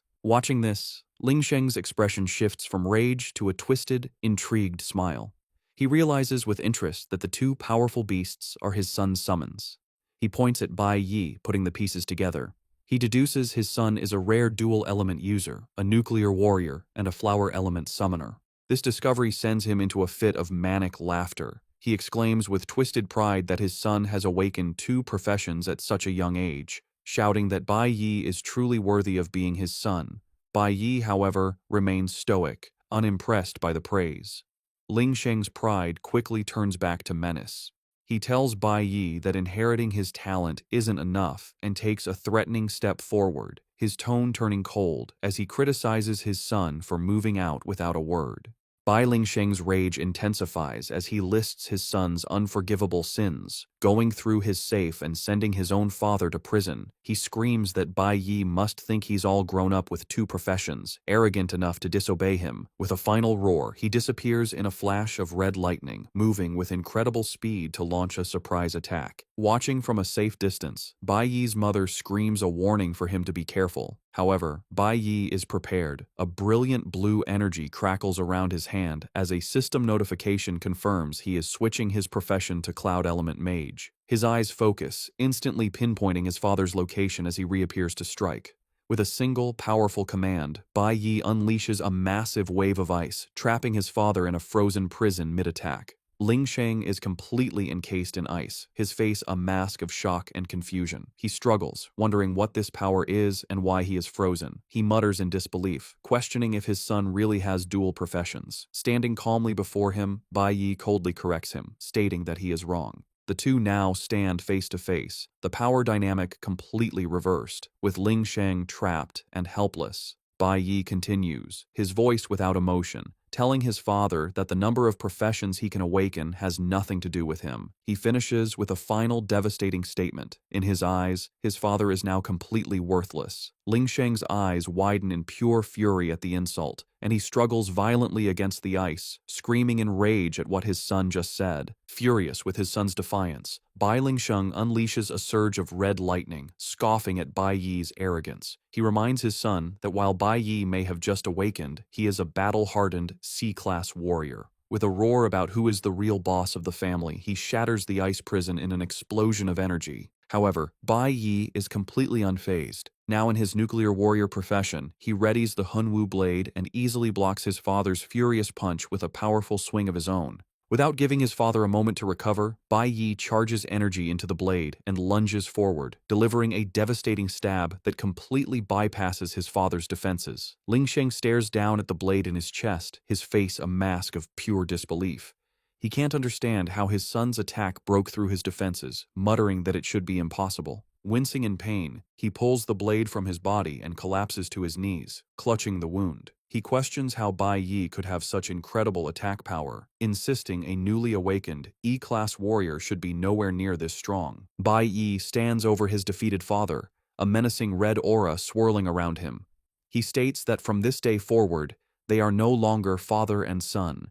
He continues, declaring that his mother will also have no more connection to him.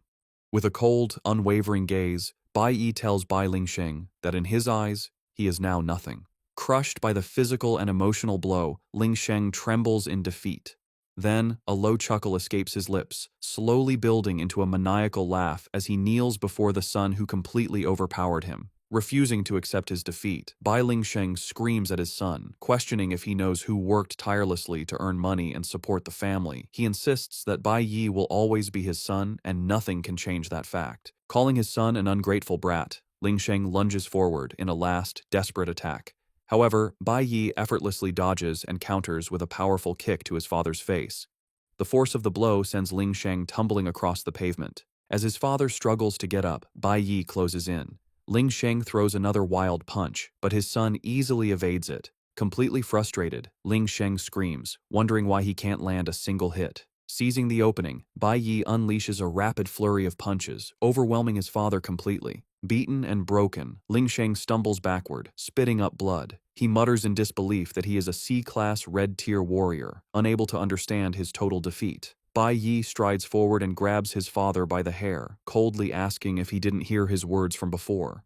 With his face twisted in rage, he tells his father that he is no match for him at all. Bai Yi's mind floods with painful memories of the years of abuse, where his father beat his mother while a young, helpless Bai Yi was tied up and forced to watch in horror.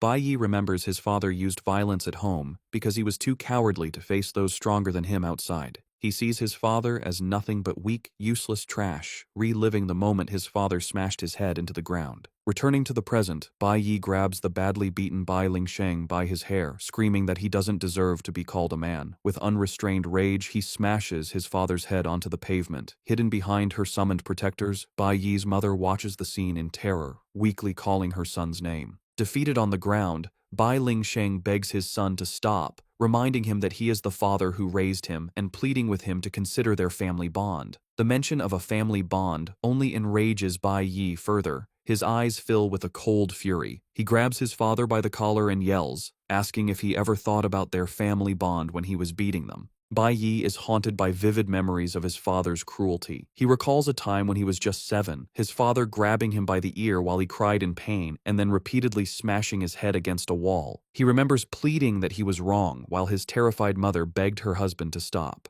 But his pleas were useless. His father only pulled harder, ripping off a piece of his ear and causing him to scream in agony. Bai Yi's anger intensifies as he recounts how the violence never stopped, even after his ear was torn, and thinks of the countless times his mother was beaten. He recalls that since his birth, she had to go to the hospital almost every month because his father would hit her for any reason, whether the food wasn't right or simply because he was unhappy. Bai Yi accuses his father of taking out all his frustrations on them. He yells that because of his father, they never had a single normal day. With a final surge of rage, he smashes his father's head onto the ground once more. Standing over his broken father, Bai Yi scoffs at the idea that his father would dare speak of family ties now, asking him if he even deserves to have a family. Bai Lingsheng lies motionless on the cracked pavement, completely defeated. He struggles to push himself up, weakly apologizing and admitting he was wrong. He continues to beg, promising he will never be like that again.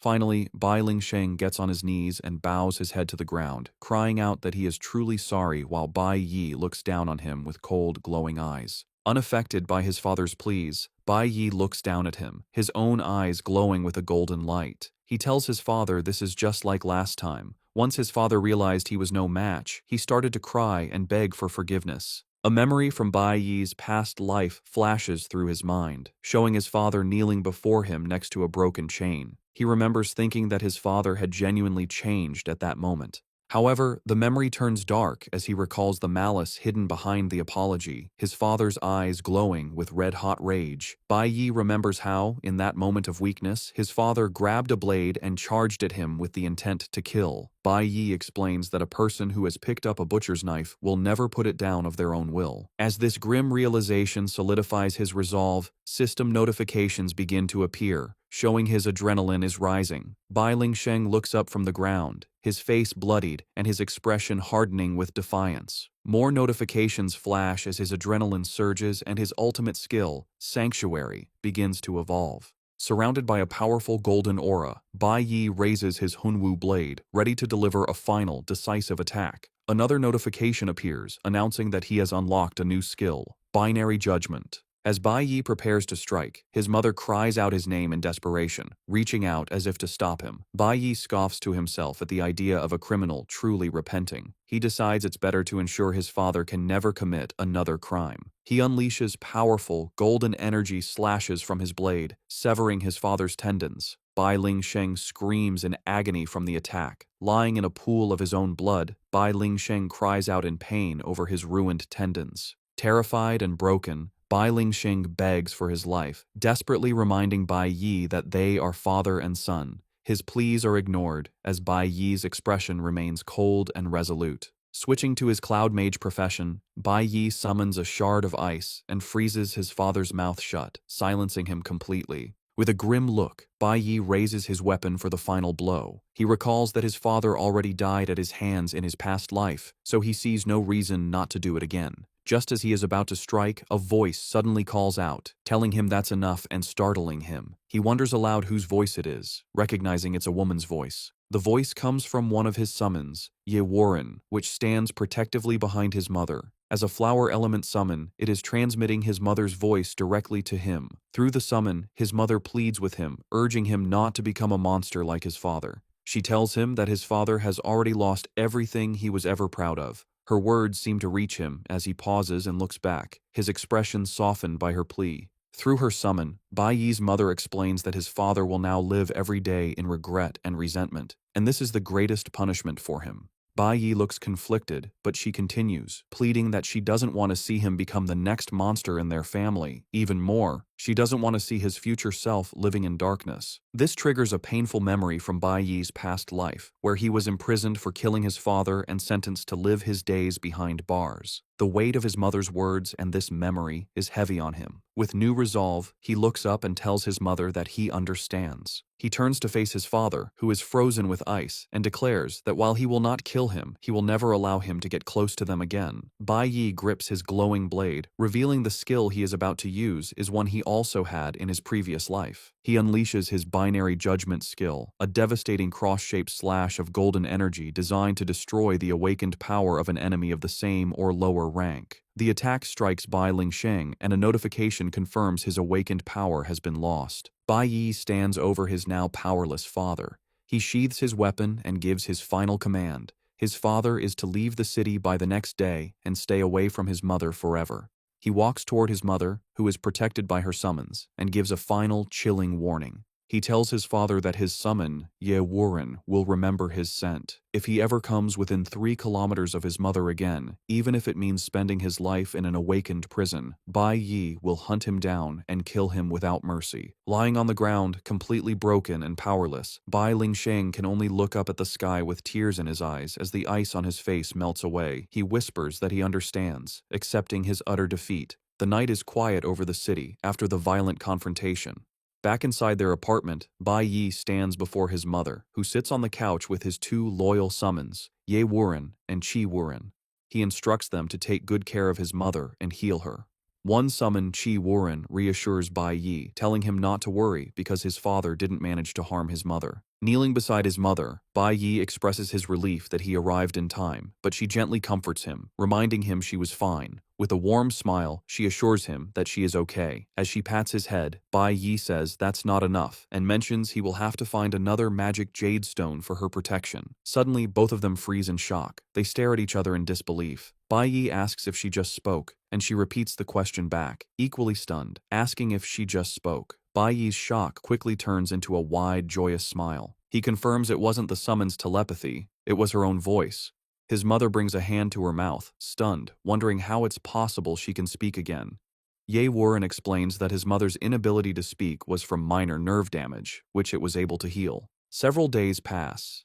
Bai Yi sits on a large tree branch overlooking the city as one of his summons, Ye Warren, asks if he truly cannot stay. The summon points out that his mother and friends are here and suggests he could let go of his quest for revenge and live a peaceful life. Bai Yi, however, explains his mind is made up and he has already made preparations. He tells them he has paid the rent for the apartment and will buy it when he has enough money. He adds that he has also prepared a new magic jade stone for his mother, so if she is ever in danger again, he can rush to her side. For all other times, he is entrusting her safety to them. The two massive summons look on with tears in their eyes as they accept their master's request. Later, Bai Yi watches from the dining table as his mother happily cooks in the kitchen, with his two summons, now wearing aprons, helping her prepare food. He thinks to himself that while his mother knows he is leaving for a training journey, she doesn't know he is no longer the simple son she remembers.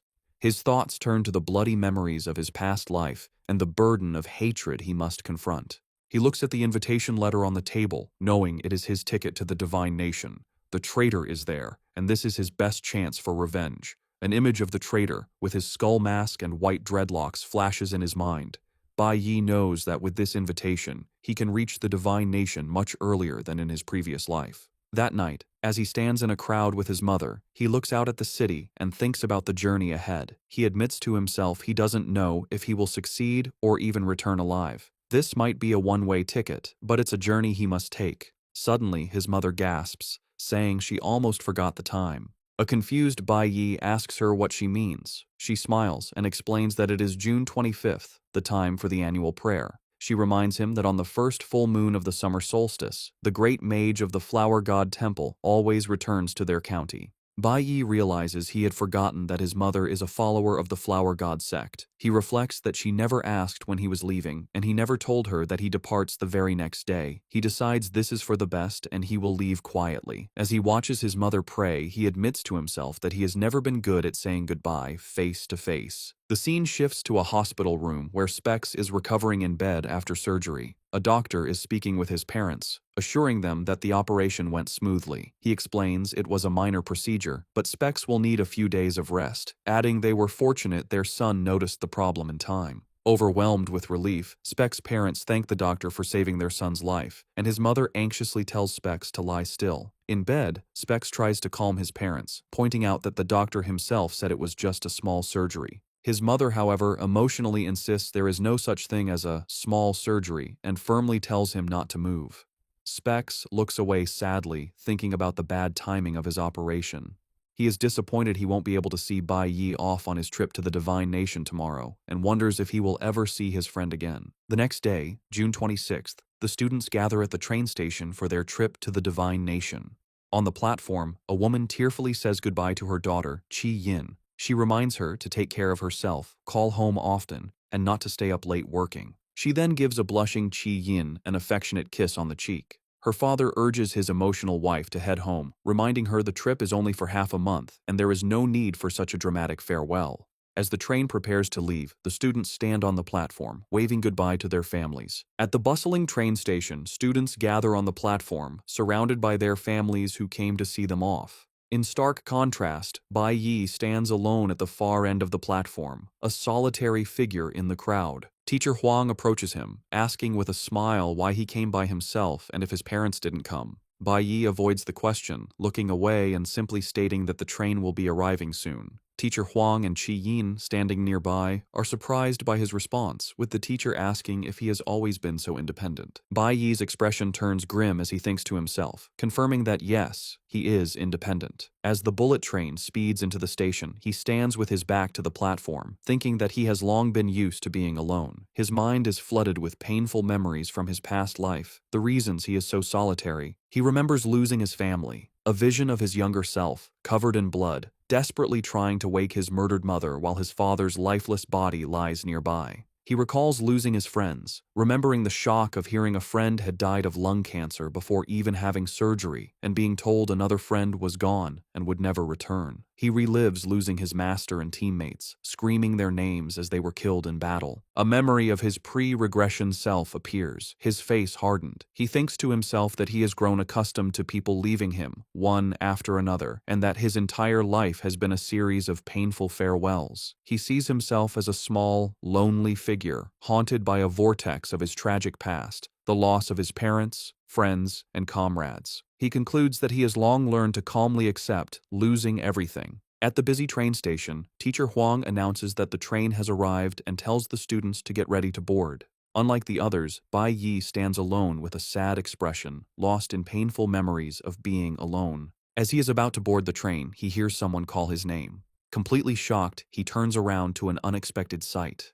His mother has come to see him off, accompanied by his two middle school friends. Specs, who is recovering in a wheelchair, and his other friend. Bai Yi's friend explains to teacher Huang that Specs' parents were watching him closely after his surgery, and if Specs hadn't insisted on saying goodbye, he wouldn't have been able to sneak him out of the hospital. Worried, Bai Yi tells Specs he should be resting, but Specs smiles cheerfully and assures him that he feels fine. With a sincere look, he asks Bai Yi to take good care of himself during his trip. The other friend also hands Bai Yi a bag with clothes and snacks as a farewell gift. Bai Yi tries to refuse, saying they had already given him birthday presents, but Qi Yin smiles and tells him not to be silly and to just accept it. Next, Bai Yi's mother offers her own gift. She tells him it is a prayer bracelet from the Flower God Temple, explaining that they are very powerful. She carefully places the green beaded bracelet in her son's hand, saying she also wants him to have something for protection. Bai Yi is deeply moved, realizing his mother went to the temple to pray for his safety. He wonders if she senses that his journey will be long and dangerous. Teacher Huang waves, urging the students to hurry as the train is about to depart, announcing that their training journey is officially beginning.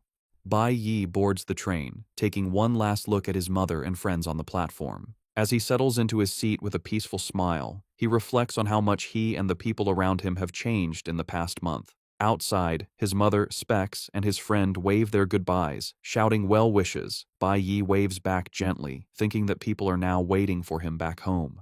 He clenches his fist around the prayer bracelet his mother gave him, vowing to resolve everything and return as soon as he can. Elsewhere, high on a rooftop overlooking the station, the vice captain watches the train speed away. He confirms to himself that Bai Yi is safely on board and will soon reach the Holy Nation, where certain items will be delivered to him. He is Liu Zhongzheng, the S-rank sect master of the Flower God sect. He asks if there are any further instructions, then concludes that from now on, everything depends on Bai Yi. His words seem to hang in the air as Bai Yi sits thoughtfully on the train. Beside him, Qi Yin explains that the ultimate school team left on an earlier train to handle their sea crossing procedures. She excitedly points out that they will soon reach the border of the Jiang Nation, with the Holy Nation just across from it. Teacher Huang walks down the aisle, officially starting the trip. She outlines their plan. It takes a full day to enter the Holy Nation, so they will stay at the border overnight and have a field training exercise first. As Qi Yin looks at Bai Yi with concern, Xiling sits a few seats behind them with a malicious grin. He thinks to himself that a big show is waiting for Bai Yi at the border training. As the high-speed train nears its destination, the students are told they are about to arrive at the Holy Nation. Teacher Huang briefs the students, reminding them that the gods created their world and continue to protect them. She explains that the families of the gods hold supreme power and that the Holy Nation is home to two gods and their families. She sternly warns the students that they must strictly follow the laws of the gods to avoid trouble. Bai Yi listens to this with intense anger, the mention of the gods clearly angering him. Teacher Huang then outlines the entry process, explaining the 3 checkpoints to get from the Jiang Nation to the Holy Nation. She clarifies that they have already passed the first checkpoint, which was the requirement to board the train with a special invitation pass from the Divine Guild. The second checkpoint, she continues, is the border station they are now arriving at. Here, everyone must register their information and undergo a full security check. These checks are thorough and take a full day, meaning they will only officially enter the Holy Nation the next day. This waiting period is the first stop on their training trip. The group is then taken to their training location, a wilderness area along the Jiang Nation's border. On the morning of June 27, 2105, their combat training officially begins. Now wearing the new clothes his friend gave him, Bai Yi stands with the group. Qi Yin approaches him with a smile, telling him the new outfit makes him look more mature. His presence is noticed by other students. 2 older girls from the high school division spot him, one pointing him out as the boy who rejected the ultimate school team, and the other commenting on how handsome he is. They walk up to him, and one of the girls confirms his name, mentioning she heard he got the highest score in the academy's history. The girls flirtatiously ask if he will take them along during the training. Unimpressed by the 2 older girls' advances, Bai Yi silently holds up a hand, refusing their offer. The girls are not offended, instead they giggle, thinking that his cold rejection is quite cute. As Bai Yi walks away, he thinks about his goals. He knows the monsters in this wilderness area are too low level to be useful to him now. He reflects that after reaching C class, leveling up becomes much more difficult, unless he finds a different way. Just then, a confident young man in a suit approaches the 2 girls, boasting that he was also number 1 in his year. He dismisses the school's tests against sealed monsters as nothing special, claiming that real-world beasts are completely different. Putting his arm around one girl, he winks and says, "This kind of real combat is where true skills are revealed." He is identified as Jung Jun, a high school C-class stellar warrior. Immediately charmed, the girls ask him to take them along during the training. Jung Jun laughs and agrees, while Bai Yi walks past the group without a second glance, indifferent to their drama. Later, Teacher Huang gathers all the students for a final briefing. She reminds them that everyone on the trip is one of the school's elite students. With a smile, she repeats the rules one more time. She lists the safety rules. Train only within the designated area. Avoid acting alone. Know your limits with monsters. And return to the campsite by 8 p.m. Before she can continue, the impatient students shout that they already know the rules. Led by Zhang Jun, a group of students eagerly rushes into the forest, excited to start hunting. Standing apart from the main group, Zeeling watches them go. A sinister smirk plays on his lips, hinting that his plans are already in motion. Meanwhile, in the capital of the Holy Nation, Guildmaster Hong Bing is greeted by his subordinates upon his return. He is informed that the hunting competition is about to begin, and that the captain of the Shen'an team has been waiting for him. Vice Captain Liu Zhongzhang remarks on the privilege of the ultimate school team, noting they were able to follow the Guildmaster's train and bypass the security checkpoints. With a cigar in his mouth, Hong Bing turns to the young man beside him and instructs him to go wait with the team. The young man is revealed to be his son, Hong Qiansheng, who looks nervous but agrees. Back in the wilderness, the training is underway. Zhang Jun easily defeats a lizard-like monster with a powerful, glowing punch. He stands triumphantly over the E-class beast as a red aura surges around him. The two senior girls cheer him on, exclaiming how cool a red-tier C-class professional is. Zhang Jun casually brushes off their praise. In the foreground, Bai Yi ignores them, instead studying his own status on a holographic interface. He reviews his progress, noting that all three of his professions, Cloud Element Mage, Nuclear Warrior, and Flower Element Summoner, have now reached C-class. However, he has been stuck at this level for over 10 days. Bai Yi understands that to gain any real experience, he must defeat monsters that are a higher level than him. Unfortunately, the monsters in this area are scattered and low level, barely worth any experience points. Killing beasts weaker than himself gives almost no reward, making it a slow way to get stronger. Suddenly, the situation changes. The confident Zhang Jun is sent flying by a massive purple spider-like monster, identified as a D-class flower warrior. He and the two girls are terrified, realizing the creature is far too powerful for them. Wounded and panicked, Zhang Jun sits on the ground and yells for someone to help him with the poison, screaming that this is a full-power, unsealed D-class monster from the wild. Having easily dealt with the others, the enormous spider monster turns and charges directly at Bai Yi. As the students scream a warning, Bai Yi stands his ground, calmly summoning his glowing green blade, ready to face the beast. With one swing of his blade, Bai Yi easily defeats the giant D-class spider monster that had terrified the other students. Notifications confirm the kill, giving him experience and a poisonous spider leg as loot. Zhang Jun and the two senior girls stare in disbelief at his power. Bai Yi, however, is unimpressed. He notes that loot from low-level monsters is useless and takes up space. He thinks about how the Divine Guild controls all high-level monster zones, which is why the power gap between C-class and B-class is so big. With a dismissive gesture, he tosses the D-class item away. The silver-haired girl is shocked that he would throw away a D-class item, but Bai Yi waves her off. He remembers from his past life that there were high-grade magic crystals near the Holy Nation's border, so he decides to search deeper in the forest for better materials. Later that evening, before 8 p.m., Bai Yi is deep in the dark forest. He has found several magic crystals but senses something is wrong. He knows these crystals are born from concentrated energy, usually found in demon caves or areas with many monsters. As he examines one, he realizes its power has been drained, as if absorbed by something. A notification identifies it as a withered magic crystal. Looking around, he notices the surrounding trees are also lifeless, as if their nutrients were sucked out. He wonders what kind of demon could absorb energy so quickly, and questions if a D-class monster could have such an ability. His search leads him to a dead end at a tall cliff with a waterfall. At the base of the waterfall, something on the ground catches his eye.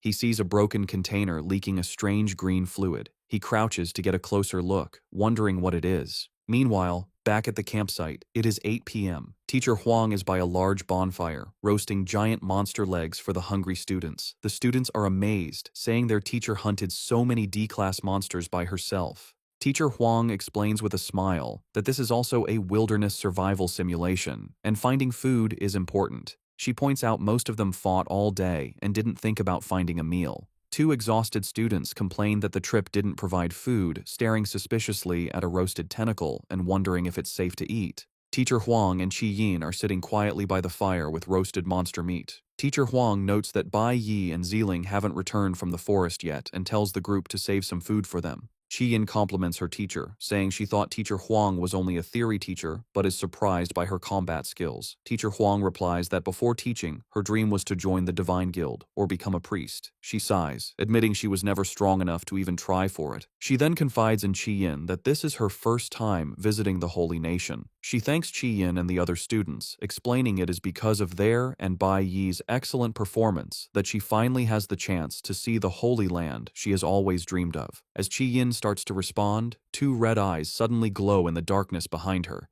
Teacher Huang's face contorts in shock. Without hesitating, she shoves Qi Yin out of the way. A massive, sharp green leg bursts from the shadows, impaling Teacher Huang through the chest. Splattered with her teacher's blood, a horrified Qi Yin screams her name. The other students scream in terror, wondering what the creature is. At the same time, Bai Yi is racing through the dark forest. He knows he must hurry and warn everyone to evacuate. He realizes the danger is connected to the broken Zifeng industrial container he found. Back at the camp, the mortally wounded Teacher Huang clutches the appendage in her body. With her last strength, she tells the students to run and find the nearest guild for help. She then pulls the leg from her chest, revealing their attacker. A colossal, terrifying insect-like monster with glowing red eyes looms over the campsite, declaring its nutrients are its own. The students realize with horror they are facing a B-class demon. A system notification identifies the creature as a B-class flower warrior, called the corpse spider. It is intelligent, classified as extremely high risk, and came from the Zifeng Industrial Laboratory. The warning states that anyone who sees this monster should flee immediately and contact the Divine Guild. The story flashes back to earlier that morning in the wilderness, showing Xiling's point of view. Filled with resentment, he thinks about how Bai Yi has stolen all the attention since his arrival. With a furious expression, he complains about Bai Yi's arrogant attitude. He holds a container from Zifeng Industrial with a label identifying its contents as an extremely dangerous B-class corpse spider. He then breaks the container, releasing the small, insect-like creature and telling it to absorb nutrients from the area. With a malicious smirk, Xiling reveals his sinister plan. He will wait until the monster has beaten everyone, then step in to save the day, showing everyone who the true savior is. The scene shifts back to the present at the campsite, where Xiling's plan has gone horribly wrong. He stares in desperation, wondering how things could have gotten so bad so quickly. Drawing his energy bow, he realizes with horror that the creature has grown far too fast. The now huge corpse spider glares down at the terrified students, letting out a menacing roar. The students are wounded and terrified, with the badly injured Teacher Huang standing protectively in front of them. As this unfolds, Bai Yi is racing towards the chaos. He remembers fighting an S-class version of this same monster in his past life, and knows that even with his advanced skills back then, it was a very difficult fight. He analyzes the creature, noting its strengths in both offense and defense. He knows that the students and teacher, with their highest rank being C-class, stand no chance against a B-class monster. He comes to a grim conclusion. Even he cannot defeat it without using his full power. However, he hesitates. If he uses all of his abilities, he would reveal that he has more than one profession. He fears that doing so would attract more unwanted attention from the gods. The huge corpse spider looms over the students, who lie defeated and scattered on the ground, having been taken down in an instant. The badly wounded Teacher Huang struggles, realizing that the monster's attacks have a paralyzing effect. Despite the pain, she clenches her fist, determined to protect her students. She looks up at the monster, wondering what she can do as it glares down at her. The monster mutters about delicious nutrients as a long, grotesque tongue emerges from its mouth. Its attention then falls on Qi Yin, who is also paralyzed and unable to move. Just as the monster is about to strike Qi Yin, a sharp piece of ice suddenly flies through the air and hits it directly in the head. The attack came from Teacher Huang, who, despite her own paralysis and injuries, screams at the monster, telling it not to touch her children. Annoyed by her resistance, the monster turns its focus back to the teacher, deciding to start with her instead. Its long tongue unfurls into a horrific, tooth-lined mouth, ready to devour her. But just as the monster lunges, a flash of green light slices through the air, severing the creature's menacing tongue. Bai Yi appears, standing protectively between the monster and the shocked teacher Huang, having arrived just in time. Bai Yi stands protectively before the injured and shocked teacher Huang, his expression calm and focused. As the corpse spider attacks again, he meets it head-on, slashing repeatedly with his blade and cutting the monster's ugly tongue to pieces. Surprised by the fierce counterattack, the monster hesitates for a moment. Seizing the opportunity, Bai Yi moves with incredible speed, grabbing teacher Huang and carrying her to safety behind him as a powerful green aura surges around him. The enraged corpse spider lunges at him, but Bai Yi, now surrounded by a red aura, moves to intercept it. He quickly realizes that the attack power of his C-class warrior profession isn't enough to harm the B-class beast. Knowing he needs a different strategy, he decides to control the monster first. A system notification confirms he has switched to his Cloud Element Mage profession. Leaping into the air, Bai Yi summons his powerful mage staff and unleashes a C-class control skill. A massive wave of jagged ice erupts, surging towards the corpse spider and instantly freezing it solid in a thick prison of ice. Bai Yi stands before the frozen B-class monster, a red aura still radiating from him as the other students look on in stunned silence. Zhang Jun and the two senior girls are in complete disbelief. Zhang Jun stammers that the little handsome boy managed to freeze a B-class monster, while the silver-haired girl exclaims that he isn't a nuclear warrior. Pointing a trembling finger at Bai Yi, Zhang Jun asks the question on everyone's mind, if he is a dual-class professional. Bai Yi looks back at them, his expression firm. He thinks to himself that even if it means exposing his secret, he cannot just stand by and watch his classmates get killed. Teacher Huang, still bleeding, but now able to stand, weakly asks Bai Yi if he is all right. Before he can answer, the massive ice prison holding the corpse spider begins to crack. The monster inside threatens that this isn't over as the ice continues to break apart. Suddenly, the entire ice structure shatters into pieces, but the monster is nowhere to be seen. The other students are confused and panicked, asking if it disappeared or if it's dead. Bai Yi stands calmly amidst the ice shards, stating that it's not over yet. He explains that he only managed to injure it, and it will likely reappear soon. With a grim and furious expression, he admits his current strength is not enough to kill the beast, and urges everyone to evacuate immediately. As the students help the injured teacher Huang, she refuses to leave, telling them to go on without her. Bai Yi turns and asks her why she would stay. She explains that Ziling has not yet returned, and Bai Yi remains silent. With fierce determination, teacher Huang declares that as a teacher, she has a duty to bring back every student she brought out. She adds that they were all supposed to gather at the campsite at 8 p.m., and she worries about what would happen if Ziling returned to find everyone gone. Hearing this, Bai Yi calmly reveals the shocking truth. Holding up the broken container he found in the forest, he tells his teacher that Ziling was the one who released the monster in the first place. A painful memory flashes through Bai Yi's mind, back to a happier time in his past life with his team, the Divine Core. He remembers them eating together, with Han Xiaoling happily exclaiming about the food and Ling Yue playfully teasing him for eating so fast. This warm scene is interrupted by the memory of the traitor, who jokingly warned Bai Yi to control his eating habits, a seemingly normal interaction between teammates. The memory shifts to the horrifying moment of betrayal. Bai Yi remembers his body suddenly becoming paralyzed and unable to move. The traitor calmly explained that for the past month, he had mixed a paralytic powder into their breakfast noodles, revealing he had made thorough preparations to wipe out the strongest team. Back in the present, standing amidst the chaos at the campsite, Bai Yi reveals the shocking truth to teacher Huang and the other students. He holds up the broken container he found in the forest and firmly states that Ziling released the monster. He explains the container is from Zifeng Industrial, a company owned by the principal's family and managed by Ziling's father. Hearing this, Qi Yin looks shocked as she understands. Bai Yi continues, saying the company's labs use special bottles to store miniaturized demon beasts, and he found the broken pieces of this bottle in the woods. He concludes that only someone from the Zifeng industrial family could have had access to it. Meanwhile, Ziling is seen walking through the forest, looking back towards the campsite. Overcome with anger and panic that his plan failed, he furiously punches a tree. He rants to himself, regretting he didn't get rid of the evidence and questioning why Bai Yi had to interfere and ruin everything. His frustration turns to a deep hatred for Bai Yi, whom he blames for all his problems. With a face twisted in rage, he screams that it is always Bai Yi's fault.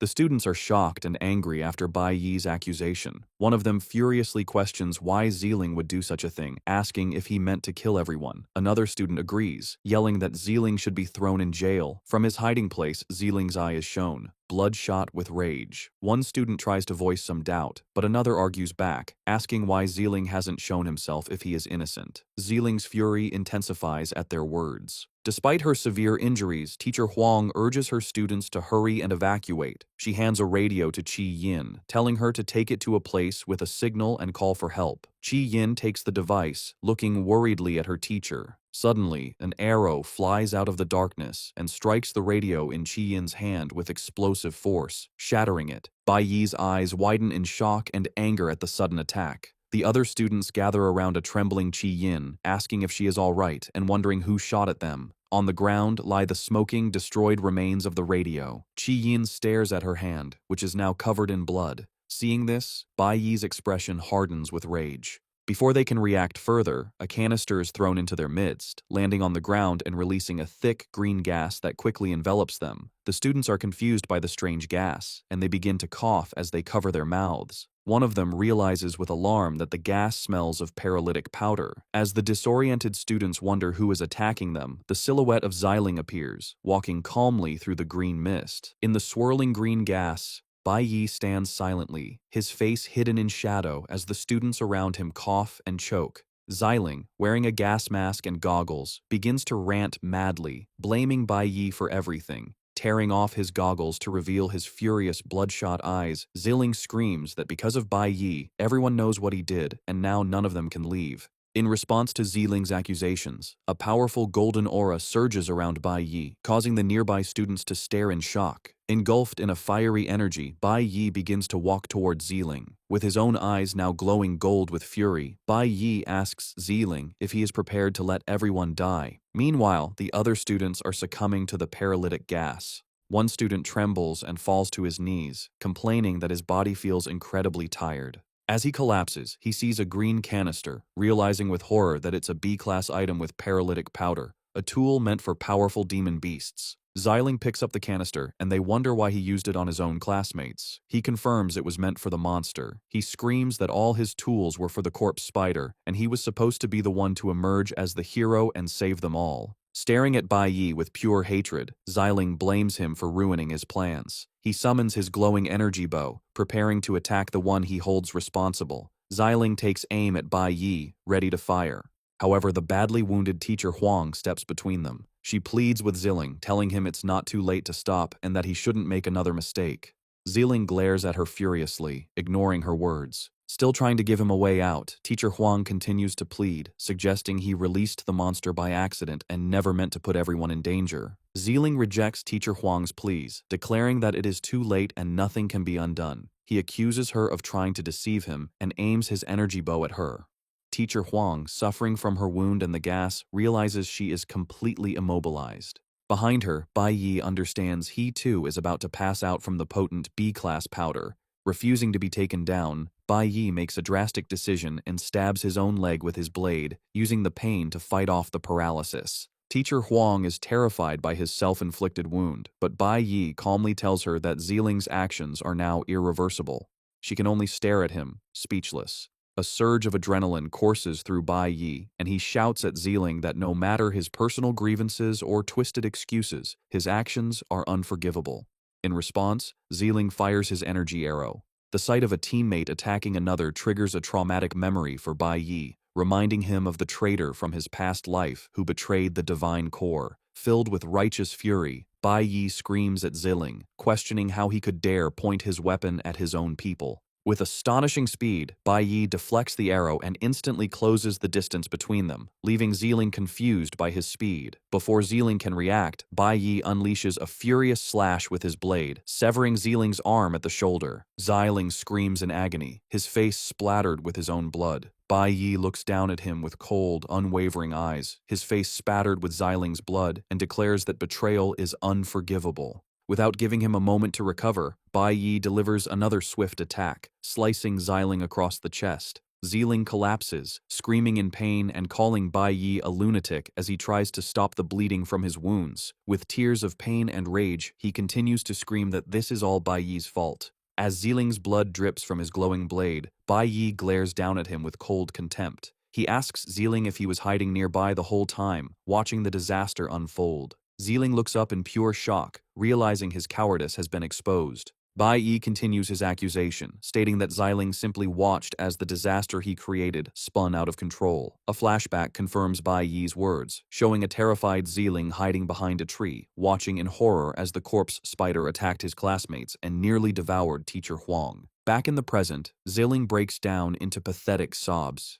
He confesses that he was afraid, admitting he knew he couldn't defeat the monster he had unleashed. He then begs Bai Yi to listen to his explanation. Unmoved by his pleas, Bai Yi has heard enough. He swings his blade, slicing Ziling across the mouth to silence him. Standing over the broken and bleeding Ziling, Bai Yi points his blade at him, his body glowing with a powerful golden aura. He coldly tells Ziling that once a decision is made, one must be prepared to face the consequences. Terrified, Ziling can only think that Bai Yi is a complete lunatic. As he stares at Bai Yi's cold, merciless eyes, his thoughts twist in fear, realizing that he is the one who has acted like a madman. The horrifying realization dawns on him that Bai Yi is genuinely planning to kill him. With a determined expression, Bai Yi raises his glowing blade, preparing to deliver the final blow. He unleashes his ultimate skill, Binary Judgment, a powerful ability designed to completely destroy the awakened power of an enemy.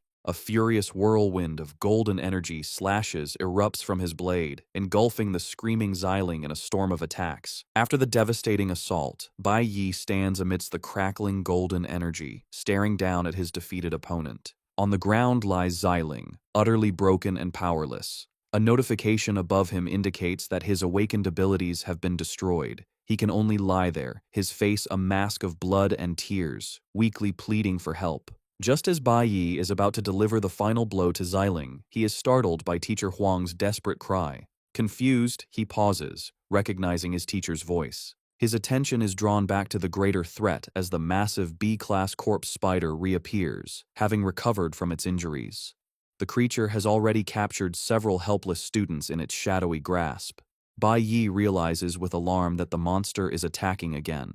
The effects of the paralytic powder are weighing heavily on him, greatly reducing his mobility. He knows that even with his full power, he might not be able to defeat the beast. However, with a surge of determination, he accepts there is no other choice, realizing he is the only one left with a chance to save them. Suddenly, brilliant streams of golden lightning appear, forming into a massive bolt that strikes down from above. Bai Yi is completely shocked by this unexpected event. The powerful lightning strikes the ground around him, freeing the students from the monster's control. Qi Yin is released from the creature's grasp, and another powerful bolt slices through the corpse spider's body, severely injuring it. Teacher Huang, now cradling the unconscious Qi Yin, looks up with relief and says that Ling Yue has arrived just in time. Standing protectively before the wounded students is Ling Yue, the Golden Lightning Assassin.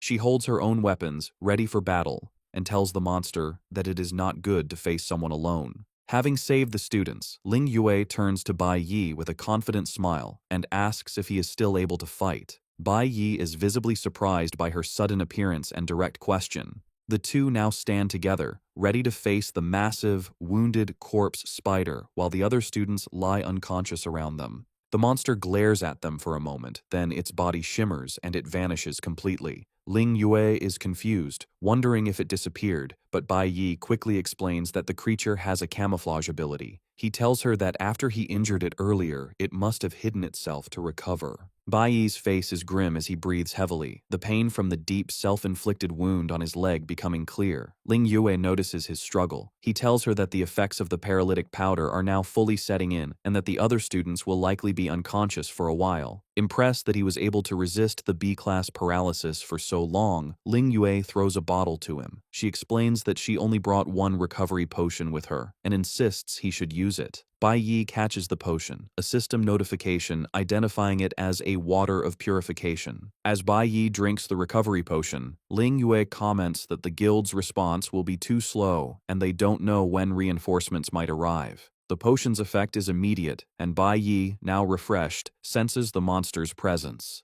He warns Ling Yue that the creature is still nearby, hiding and absorbing nutrients from its surroundings to recover. Just as he finishes speaking, the camouflaged corpse spider lunges from its hiding place, attacking with its massive, sharp leg. Reacting with incredible speed, Bai Yi meets the attack head-on, activating his parry skill to block and deflect the powerful blow. Using the opening Bai Yi created, Ling Wei instantly appears behind the now visible monster, her own blade crackling with golden lightning. She delivers a powerful strike that clashes with the monster's defenses. Caught between the two attacks, the corpse spider lets out an enraged roar as the force of the combined assault sends it crashing violently into the ground. Standing side by side, Ling Yue remarks on how quickly the monster recovered, and then repeats her question, asking Bai Yi if he is still able to fight. With a determined smirk and a green aura now surrounding him, Bai Yi confirms that he can and suggests that it is time for them to team up. Bai Yi and Ling Yu stand ready, facing the massive B-class corpse spider. Bai Yi has a green aura, while Ling Yue radiates a powerful golden energy. Bai Yi compliments Ling Yue, noting her attack and reaction times are excellent, but reminds her with a smile to prioritize her safety since they are still students.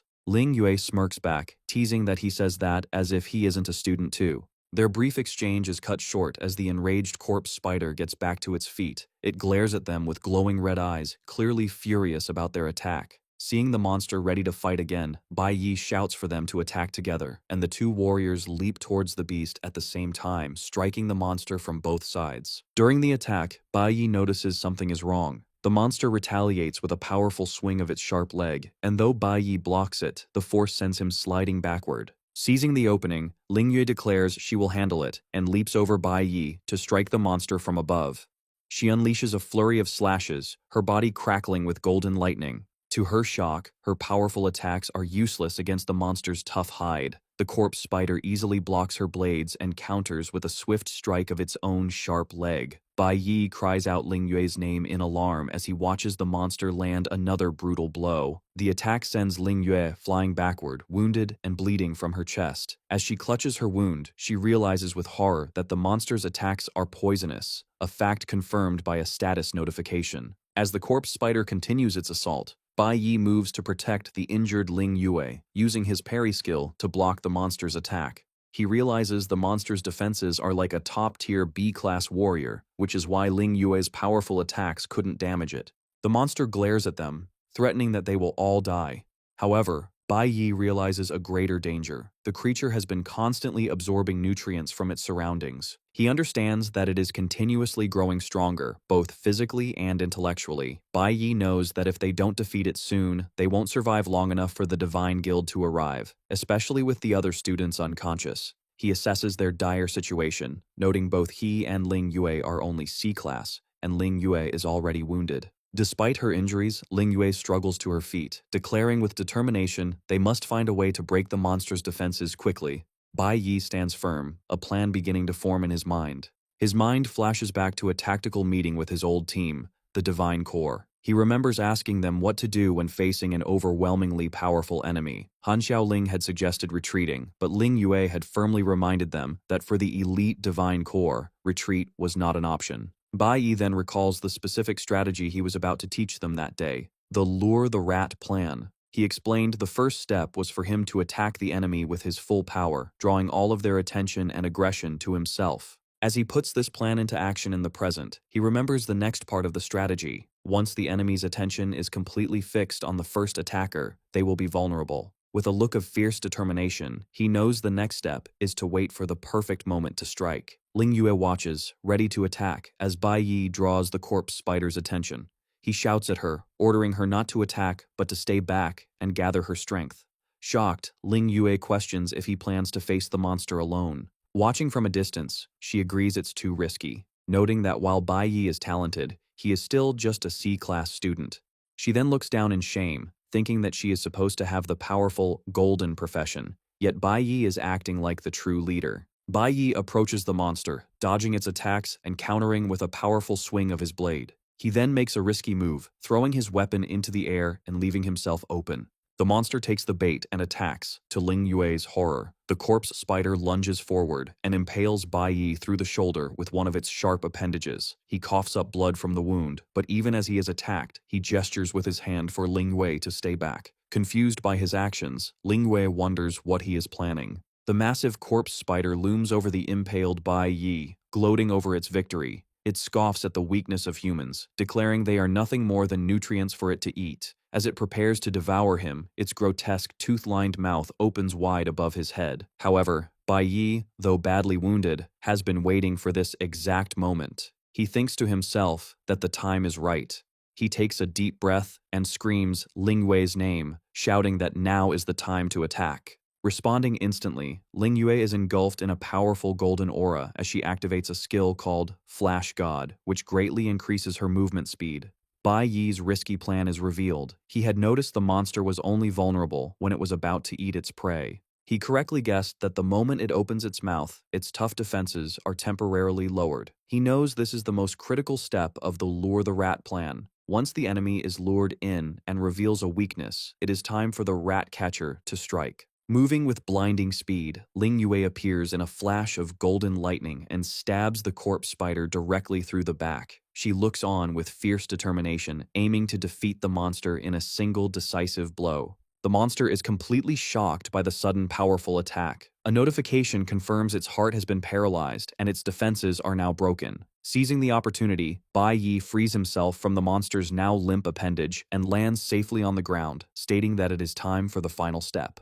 The massive corpse spider is paralyzed from Ling Yue's lightning attack. Ling Yue, still wounded, explains her control skill will only last for a few seconds and worries what will happen if the monster attacks again. Bai Yi struggles to his feet, telling a surprised Ling Yue that a few seconds is more than enough. He declares with firm resolve that he will not let the monster escape this time. A vibrant blue aura surrounds Bai Yi as a notification confirms he has switched to his cloud element mage profession. He unleashes a powerful ice spell, completely trapping the paralyzed corpse spider in a massive block of jagged ice. Ling Yue is shocked by this, exclaiming in disbelief that he actually has two different professions. With a confident smirk, Bai Yi switches back to his nuclear warrior profession, his aura now glowing green. He states that the power he has built up from his injuries and fatigue is now enough for his plan. He and Ling Yue unleash their ultimate attacks at the same time, a massive wave of golden and green energy that completely destroys the frozen monster. A series of system notifications appear, confirming the successful defeat of the corpse spider. The rewards are huge, over 10,000 experience points, 300 flower element points, a level up for his cloud element mage class, and a B-class armor material called Spider's Carapace.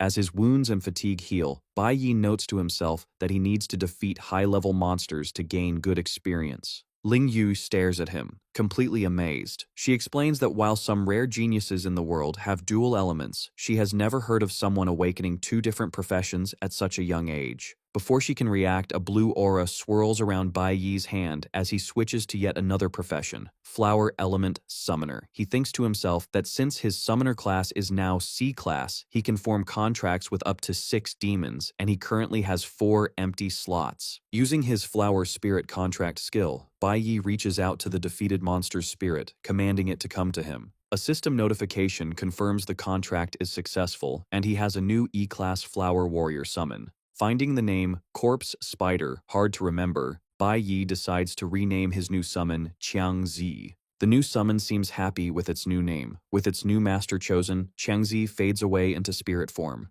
Ling Ye, still processing everything, asks Bai Yi in disbelief if he just switched to a third profession. She remarks that he is truly full of surprises. Bai Yi then asks her if she can keep everything she saw today a secret. With a knowing smile, Ling Yue notes he has all these abilities, but didn't reveal them during the official assessment. Guessing he wants to keep his true power hidden, she confidently reassures him that she can be trusted with a secret. Just as their conversation ends, a group of men in dark uniforms appear on the scene, announcing that Squad 26 has arrived. The leader of the squad, a man with blue hair, asks if they are all right, relieved that they finally made it in time. They are the Holy Nation Divine Guild's Eastern Border 26th Squad. The leader of the newly arrived Divine Guild squad is shocked to find the dead B-class corpse spider, wondering how the monster was already defeated. He tells his team to give medicine to the unconscious students and do a head count, and he is relieved to see everyone waking up. Nearby, Teacher Huang comforts the still shaken Qi Yin, reassuring her that the danger has passed. The squad leader looks at the monster's remains, noting that a C-class team would have struggled against it. He is impressed that 2 students were able to defeat it, calling them true geniuses from the Jiang Nation. Bai Yi and Ling Yue stand together, both still covered in blood from the fight. Zhang Jun, now humbled, approaches Bai Yi with the two senior girls. He tells Bai Yi that they are only alive thanks to him, and one of the girls adds that if it weren't for his heroic actions, they would all be dead. With a sincere expression, Zhang Jun extends his hand, thanking Bai Yi for saving everyone. At the same time, Ling Yue's team members rush to her side. The vice captain and a pink-haired girl in her team begin to heal her wound, asking if she is all right and scolding her for running back alone. The girl asks Ling Yue how dangerous it was, but Ling Yue calmly reassures them that everything has been resolved. The vice captain boasts that people shouldn't underestimate their captain, reminding them that as a golden profession user, a genius who appears only once every few years, there is nothing she can't handle. However, Ling Yue turns away thoughtfully, stating that today she met a true genius. She looks over at Bai Yi as he accepts Zhang Jun's handshake, thinking to herself that he is a person full of mysteries. After the situation is under control, a Divine Guild squad member announces that the headcount is complete, but one student is still missing.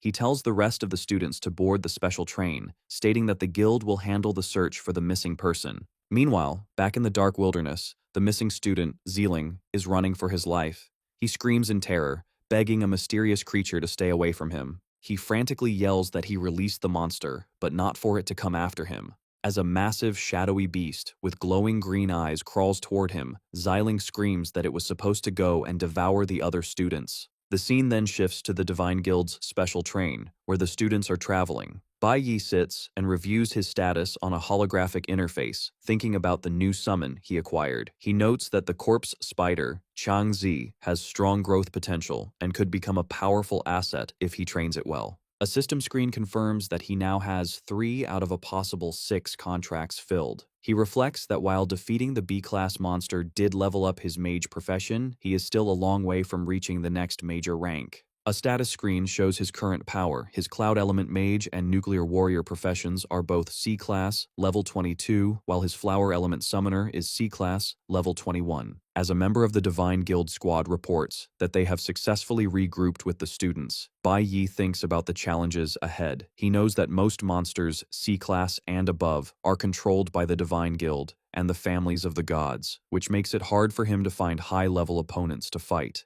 With a look of determination, he concludes that he must find more opportunities to level up.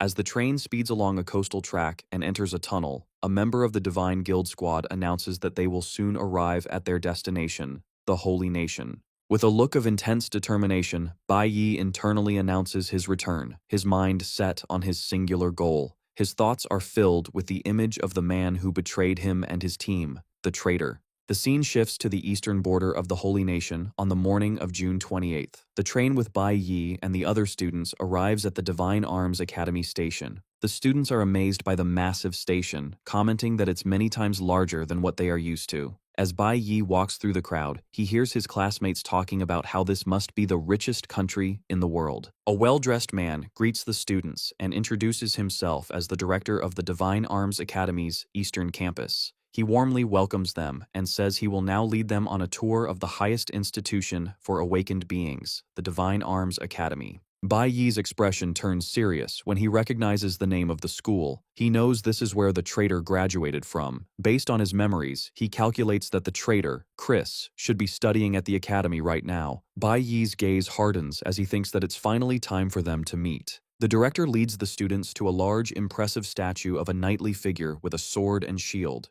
He explains that this is a monument to one of the 5 great creator gods, Cadmus Davis. The students look up in awe, with some remarking that the Davis family is the most powerful family today and that they are seeing their idol. The students start excitedly talking among themselves about the rumor that they might get to meet the God Clan during their trip.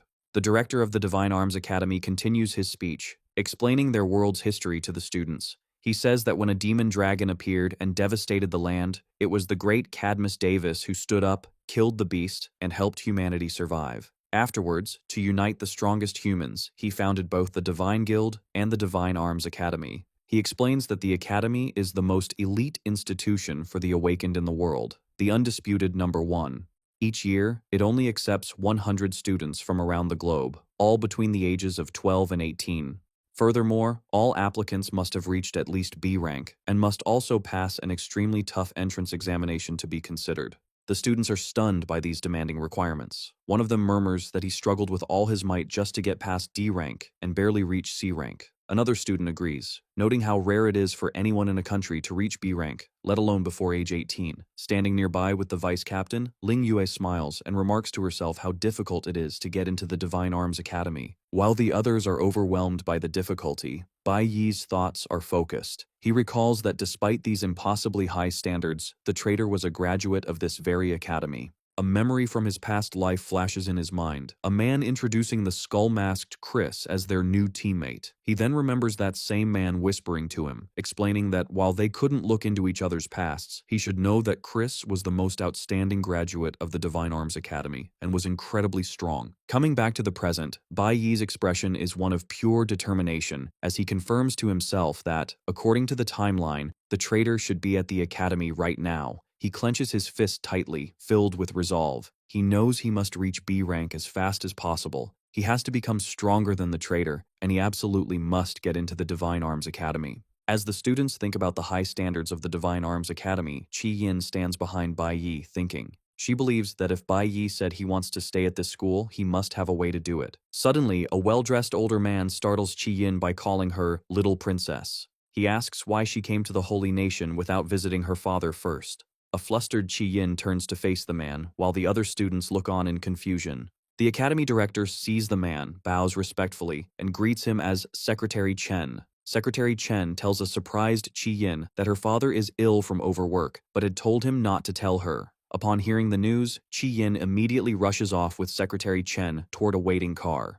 The other students watch this, with one wondering about Qi Yin's identity, noting that the academy director was so respectful to her family's secretary. Before they can think about it further, a luxurious black limousine pulls up, leaving the students shocked at how fancy the cars are in the Holy Nation. A chauffeur opens the door, and a group of stylishly dressed young people get out. The academy director approaches them and says they are late. A tall, red-haired young man from the group smirks, explaining that students from their private academy have to train in demon lairs every night. The red-haired young man from the private academy explains to the director that they were late because they had a big battle the day before and were tired, asking for some understanding. The director then introduces the two groups. He explains that students from two schools are on this trip and introduces the newcomers as local students from the Eastern Border Supreme Private Academy. The students from Bai Yi's school are impressed, commenting on how stylish the local students look. When the director turns to introduce Bai Yi's group, the red-haired leader arrogantly cuts him off, saying there's no need for an introduction.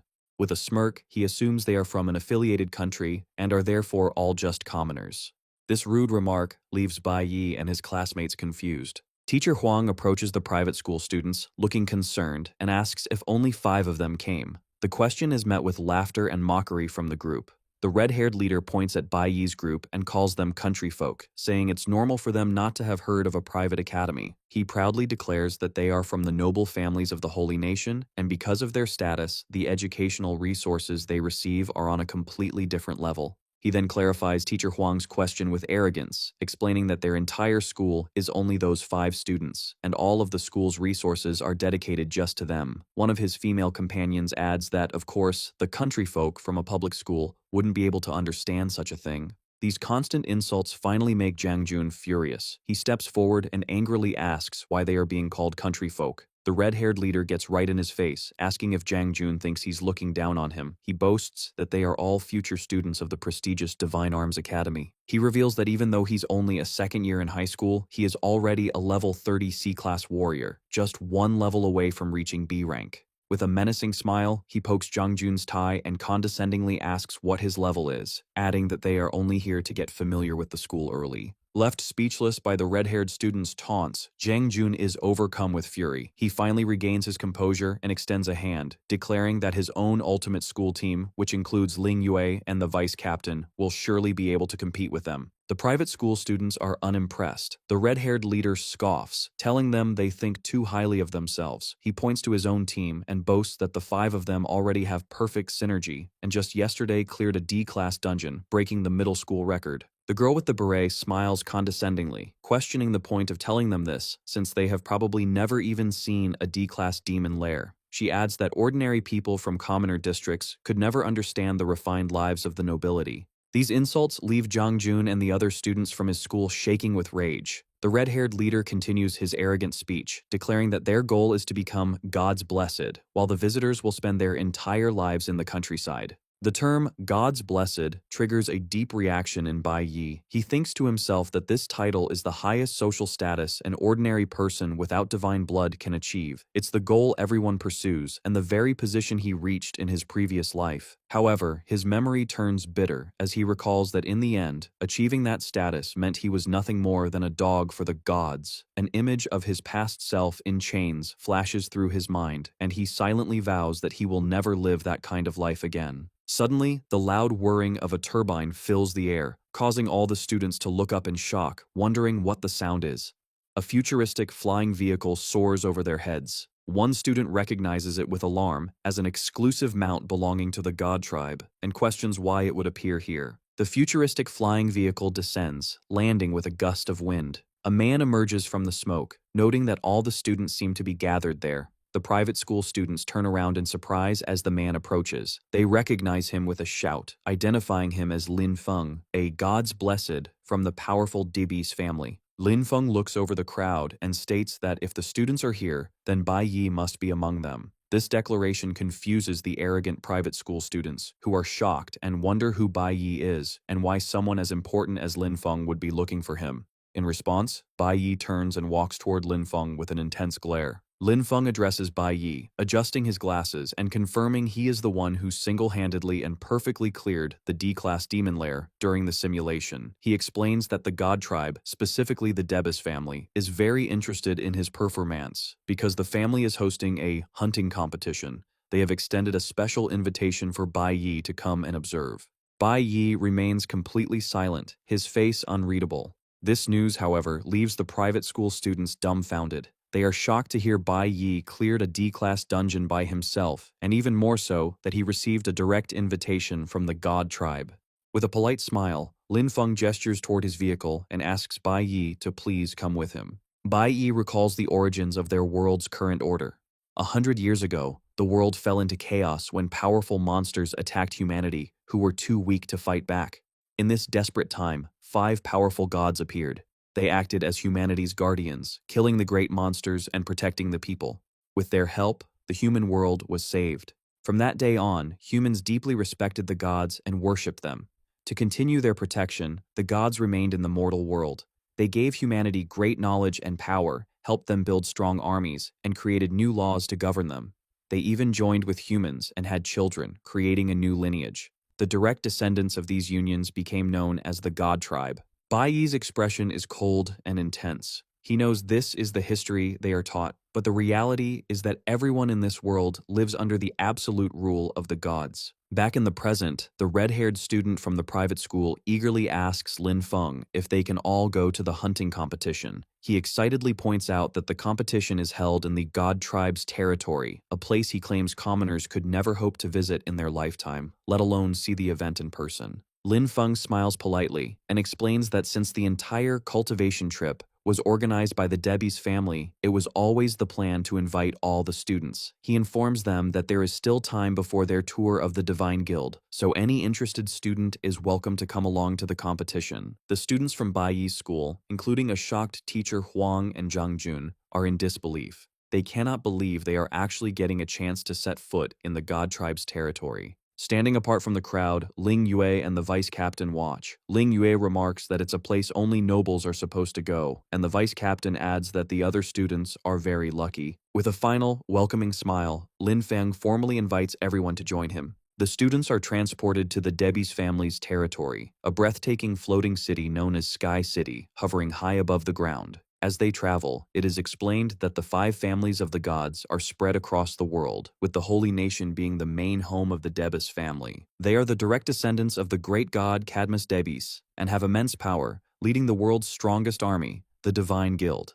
Their influence is absolute, as they also manage the Divine Arms Academy, control the army selection, and even oversee the awakened academies in other nations. Bai Yi understands that the Debus family's interest in him comes from his exceptional performance during the graduation exam. However, he remains wary, questioning why they would choose to meet him at their hunting competition. Upon their arrival, the students are led into a very rich hall, decorated with priceless art, including the Mona Lisa, and so large it made them feel small. They look around in awe, realizing this is truly the home of the God tribe. The hall is patrolled by the family's elite security, the priest's security team. As he takes it all in, Bai Yi's face is grimly determined. He realizes that after all this time, he has finally come face to face with the God tribe again. Inside the grand hall guarded by the Debbie's family's security, a man stands with his back to the group, looking at the Mona Lisa. He announces that the guests have arrived. He recalls that his grandfather believed art was the only proof of humanity's existence, while his father believed it was ruins.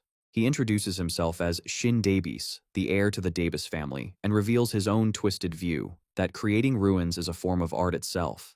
The visiting students are left confused and unsettled by his strange words. In contrast, the red-haired student from the private academy quickly shoves his female classmate's head down, scolding her for not showing respect. He tells her to lower her head, saying they can't be like the ignorant country folk who dare to look a member of the God tribe directly in the eyes. Bai Yi watches this, identifying Shin Davis as the eldest son of the God who rules the holy nation, the peak of power in their world. Shin Davis walks past the students without another word. Lin Feng then gestures for everyone to follow. They are led to a massive outdoor arena called the Hunting Grounds, a large forest contained within a high-tech, hexagonal energy barrier. The students look on in awe at the sheer scale of the arena. Their wonder turns to a mix of fear and excitement when they spot the gigantic monsters moving inside. High above the arena, members of the noble families ascend in floating chairs to a private viewing area. Two identical young men, Az and Ali Aude, sit in armchairs, wondering how many participants there will be this year.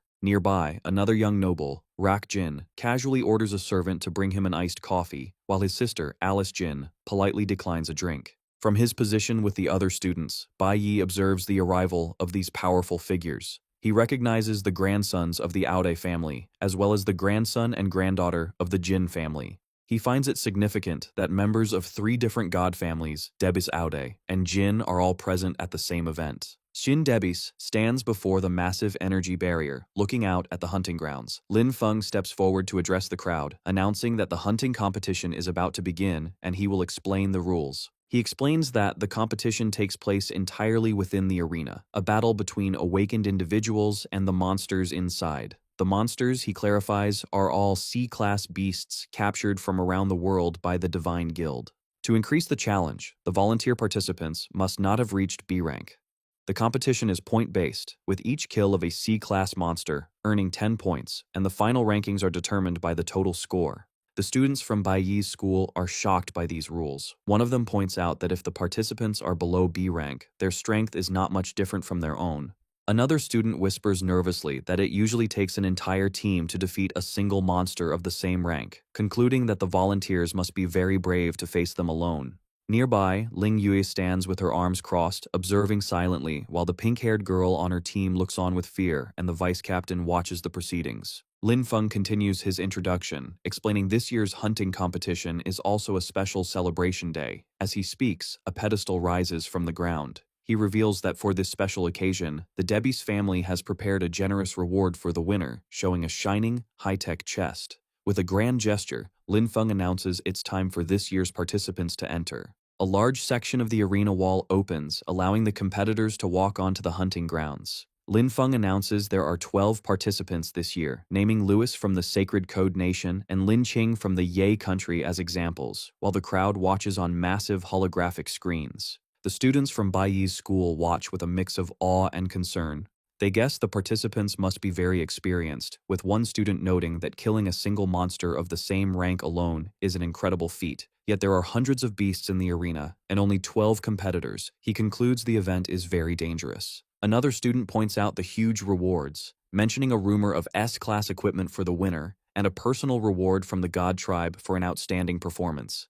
This isn't enough for a timid student, who mutters he would rather prioritize his life. Another agrees, saying he'd be scared to death if such a monster stood before him. Throughout their talk, Bai Yi remains silent and detached. Suddenly, Shin Debis calls out to Bai Yi from across the crowd. He walks towards Bai Yi, confirming his identity. Shin mentions Bai Yi clearing a D-class demon lair by himself in middle school and suggests he has not yet reached his limits. Bai Yi stares back at him, his expression intense and unyielding. Shin's face hardens as he gives a direct command.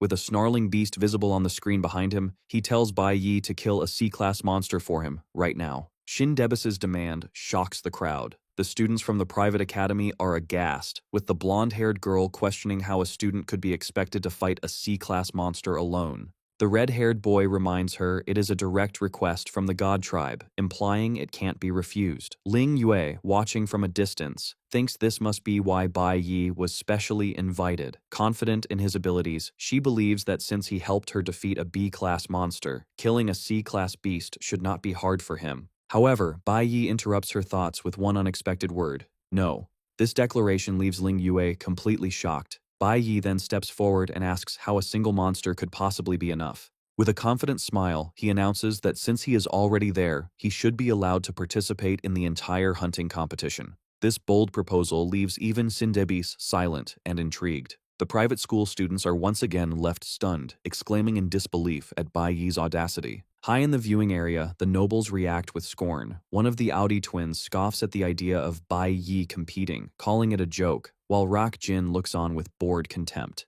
Bai Yi's decision is part of a calculated plan. He knows that wild C-class monsters are almost impossible to find in the world. This competition is his only and fastest chance to gain the experience he needs to level up to B rank. He also realizes the importance of the moment, with members of 3 powerful god families present to witness his display. With his eyes glowing with power and a blue aura swirling around him, he decides he will give them all the most exciting performance of their lives. Just as Bai Yi makes his bold declaration, a hand is raised in the crowd, asking everyone to wait. With a confident smile, Ling Yue steps forward, announcing she would also like to sign up and participate. Immediately after, the vice captain chimes in with a cheerful smile, raising his hand as well and adding himself to the list. This sudden turn leaves the arrogant private school students completely shocked and speechless. Even Shin Daebis looks on, surprised by what is happening. An assistant shows Shin a datapad, and he notes that since the new volunteers are all C rank, they meet the entry requirements. Finding the situation amusing, Shin comments that this is the first time students have wanted to participate in the hunting competition.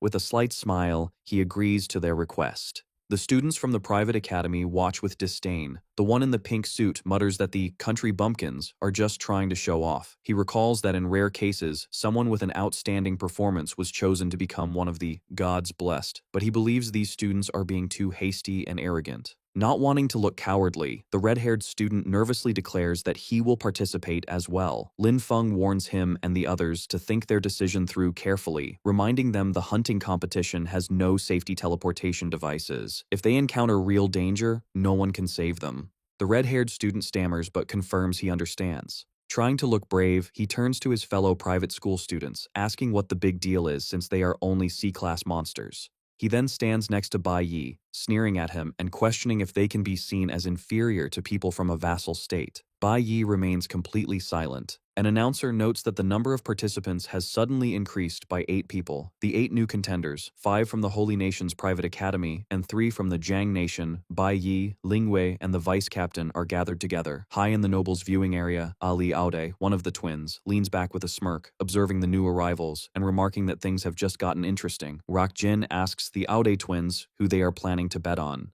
The twins, Az and Ali Aude, confidently declare they are each betting 1 million on the students from the Holy Nation's private academy. They boast that these students have been raised with an elite education far superior to the insects from some unknown backwater country. Just then, Shin Debis approaches, remarking that the situation is interesting. He calmly announces he will be placing his bet on Bai Yi. The Aude twins are stunned. Ali Aude bursts into laughter, asking if Shin is referring to the white-haired country bumpkin. With a condescending smile, Ali Aude tells Shin he should prepare to lose his money. Rak Jin, who had been dismissive before, now stares silently, looking conflicted. After a sigh, he wonders aloud who he should bet on now. Meanwhile, Lin Feng stands alone, a sudden look of concern on his face. He realizes he forgot to warn the participants about a crucial danger. They must not go near the dark forest in the center of the arena. He mutters to himself, hoping they will not be foolish enough to venture into that area. Down below, the competition begins as participants enter the dark forest of the hunting grounds. The group from the Jiang Nation, consisting of Bai Yi, Ling Yue, and the vice captain, walks together. The other competitors, including the 5 students from the private academy, move through the woods, followed by a swarm of hovering camera drones. The blonde-haired girl from the private school team clutches her staff, her face pale with fear. She nervously admits she has never fought a C-class monster before. Their red-haired leader turns to her, annoyed, and asks what she is so afraid of. He reminds her that they have fought D-class bosses in real combat before. He tries to reassure his team, explaining a C-class monster is only about as strong as a D-class boss, and they will be fine if they just fight as a team like they always do. With a look of fierce, arrogant determination, he declares they will show the country bumpkins what a true elite team looks like. As the Jiang Nation team walks through the hunting grounds, Bai Yi is suddenly overcome by a strange sensation. His heart begins to pound violently, causing him to clutch his chest in alarm. He wonders what is happening and why his heart is beating so fast. Ling Yu notices his distress and asks him what the matter is. Quickly regaining his composure, Bai Yi dismisses her concern with a smile, assuring her it's nothing.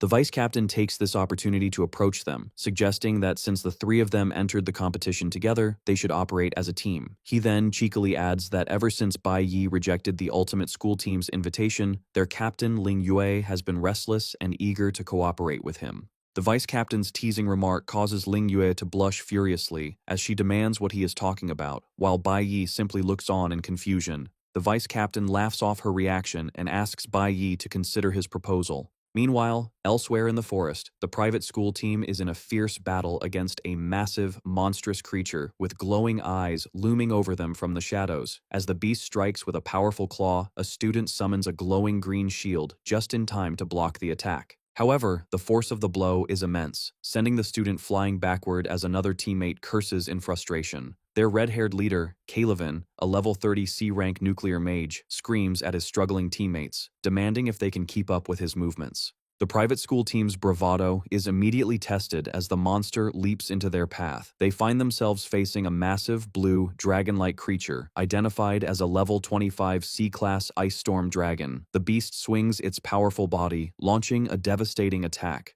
The student in the pink suit screams in terror, overwhelmed by the creature's presence. Despite the fear, the team fights back. The student who previously summoned a shield does so again, desperately trying to block the monster's claw, shouting that he will fight it to the end. Seizing an opening, a student in a black turtleneck leaps forward, his eyes glowing. He unleashes a poisonous thorn slash, a flower warrior skill that slices through the dragon's arm and inflicts a powerful poison. The massive beast roars in agony, clutching the bloody stump where its limb used to be. Before the creature can recover, the blonde-haired girl of the team summons her power, creating magical snowflakes that swirl around her. She unleashes a C-class cloud element skill called Frost Skill Realm. A barrage of sharp ice projectiles shoots forward, striking the dragon from all sides and locking it in a frozen state. The beast is completely encased in a prison of ice as the girl triumphantly declares she has it under control. For the moment, the powerful monster is successfully neutralized. With the ice storm dragon frozen, the private school team launches a coordinated assault. The woman with the bow praises her teammates' work as she and a student with a glowing sword prepare to strike.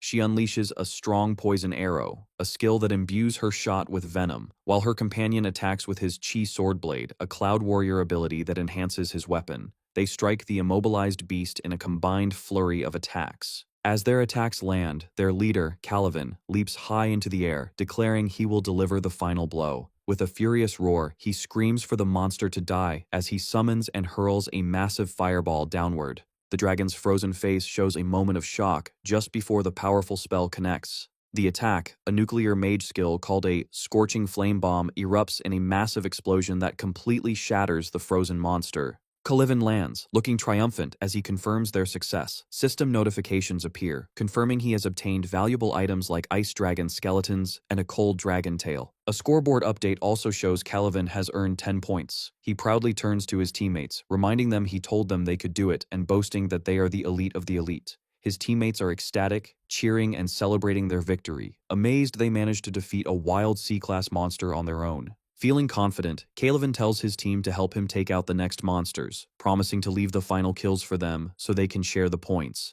However, their celebration is cut short when two teammates notice the large, holographic scoreboard in the distance and point it out to the others. Their triumphant mood evaporates as they see the rankings. In first place is Ling Yue with 150 points, followed by the vice captain with 130, and Bai Yi in third with 120 points. They are in disbelief that the top three have already killed more than 10 monsters each, dwarfing their single victory. From afar, Lin Feng watches the competition uneasily. He suddenly recalls that he forgot to warn the students about a dangerous area, the central dark forest. He tries to reassure himself, thinking surely none of them would be foolish enough to enter such a perilous place. Meanwhile, Kalivan and his team of private school students are shocked when they see the holographic scoreboard. They are stunned to find that Ling Yue is in first place with 150 points, the vice captain is second with 130, and Bai Yi is in third with 120 points, meaning the three of them have each defeated more than 10 monsters. The students from the private academy can't believe what they are seeing, baffled by how it's possible. In the exclusive viewing area for the nobles,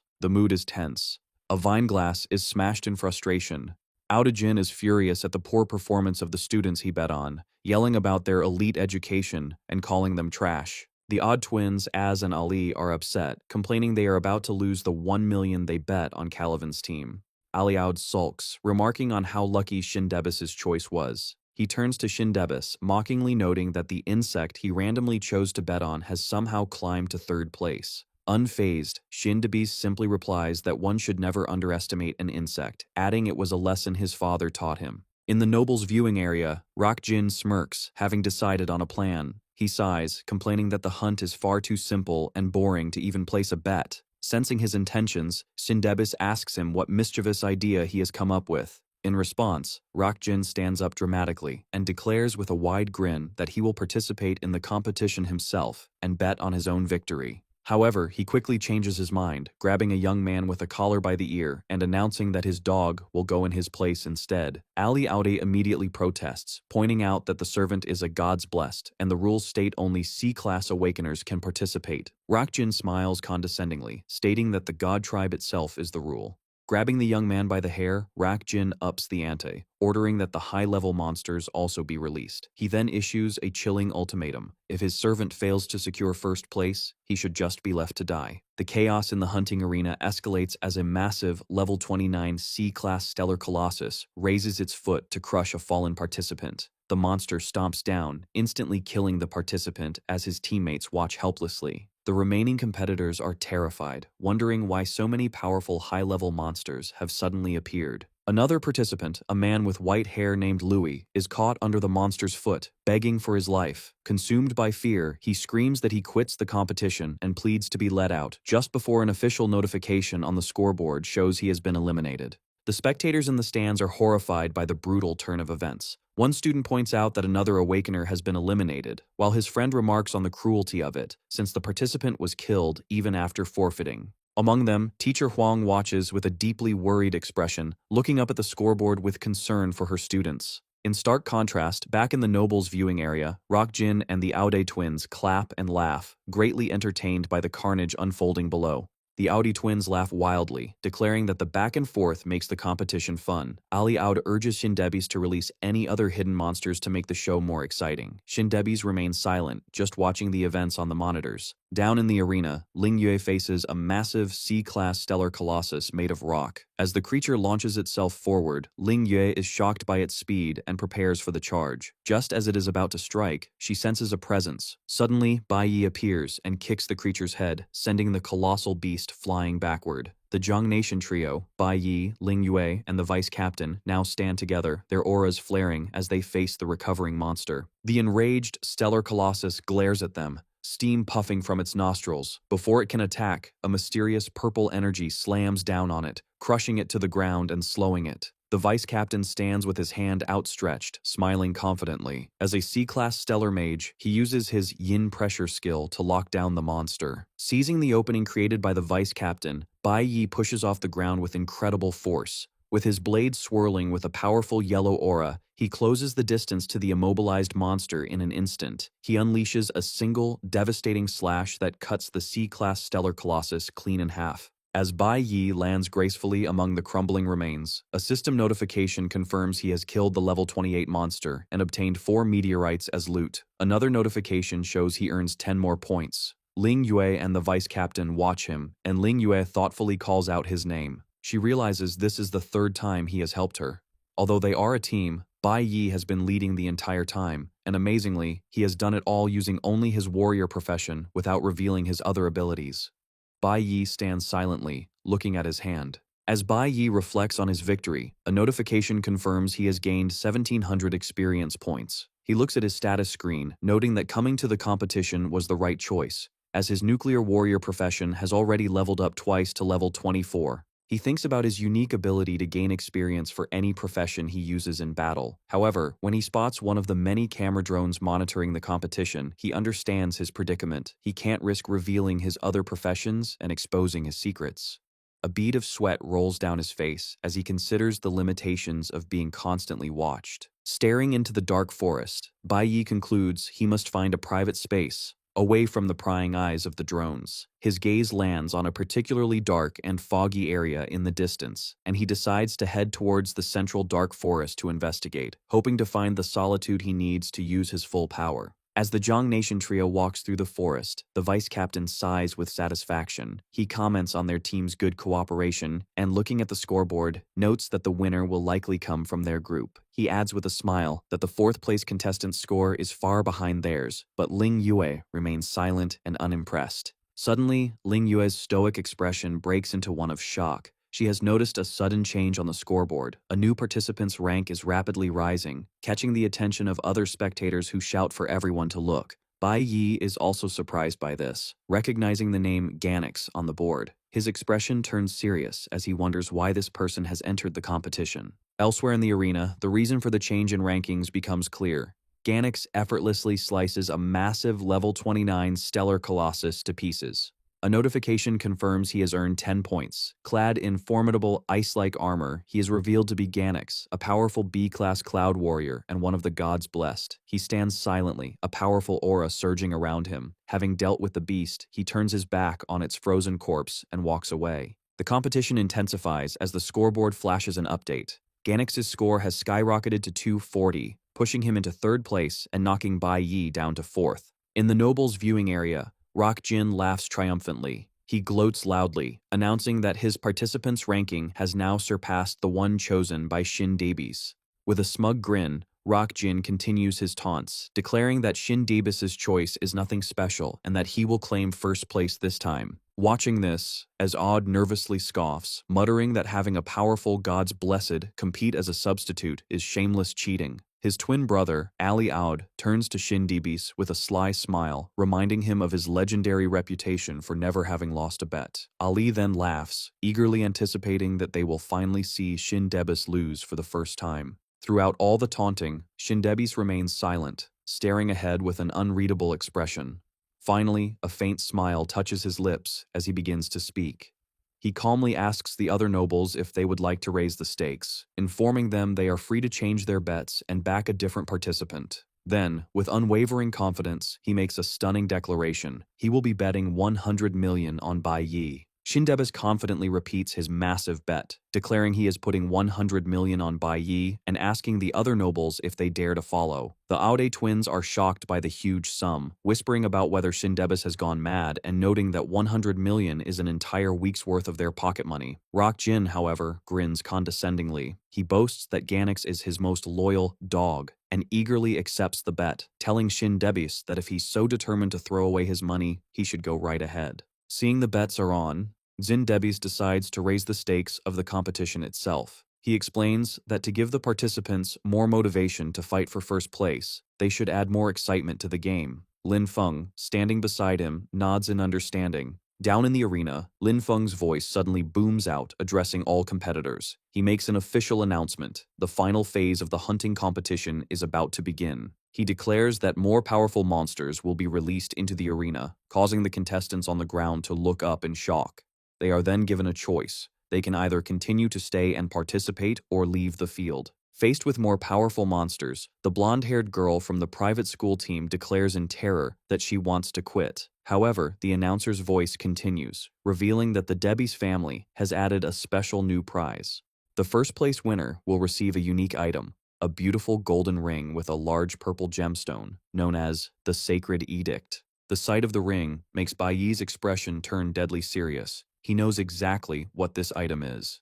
The Sacred Edict is a ring that a member of the God tribe can only give once in their entire lifetime. For an ordinary person, receiving this ring is like being granted a get out of jail free card, a pardon so powerful it can even absolve them of a crime punishable by death. This triggers a powerful memory from Bai Yi's past life. He remembers being a young man in an awakened prison, sitting across from a blindfolded figure who offered him a similar ring. His thoughts confirm the memory's importance. In his previous life, his master used a sacred edict to rescue him from that very prison. Back in the present, Bai Yi is stunned, wondering why the Debbie's family would offer such an incredibly valuable prize. He realizes this new reward will make the competition even more intense, leaving him little time to level up. He turns to his teammates just as the vice captain makes a proposal. He explains that while their teamwork has been good and their scores are rising, the number of monsters on the outskirts of the arena is decreasing. He suggests that from now on, they should split up and fight individually to cover more ground. The vice captain smiles, pointing out that the newcomer, Ganix, has already created a large gap between them on the scoreboard.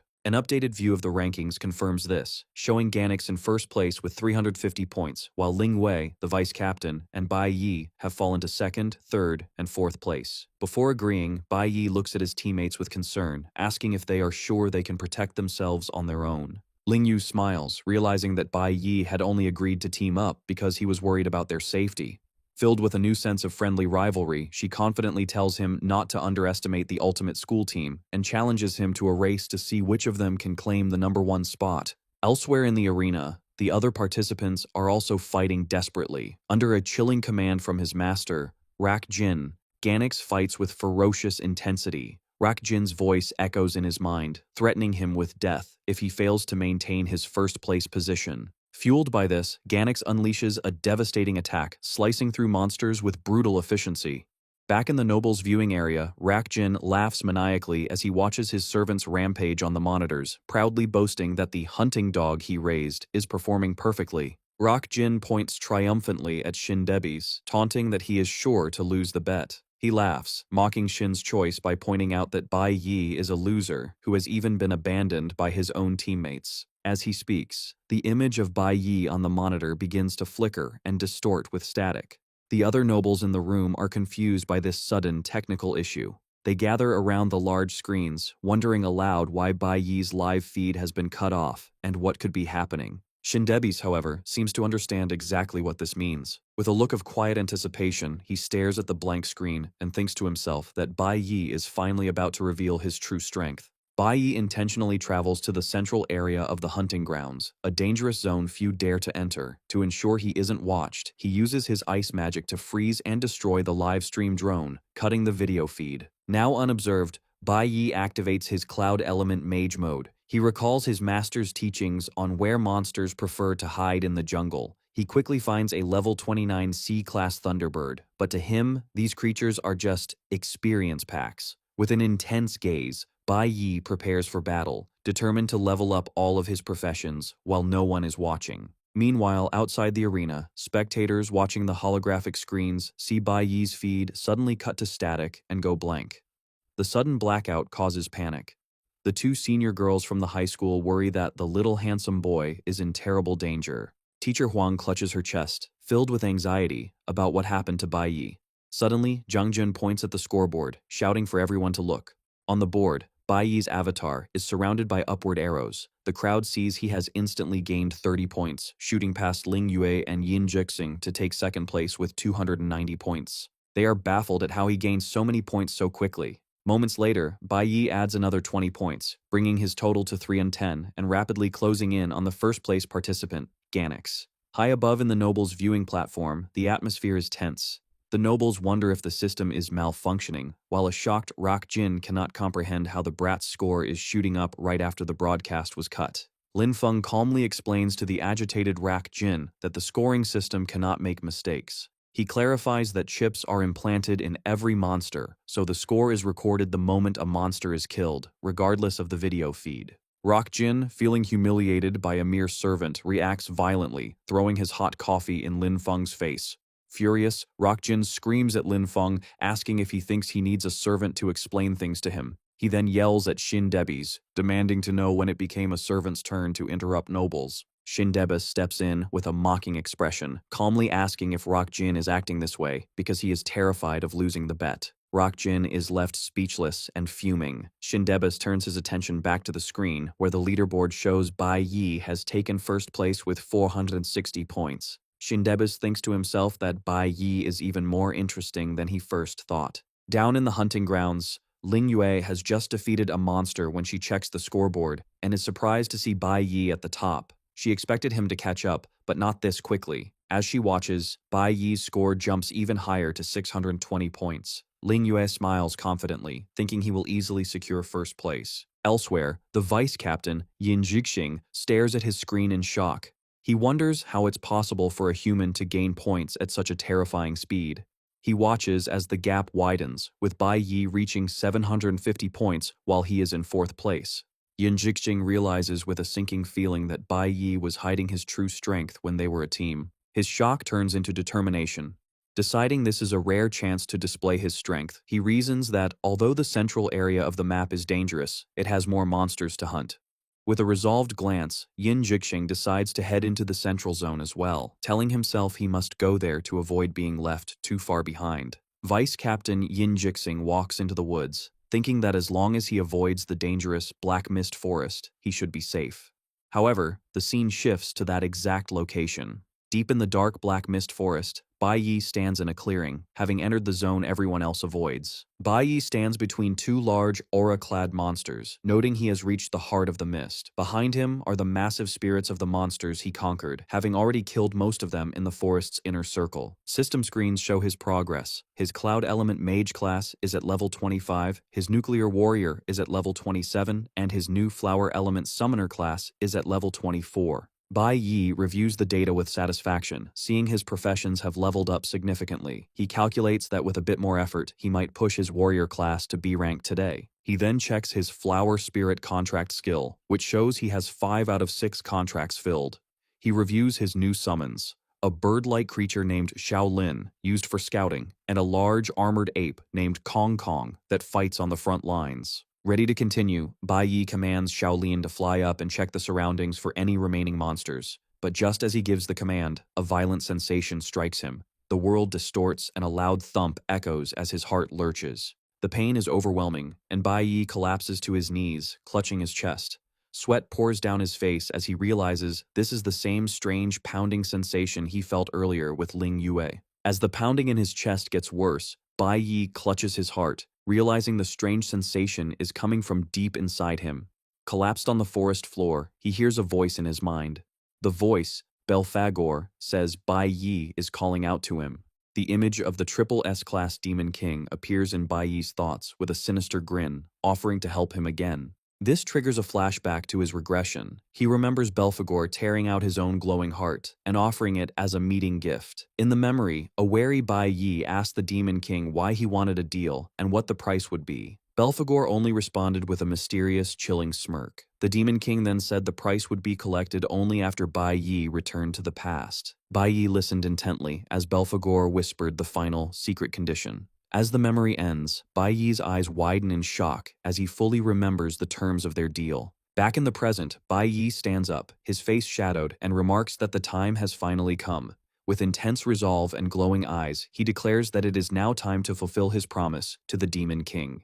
In the spectator area, students are amazed by the updated leaderboard. Bai Yi is in first place with 750 points, far ahead of the others. Teacher Huang is overjoyed, exclaiming with pride that 3 of the top 4 competitors are from their school. Zhang Jun admits Bai Yi is incredible, but is confused about his score since his live feed is cut. The pink-haired member of the Ultimate School team overhears and explains that Bai Yi must have gone to the central area of the hunting grounds, revealing her team received special lessons about the layout. She explains that the hunting grounds are too vast to be seen at once, which is why professional drones are necessary. A map appears, showing 3 zones: the outer basic hunting area, Zone A, the middle high difficulty hunting area, Zone B, and the forbidden Black Mist Forest at the center. The girl clarifies their current location is in Zone A, where monsters are lower level and fewer. She continues, explaining that as participants go deeper, the monsters become higher level and more numerous. She concludes the only way Bai Yi could gain points so rapidly is by moving into the dangerous inner zones. Zhang Jun finally understands. However, the girl adds a stern warning. The central Black Mist Forest is absolutely forbidden.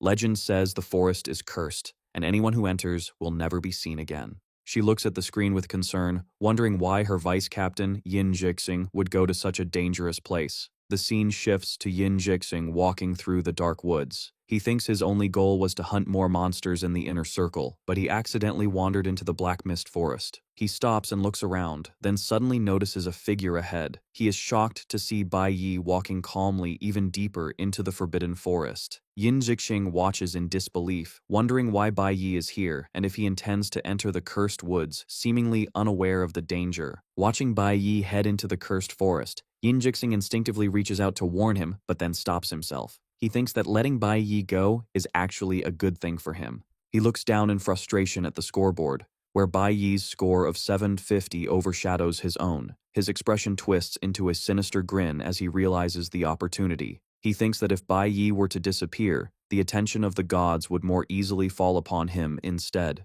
Having made his decision, Yin Jixing stands back and watches Bai Yi disappear into the darkness, making no move to help. Inside the black mist forest, Bai Yi walks along a dark and eerie path. After walking for some time, he stops and examines a mark he carved into a tree. He realizes with confusion that he has returned to his starting point, even though he is sure he walked in a straight line. He touches the mark, confirming that despite not turning, he has somehow ended up back where he began. Surrounded by glowing piles of bones, Bai Yi identifies the powerful illusion. He realizes he has been trapped inside a ghost wall, a magical maze meant to confuse intruders. Looking around, he sees the entire area is a valley littered with the skeletons of those who came before him and died here. He wonders what kind of powerful spell was cast on this place. He questions the purpose of such powerful magic and wonders what dark secret the Black Mist Forest is hiding. Outside the forest, spectators watch the scoreboard in confusion. Ganix has retaken first place with 830 points, while Bai Yi's score is stuck at 750, dropping him to second. The crowd wonders why he stopped earning points. Elsewhere, Yin Jixing finds his captain, Ling Yue, after she defeated a monster. Ling Yue immediately asks if he has seen Bai Yi, noting his score hasn't changed for a long time. Yin Jixing confirms he saw Bai Yi in the high difficulty area heading toward the central zone. The news shocks Ling Yue, who realizes Bai Yi might have entered the forbidden Black Mist Forest. Just then, his profile on the scoreboard flickers with static. The static intensifies until a red lost connection error appears. Bai Yi's name and score then vanish from the leaderboard. The spectators are shocked. Zhang Jun exclaims that Bai Yi's score has disappeared, fearing he's been eliminated, or worse. Teacher Huang watches, deeply worried, silently praying he is okay. Meanwhile, Bai Yi is trapped in the Black Mist Forest's Valley of Bones. Realizing a magical illusion is deceiving his senses, he closes his eyes, choosing not to trust what he sees or hears. A surge of purple energy surrounds him as he places a hand over his heart, trusting his intuition to guide him. Following his heartbeat, Bai Yi navigates the maze along a glowing path only he can see. With eyes closed, he feels himself getting closer to the source. He finally stops in a clearing of glowing bones, sensing he has arrived. Bai Yi opens his eyes. He stands at the edge of a massive, dark abyss in the center of the forest. He is shocked, realizing this giant chasm was never mentioned in the records from his past life. Looking down, he concludes the floating sky city must be hiding a secret. Deciding to investigate, he switches to his flower element summoner profession and summons his flying mount, Xiaolin. He leaps into the abyss, riding Xiaolin down into the darkness. They land safely at the bottom, and Bai Yi finds himself in a vast landscape of dark, jagged ruins, wondering what this hidden place is. Amidst the ruins, Bai Yi wonders if a great battle happened here, when a deep voice echoes from the shadows, asking who has come. A massive, spectral figure in dark purple flames emerges, startling him. He quickly realizes he is not facing a single entity, but an entire undead army. Before him stand towering, spectral knights in dark armor, glowing with purple energy. System notifications identify them as Level 27 C-Class undead warriors, with their leader floating above. The leader, a massive figure in ornate armor, is identified as a B-rank Stellar Warrior Lord, a Necro Warrior. It accuses Bai Yi of trespassing on forbidden ground. From within its dark helmet, its glowing blue eyes glare down as it commands its army to kill. Another system notification provides more details, confirming it's an intelligent, Lord-level monster with unknown origins and an extremely high danger level. Ling Yu examines a monster's corpse in the forest. She sees the traces of freezing magic and burn marks on the wound, which confirms to her that Bai Yi killed it. Yin Jixing, standing behind her, says they've checked the area and Bai Yi's tracks lead down a single path.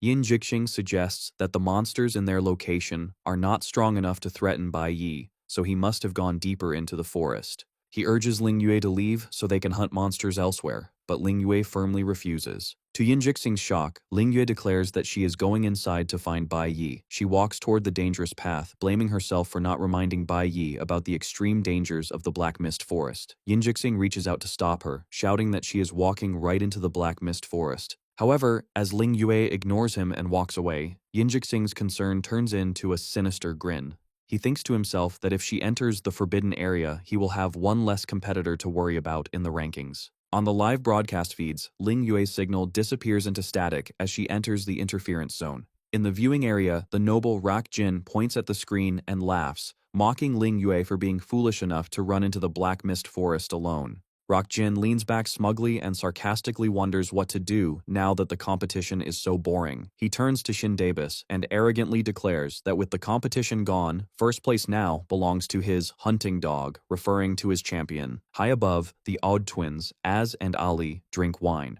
They casually ask what's in the Black Mist Forest and why no one returns, but quickly decide they don't care since the finale is near. Shin Davis stands before the massive wall of screens, observing the chaotic feeds. The atmosphere is tense, with only a few minutes left until 12 o'clock. Meanwhile, Shin Debis remains silent and stoic as the clock ticks down. Down in the Sky City hunting grounds, at 11:58 a.m., the situation is grim for the private academy students. Kalivin's team is hiding in a dark, rocky crevice. A male student bandages a female teammate's leg as she cries in pain. He comforts her, saying the competition will be over at 12 o'clock. However, Calvin is furious, shouting that although they were told they could quit, there is no exit for them to leave. He tries to stay positive, noting they were lucky to find a hiding spot.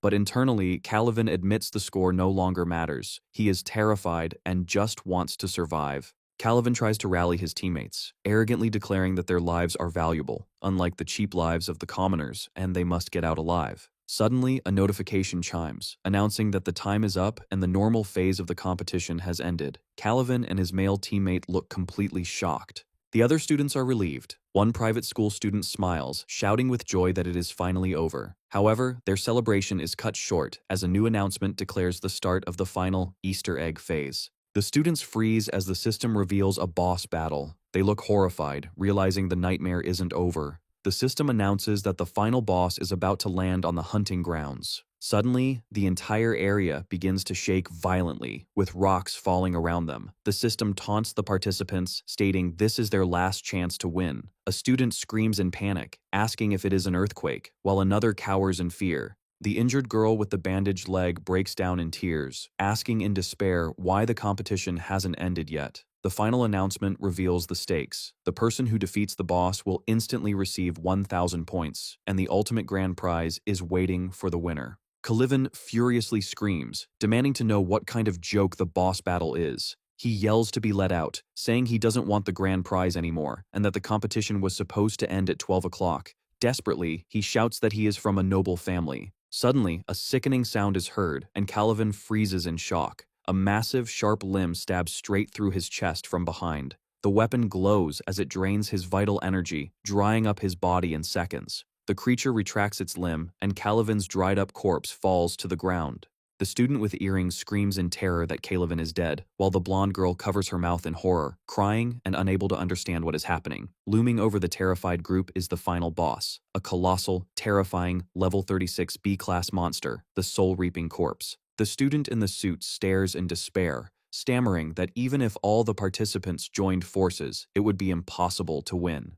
As the monster glares with glowing pink eyes, he grimly concludes that C-Class Awakened have no chance against a B-Class boss. Deep in the second layer, abyss of Sky City, Bai Yi stands alone before the menacing Necro-Warrior Lord, the area covered with the remains of the defeated undead army. Bai Yi looks exhausted as he acknowledges that only the leader is left. A green aura surges around him as he realizes the intense fighting has raised all his profession levels. He notes his two main combat professions are now nearing the peak of C-Class. A status screen shows his impressive growth. His Nuclear Warrior is level 29, his Cloud Element Mage is level 27, and his Flower Element Summoner is level 26. He has also completed 5 out of 6 Flower Spirit contracts. However, Bai Yi knows that a single profession's power is not enough. He faces the level 36 B-class Necro Warrior Lord, who glares at him with glowing blue eyes and a terrifying purple aura. Bai Yi charges forward, thinking that his true advantage is having multiple professions.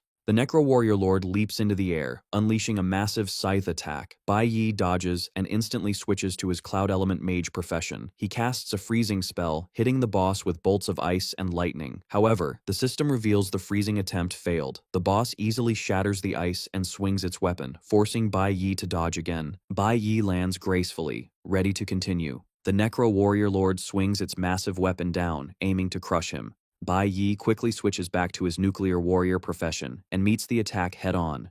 Using his parry skill, he blocks the giant scythe, creating a massive shockwave. As he struggles against the attack, Bai Yi realizes the key to victory is using all his assets. Suddenly, a sharp blade stabs through the Necro Warrior Lord's chest armor from behind, shocking the monster. It is revealed that Bai Yi's summon, the Thorn's ape named Kong Kong, delivered the sneak attack. Bai Yi notes that his powerful summons have also grown rapidly, and that Kong Kong's strength is now equal to a C-class awakener. Seizing the moment while the boss is pinned, Bai Yi drives his own dagger into its head. As he applies force, he declares that his multiple professions and summons are enough to close the gap between him and the B-class enemy. Together, Bai Yi and Kong Kong pull their weapons out of the defeated boss, and it collapses. A system notification confirms the successful kill. Bai Yi lands safely as notifications confirm his massive growth.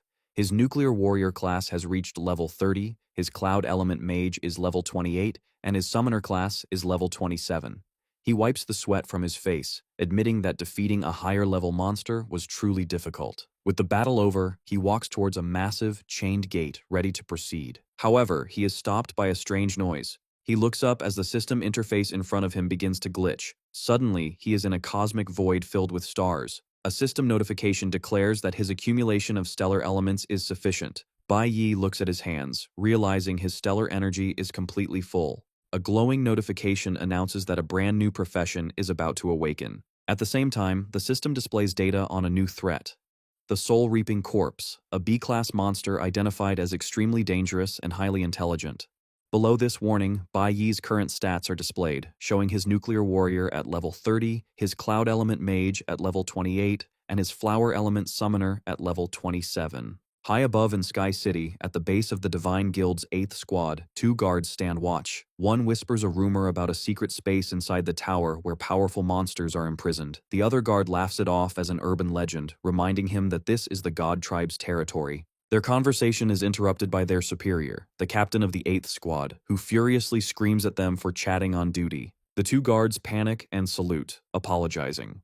The captain lectures them, reminding them of their duty to guard the sector and that no mistakes can be made during today's important hunting competition. The captain continues to scold them, saying that after 3 years, they are less sensible than a new recruit. He points to a figure standing nearby, telling them to learn from Chris. The recruit is revealed to be Chris, the traitor from Bai Yi's past. As he stares up at the spire, he internally confirms the rumors, thinking about the secret space hidden in Sky City. Meanwhile, back in the Abyss, Bai Yi's system interface glitches as a notification announces that a new profession is awakening. A red notification confirms he has acquired the Stellar Mage profession. The system designates him as a level 1, E-class Stellar Mage. As the energy settles, Bai Yi realizes this powerful red-tier profession is the same one used by Yin Jixing, the vice-captain of the Ultimate School Team. Bai Yi's eyes widen in shock. He is suddenly hit by a wave of intensity, causing him to clutch his chest as his heart pounds. Gritting his teeth, he feels the sensation becoming stronger. He looks up at a towering stone gate, sealed with massive chains, realizing the source of this resonance must be hidden right behind it. Determined to reach it, he prepares to switch his combat style. A notification confirms he has switched to his Nuclear Warrior profession. With a single powerful swing, he slashes through the thick chains sealing the entrance. The heavy chains crash to the ground. Bai Yi places his hand on the massive stone surface and slowly pushes the colossal gates open, revealing the darkness inside as he stands ready. Inside the dark, secret space, Bai Yi finds a massive, tower-like prison structure filled with floating chains. He becomes alert, sensing a powerful presence nearby. He observes the restraints holding the prisoner, noting they are high-level purgatory chains and a star soul lock, indicating extreme security. Bai Yi stands at the base of the structure and looks up to see a man with long, pale hair suspended high above, chained tightly to a central pillar. The prisoner looks down with a cynical expression, his single visible eye glowing purple. He asks Bai Yi if he has been sent there just to humiliate him again. Ignoring the prisoner's hostility, Bai Yi looks up calmly and asks if his name is Samuel. The prisoner is visibly shaken by this, jerking against his chains in shock. He demands to know how Bai Yi knows that name. With a steady gaze, Bai Yi stands below the suspended figure and simply declares that he has come to rescue him. As Bai Yi faces the chained prisoner, Samuel remains cold and dismissive. Suddenly, the entire prison begins to rumble and shift. The massive stone gate closes, sealing the entrance and trapping them inside the secret space. Bai Yi readies his weapon as strange black energy swirls at his feet. Without warning, a powerful armored figure, a level 36 B-class dead soul warrior in purple flames, crashes down from above. Bai Yi is shocked, certain he just killed this exact monster outside. The situation quickly becomes more desperate. It's not just one enemy. Two more identical level 36 warriors appear, completely surrounding him. He stares in disbelief, wondering how so many high-level boss monsters could appear at once. Standing in the center of the trap, a massive dark blade suddenly crashes down, followed by a colossal figure glowing with a menacing red aura. It is a level 40 B-class dead soul general. The general points its massive sword at Bai Yi, grimly declaring that anyone who steps into this forbidden ground faces a dead end. Realizing the danger of the undead army, Bai Yi prepares for a difficult fight. As he gets ready, the chained prisoner, Samuel, bursts into manic laughter. He mocks Bai Yi, observing that he foolishly drew out all the guardians at once. Ignoring the mockery, Bai Yi demands that Samuel tell him how to release him from the chains. Samuel scoffs at Bai Yi's confidence, asking how he dares to save him when he can't even find the key to the locks. Hearing this, Bai Yi focuses on the word key and analyzes his surroundings. His gaze lands on the dead soul general's glowing sword, and he realizes the massive weapon itself is the key needed to open the chains. Seeing his reaction, Samuel smiles sinisterly, noting Bai Yi's quick thinking. However, he quickly returns to mockery, warning that with his current skills, he will merely become another dead soul under the monster's blade. Bai Yi remains focused, finally understanding the true nature of the event. He realizes the God Tribe restricts the hunting competition to C-class awakeners to cover up this secret prison. The security is so strong that even a B-class awakener who stumbled upon it would be killed without a trace. Samuel smirks, remarking that it seems Bai Yi has accepted his end, but Bai Yi's eyes narrow with determination. Instead of giving up, he grips his weapon as a system notification appears. He switches his class to Nuclear Warrior, declaring that he will not simply die obediently. He boldly challenges Samuel, asking if he dares to make a gamble on whether he can save him. As the swarm of dead soul warriors lunges at him, Bai Yi calmly dodges their strikes. In the heat of battle, he tells the prisoner that if he succeeds, he expects him to listen to his demands. Bai Yi then addresses him by his true title, the Demon King, Samuel. Suspended above, Samuel is genuinely surprised to see that Bai Yi shows absolutely no fear. Finding the situation entertaining, he smiles and tells Bai Yi to bring it on. With his eyes suddenly glowing orange, Samuel makes a solemn vow. If Bai Yi can truly release him, he, the Demon King, will agree to any condition Bai Yi asks for. Meanwhile, the system analyzes the massive enemy. It identifies the Dead Soul General as a B-class stellar warrior. The warning highlights that this monster possesses advanced wisdom and unknown abilities, classifying its danger level as unknowable.